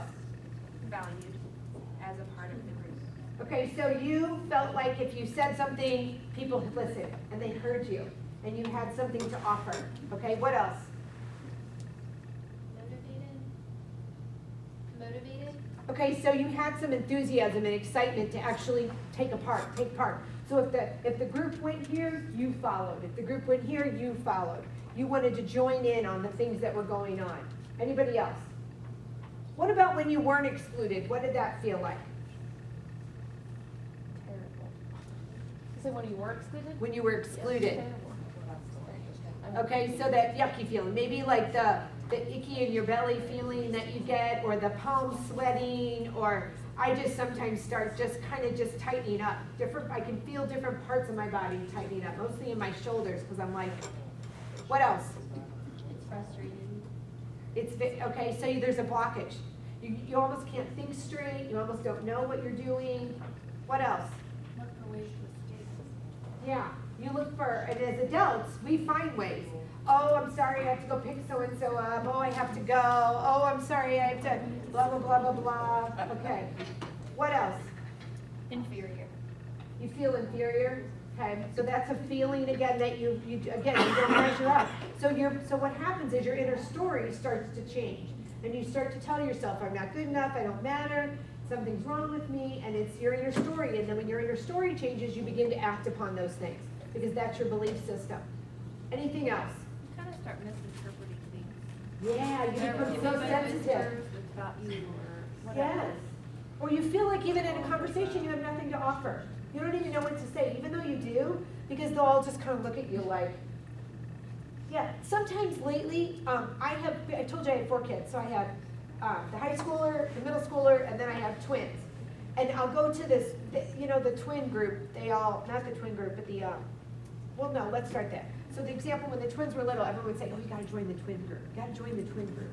Okay. so I joined the twin group. Well, I couldn't relate to those folks. And it's not that we all didn't have twins, but here's the reason why. I had 2 older kids. So my world didn't work like their worlds with just 2 twins. Because I was like, okay, but you don't understand. Okay, but you don't understand. Okay, but I have this, I have to go to the soccer game. And I have to, and my twins have to. And so I finally had to go, okay, being a part of that group is not helping me. It's not helping me. I don't fit in that group. My world of thinking is totally different than this kind of stuff. So when we are excluded, when we don't feel like we belong, we do. We end up finding different ways to escape and to get out. Okay. So there's an actual activity that's called the social skills autopsy, where we take a look at the social behaviors in an individual. You're going to actually do that. So I want you right now to kind of get in your head a student, and if you're, do I have anybody that's here by themselves? Okay, good. So you might have to, I mean, like you're not connected to a group or, but again, if you're connected to a table, you're going to be a student. But decide as a group, one student that you are going to use in your conversation and your focus. And what you're going to do is to start off, so I'm going to teach you how to do a social skills autopsy. This work comes from Rick Lavoie. Anybody heard of Rick Lavoie? Okay, so it comes from his work, Rick Lavoie. He talks to us about a social skills autopsy, where it's like an onion. You got to peel it all away to figure out what works and what doesn't. You're going to do, and I don't mean this in a disrespectful way, but you're going to draw a little gingerbread person. And on the inside, I want you to put the name of the student that you're going to work with, okay? If you don't want to mess with confidentiality, I get that. If you're a table of multiple people from different organizations, then just change the name. Just put boy or girl or whatever, okay? But on the inside of the gingerbread figure, you're going to put the name. And then look back up here, and we will, I'll move on. I'll give you a few seconds to do that. Sure. One.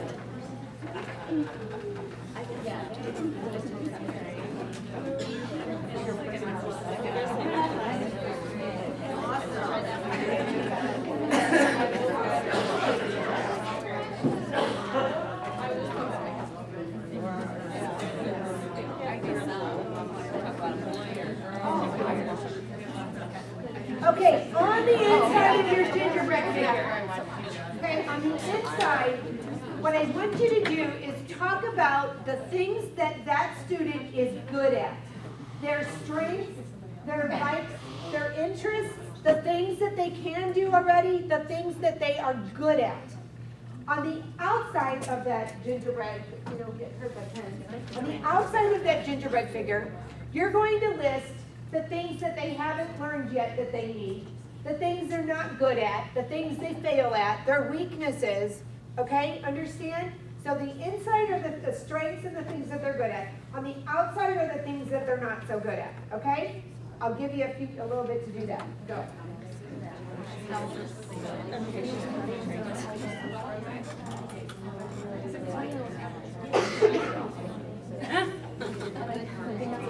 Okay, I'm going to stop you. My bad. I'm hearing a couple tables as I walk around go, okay, he can't socialize, or he's struggling with socialization. You've got to be more specific. I need to know what that is. Is that greeting people? Is that following a direction? Is that following a one-step direction? Is that putting things away? Is that, does that make sense? So don't give me those larger concepts. Challenge yourself to go more specific than that. Okay, go. You almost put like persistent, like half in, half out. It's like I used to say that all the time, like we were talking earlier, you have to spin it, so it's determined to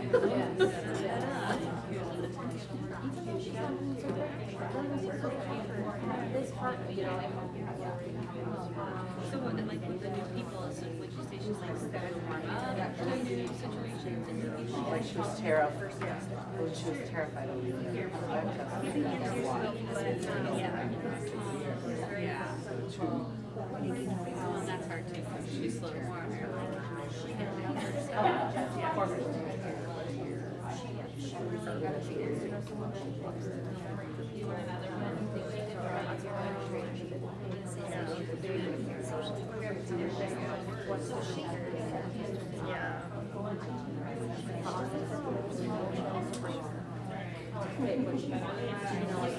To make them make sense for her.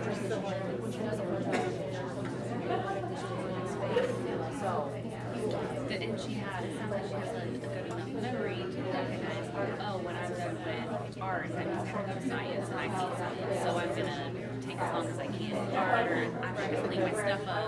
She's a good reader. Leader, yeah.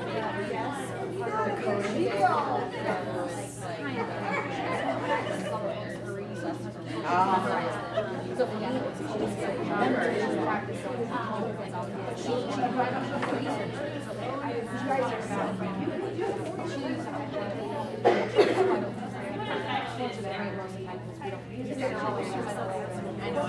Right,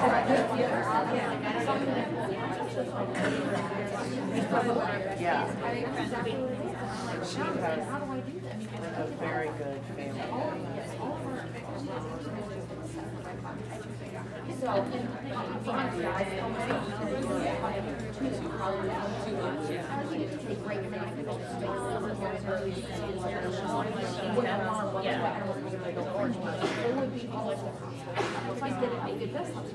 If you haven't done it for the outside part yet, then shift focus, because I need you to have a few things on the outside.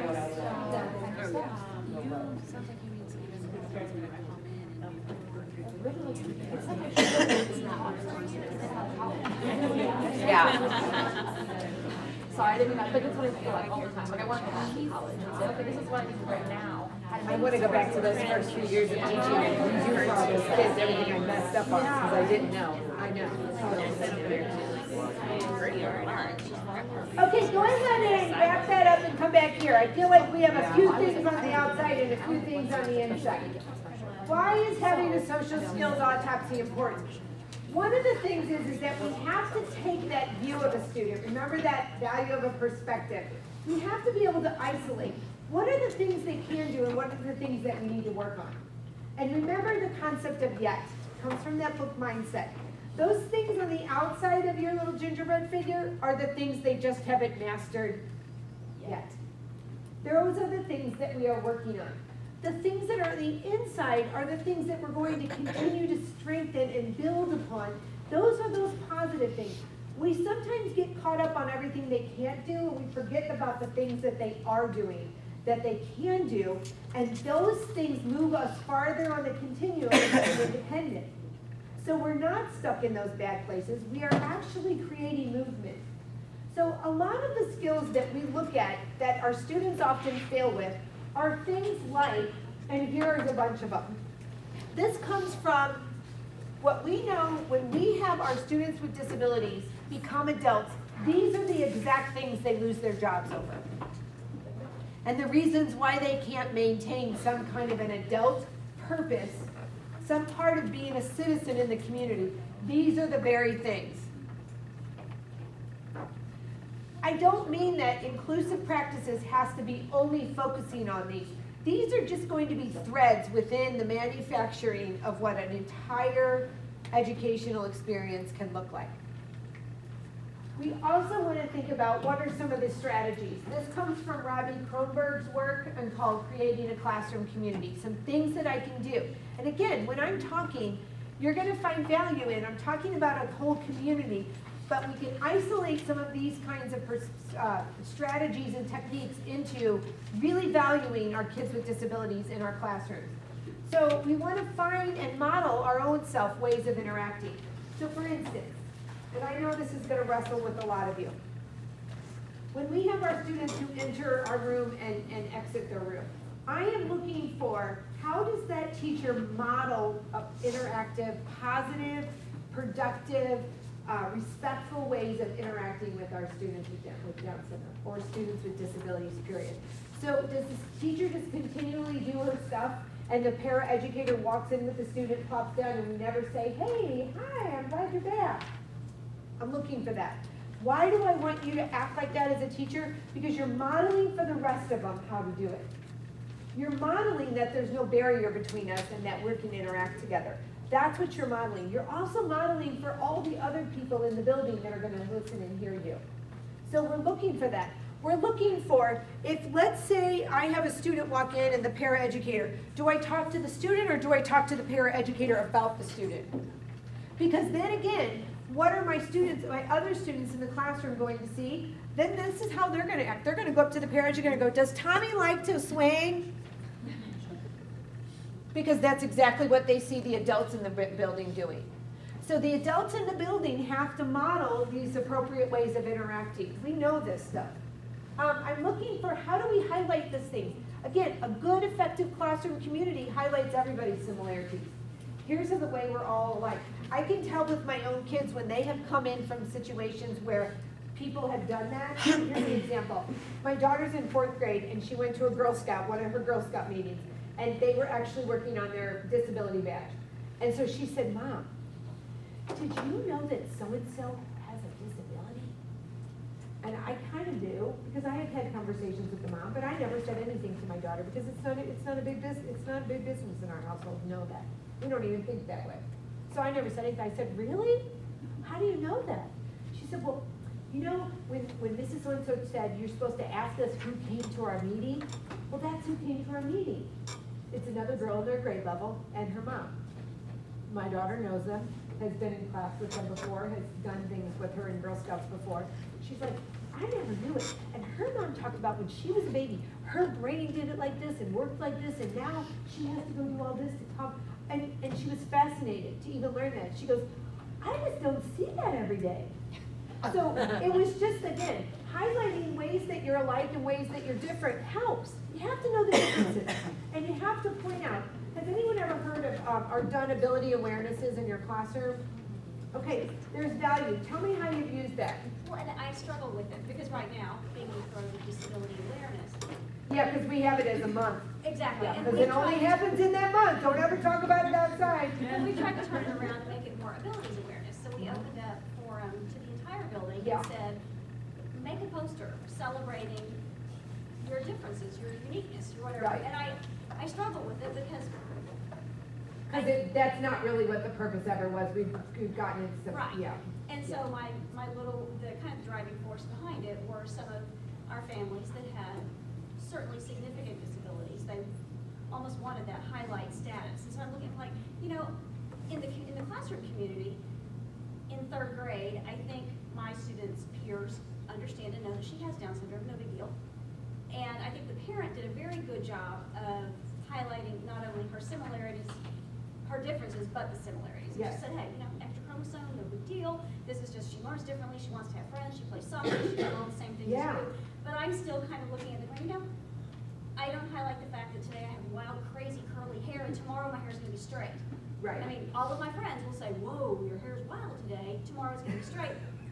But it's my similarity, it's my difference. I don't highlight it. Exactly. And I feel like, why do we then draw this huge attention to it? It's just my platform. Sorry, guys. It's okay. It's okay. The concept of actually highlighting similarities and actually building on that strengths and differences and what the ways we're alike and ways we're different. So certainly, if your building's not doing anything and you act like it doesn't even exist, then that is kind of a best spot. There is those months where we want to focus on it. That's fine. It's out there. It's the way our society. I don't focus so much on that. What I'm talking about here is a technique to use. When you have a classroom and you have a student with a disability, and it can be any of them, but when you have a student with a disability in a classroom, there is benefit to the other students in the classroom knowing about that disability. Because here's what it does. It knocks down the barrier. So I don't see Jamie as having Down syndrome. I just say, oh, that's just Jamie's Down syndrome, no big deal. I want to see Jamie more. I want to be able to look and see Jamie and not look and see Down syndrome. So if I can isolate the concept of Down syndrome and give students, like you talked about, that basic knowledge of what kinds of behaviors are they going to see. What is Down syndrome? Tell me how it looks in kids. Certainly you see her physical differences. Okay, that's just all it is. So then students, and the individual peers, the friendships can begin to form because they don't see the barrier. To be honest, kids do this on a daily basis. We as adults are the one that put the barriers in. We are the ones that say, oh, I don't know, oh, I don't know, oh, I don't know, versus we trying to make it work. I see hands up. Comment. You had mentioned earlier about when a child gets frustrated and they're throwing themselves on the floor, and other kids are like, well, how come I don't get to do that? How do you combat that then? And to explain to kids, this is why. We haven't been taught how to do this yet in a regular classroom. We haven't been taught how to do this, but we're going to start learning now. So part of what happens when I talk about Jamie and I say Jamie has Down syndrome and this is what it is, and I have to also be willing to talk about here's the way it's going to look in here. Jamie gets very frustrated because sometimes learning things is hard for him. So when Jamie is learning, if he gets frustrated, what he typically does is fall on the floor. So when you see Jamie fall on the floor, here's what you can do. It's okay, Jamie, you can do it. Come on, come over, back over here. If you can go over and you can just say, it's okay, Jamie, I get frustrated too. Do you see what I'm doing? I'm teaching them to get beyond it. To be honest, I'll give you another example, and I'm gonna get to those of you with your hands up. One of the years I taught third grade, I had a little girl with Down syndrome, and she was just she was a joy. She cracked me up though on a regular basis. She would sit there, okay, and she happened to do a lot of this. She was nonverbal. She had certain words that we could understand because they had been with her, these folks, since kindergarten. I had just had her in third grade. So she did a lot of this kind of stuff, and she'd stab you with a pencil. She'd also get frustrated with stuff and start rocking and start screaming out. So I would say, you know what, you kind of need a break. Why don't you go back in the reading corner and just lay on the beanbags and take a break for a minute. So she'd go back there and see, I'm still laughing at the thought. And while I was teaching, she'd take every book off the bookshelf and do this and then lay it down, every one. And so then I'd walk back over and go, okay, well, you got to get it back on there now because I'm not doing it. So then she'd take every one, put it back on. Okay, we just dealt with it, not a big deal. But when she got mad at me, because I'd say, you can't, if you need to say hi to them or you want them to do something, then you talk to them. But don't stab them, that's hurting them. And she'd get mad at me and she'd say, F you, Mrs. And I'd say, okay, I love you too. Now are you going to stop stabbing them or what? And so part of why I'm telling you that story is the teachers in the building would say, I can't believe you allow her to do that. I said, I'm not allowing her to do it, but she's certainly doing it, but it doesn't mean what you think it means. She's not causing harm to any of them. And they would say, I can't believe that that's happening. I said, well, nobody's telling me it's bad. Not one parent ever complained. Nobody could believe that in my classroom, that not one parent that year complained that their child would go home with stab marks from pens and pencils. Nobody did. You want to know why? Because they saw it as part of her way of communicating in the disability. They never saw it as she was hurting them. There's a difference there. When we communicate those strengths and weaknesses, and we talk about the various aspects of how the disability can manifest itself in that individual, and that this is all it means, students, they work through it. They're very loving and accepting.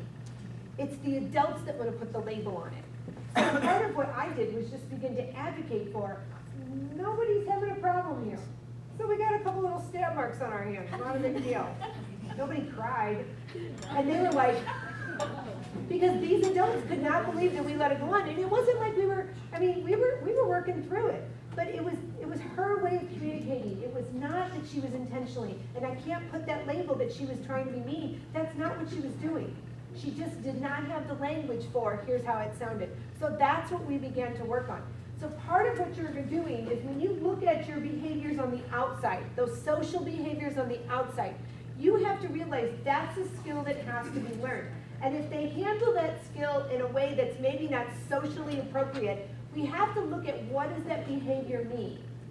And it always means that they don't have the skill to do it effectively. Let me give you an example. When kids are little and they're babies and they don't get what they want, what do? They cry. What else do they do? They throw things. Don't they flop on their behinds and sit there and look at you and cry? Yeah. So when we as adults or kids, okay, any along the spectrum, don't get what we want, what do? I don't know about you, but when I don't get what I want, I still resort back to, if my husband does not let me go shopping like I want, or let me do this and he wants to get on me, I will start crying. I don't know about you, but I resort back as well to the babies. I've even thrown some adult temper tantrums, stomping my feet and throwing things at people. Not my kids, my husband. But what I'm saying is, we all do things. But we all of a sudden have a different way of viewing it in kids with disabilities than we do everybody else in the world. We all have inappropriate ways we handle stuff that's not working when we don't feel included. Some of it's appropriate and some of it's just downright not. I tell my kids that all the time. When they're very upset and do something, I do that too sometimes. You made a bad choice, we gotta do the next thing right. Yeah, you gotta fix it. How are you gonna fix it? How are you gonna fix it to do it right the next time? And then I need to teach you the skill, because you don't know. We constantly have conversations in our household about that. And in public when I'm trying to, like, for instance, I have a good friend and her older son just quit school and moved back home, and she was like, he needs to get a job. And I'm like, does he even know how to do all that? Like, does he even know how to approach? You don't just all of a sudden learn how to get a job. I mean, there's some skills involved in doing all that. So sometimes we even as a society don't view it that way. Your hand's been up, I'm Yeah, sorry. I was gonna say, back to the highlighting of similarities, I've done it a couple different, or kind of the same way in my classroom. At the beginning of the school year, had a meeting with all the general education teachers and told them, you know, please let us help you teach your students how to handle students with Down syndrome or other special education students. They've come to me and they've asked for me to come in to talk. So with that, what I've done is kind of for legality purposes and to keep the parents involved is I've asked them to come in. They come in with me. We've went into the general education classroom together. We've already kind of talked about what we wanted to focus on. They actually had some activities, I think they got from the Down Syndrome Association about learning what it is to have fine motor difficulties or what it is to have speech difficulties. They talking with marshmallows in the mouth. Yes. And picking at pennies with socks on your hand. We did some fun things with them, but we all started it with reading a book, whether it is Taking Down Syndrome to School or another book that they had wanted to read. And then we talked about specifics. And back to a question over here when she had said, how do you describe or how do you explain to the other children when this one is throwing toys and things? I just kind of emphasize over and over again how hard they have to work and how smart this child is. And he's reading it, and he's not reading the same books, but you read these books once and he's just getting up those steps because children with Down syndrome have to work extra hard. They didn't learn to walk at the same time you did, and they didn't learn to talk at the same time you did. And every single thing that they did, they had to work so much harder. Things might kind of come easy to you in some things, but nothing really comes easy. They have to work so, and all their faces, first, second grade, their faces were just like, they looked at him and they were so impressed. Like, wow, you know, you're that hard of a worker. They just didn't know. From that transpired, another boy in the class realized that the set of books, portable hearing books that the student loved, he had them and he had read them and he maybe had advanced, but he had all these books at home. He brought them into school the next day. He gave them to my student. Their parents talked, they ended up having a play day after school the next week. All of a sudden, they're best buddies. That would have never happened if the light bulb hadn't went off and said, well, you like the same things I like. That it was just getting that parent involved, getting the parent in there, and getting them to know that you're at liberty to say, what is it okay if I say, guide me, you know, what can we tell about your child? And we all were like, it was all focused on how we're similar. And it has really, I've noticed now, the two students that we did that with, that they are much more assimilated in their classrooms, and the students treat them so differently now. Because they see them as a peer, not like, who are you and what's wrong with you? It's more similarities. So the concept of the whole similarities, strengths, differences is just breaking down the barriers and making them look that way, but not the physical sense, but actually making it all mesh together so much better because you're educating kids to understand. When we understand more about each other, we work better together. When we understand where we work better together. So that's really the concept here. The other part is teaching those interaction skills. We're going to talk about that in just a second. But interpreting those behaviors, and I'm not going to go too much into detail because that's your next session, or at least one of your sessions. But the idea that every behavior communicates something. So we have to understand what it's communicating. I'll give you a weird example. My older son kind of got in some little trouble, and he had a driving permit, and he got it taken away. So he has to call the police station and get it back, and he hasn't done it.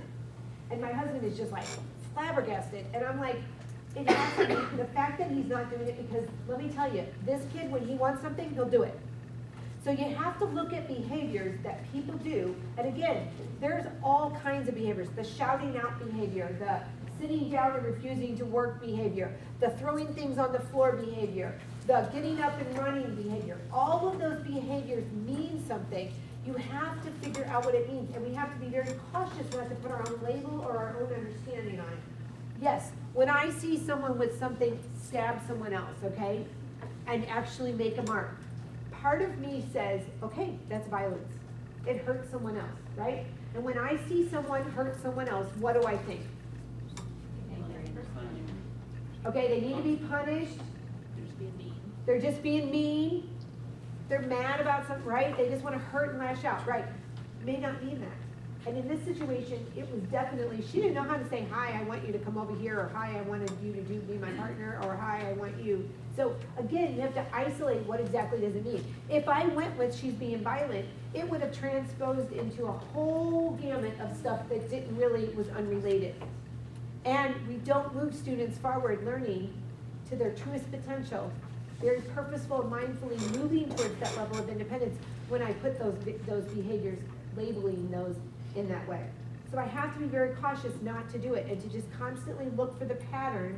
And again, that's all I'm saying about behavior, this because I don't certainly want to go into that with you when that's going to be one of your sessions. But we have to look for those patterns to say, okay, when does it occur? Why does it occur? What's going on? So that we can teach them the skill that they're missing, because they're missing some social skill in order for that behavior. They're not getting some of their needs met in order for that behavior to be there, because that behavior is communicating something. The other things you want to pay attention to is, are we teaching how to communicate with the student? So again, if I communicate with the adults and never to the student, I'm not modeling those particular things. So I want to be able to do that. I also want to teach those skills that they're losing. So let me show you some examples about how we can isolate and teach. This was an example, a teacher did this with a group of students who were in middle school who needed to be able to learn how to ask questions and answer questions. So here's what she did. She took picture cues and put them to words, put them on rings, and it sat with them at lunch, so that they could go through, and the paraeducators sometimes sat with them, and they would sit with kids with disabilities, with kids without disabilities. It was a contrived thing, because sometimes we have to do that in order for us to create that social situation, create comfort with that social stuff, so that then it can move into other areas. Once they started doing these kinds of things at lunch, and here's another example she did. They were just open-ended, what pet, this says, what pets do you have, and they listed it. Because, and then she would practice with her students to ask that question to the people at the table, and then the people at the table gave the answers. Once their students began doing these two things, it was amazing to watch how it transferred into the hallway, riding buses, in different classroom social settings, that they would begin to talk to one another about stuff. Because that was happening at lunch. So again, we took the general ed world, we isolated one part of the environment that we thought this would work well in. We talked about what skills do the students need, what do they need? They need to work on asking and answering questions related to stuff that is of interest to the others in that group. So like, for instance, in middle school, you're not going to have a lot of kids watching Barney. I may watch Barney, okay? I'll be honest, as an adult, nobody knows my secret interests that are only privately in my own household. But I also know that I can't go out, okay, and start talking about the things that I like to read about or the things that I like to do in a social setting. It's not always appropriate. Okay? We have to realize that. Same with our kids with disabilities.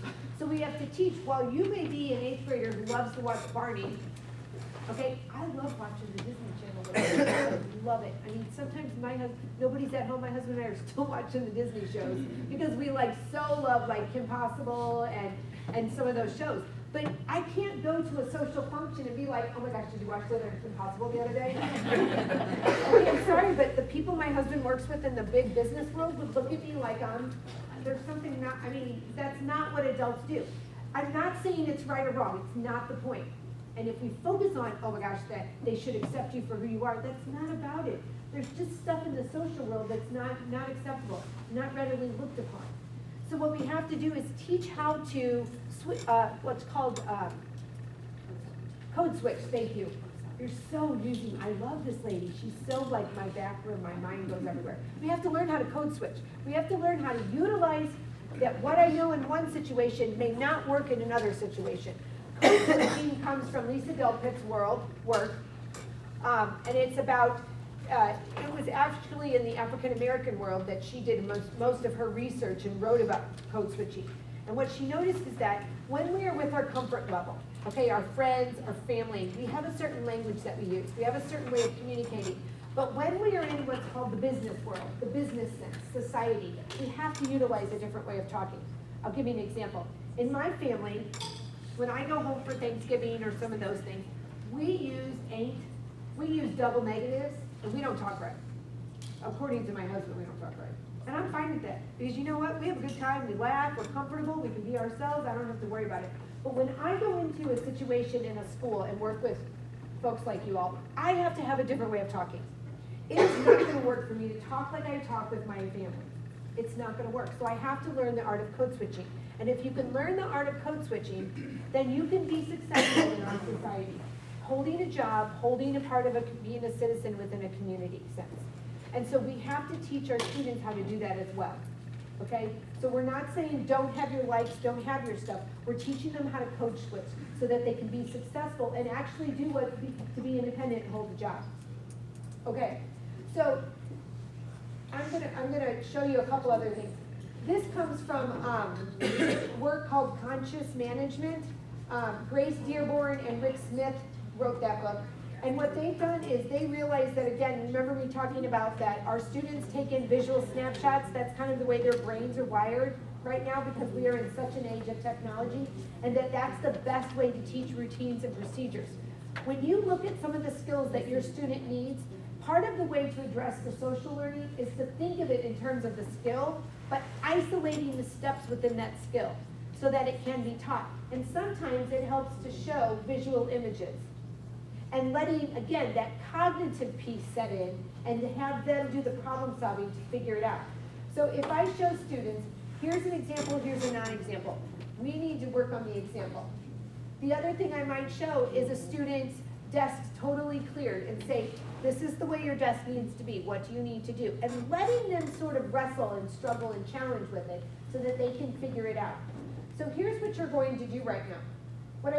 You have a packet called routine charts. Take a look at that packet.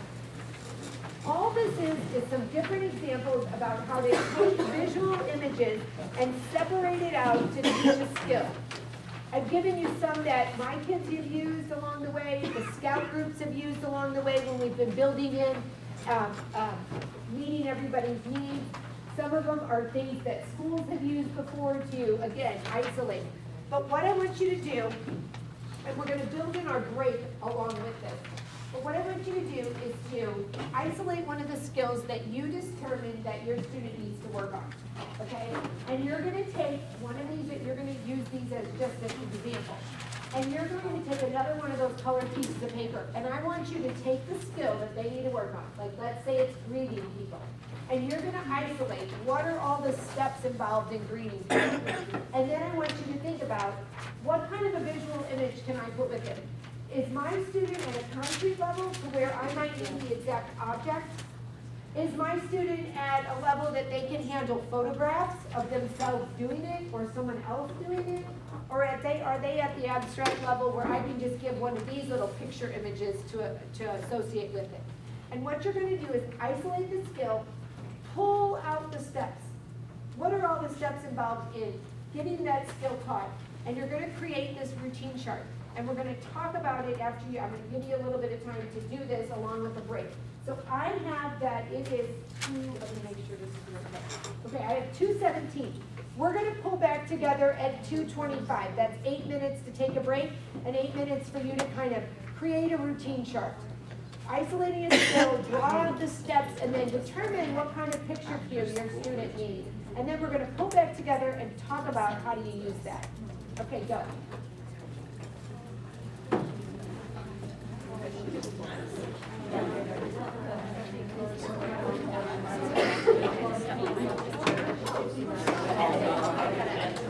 looking at my bag to see if I had them in the car with files.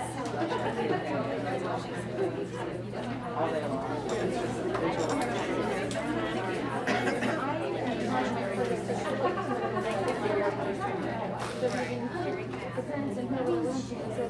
Put all the independent things in the money. Unless there's, you know, on your. Right. It's more of a real life type of Feel about like an app that would show us writing, or app to just drop it over like their nice experience. Because that would be something they would have. They always have someone to set it up.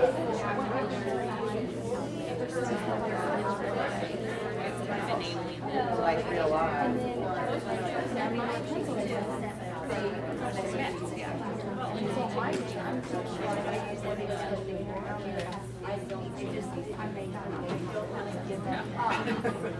I don't believe that. What's our goal today? Yeah. It's the same way, don't get me wrong, but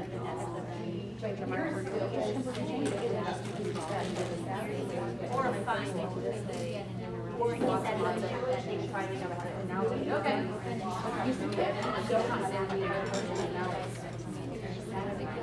you know, so.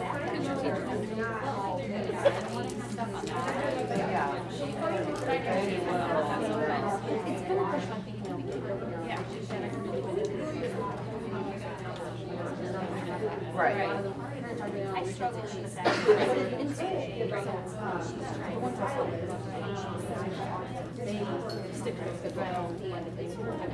struggle with that. You know, so. I mean, I'm the best, as far as a whole, I think like steps to like put on to it. Was in the queue, so you gotta always sit up and get your bag out.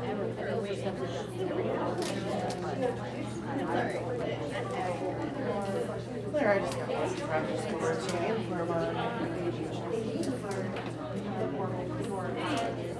do what?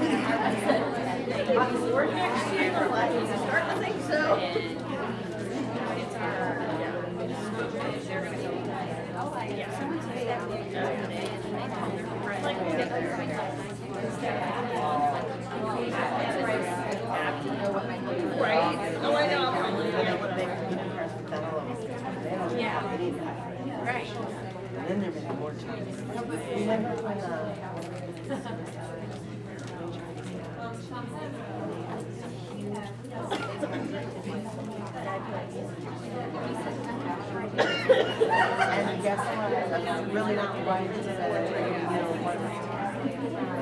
they were crazy. But I loved it how they went pretty much however, I would think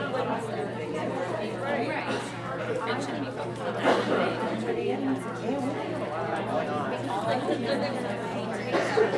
no, yeah.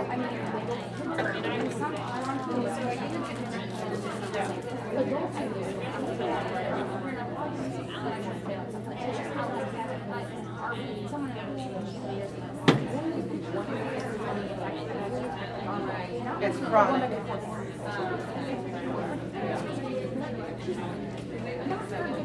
But it's just, Bullying is chronic. I know.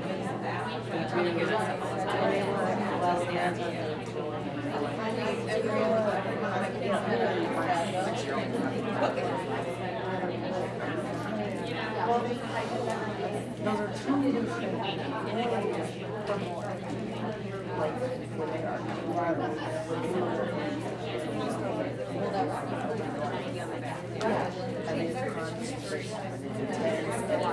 yeah.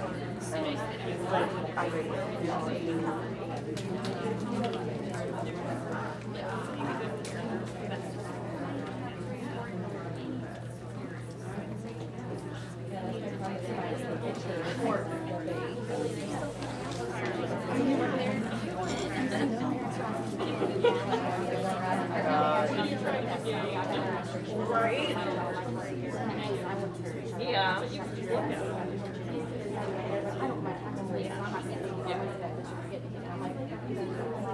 I want to comment on it. I have no idea what it is that I want to get my kid now it's like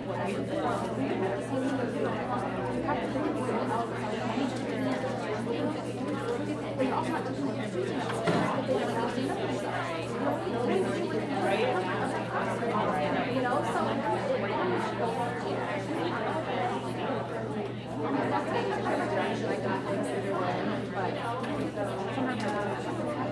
I'm a parent, so I get it, but I like.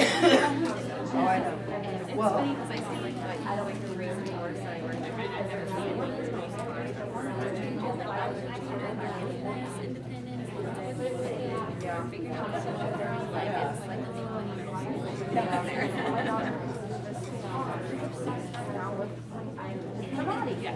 I'm like, what are you doing?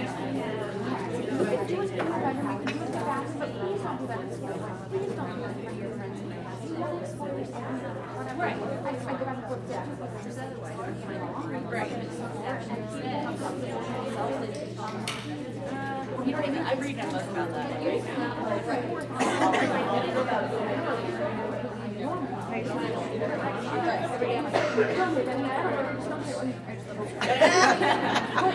you're giving me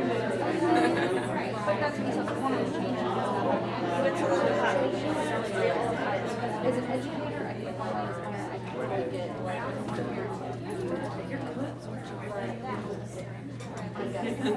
to read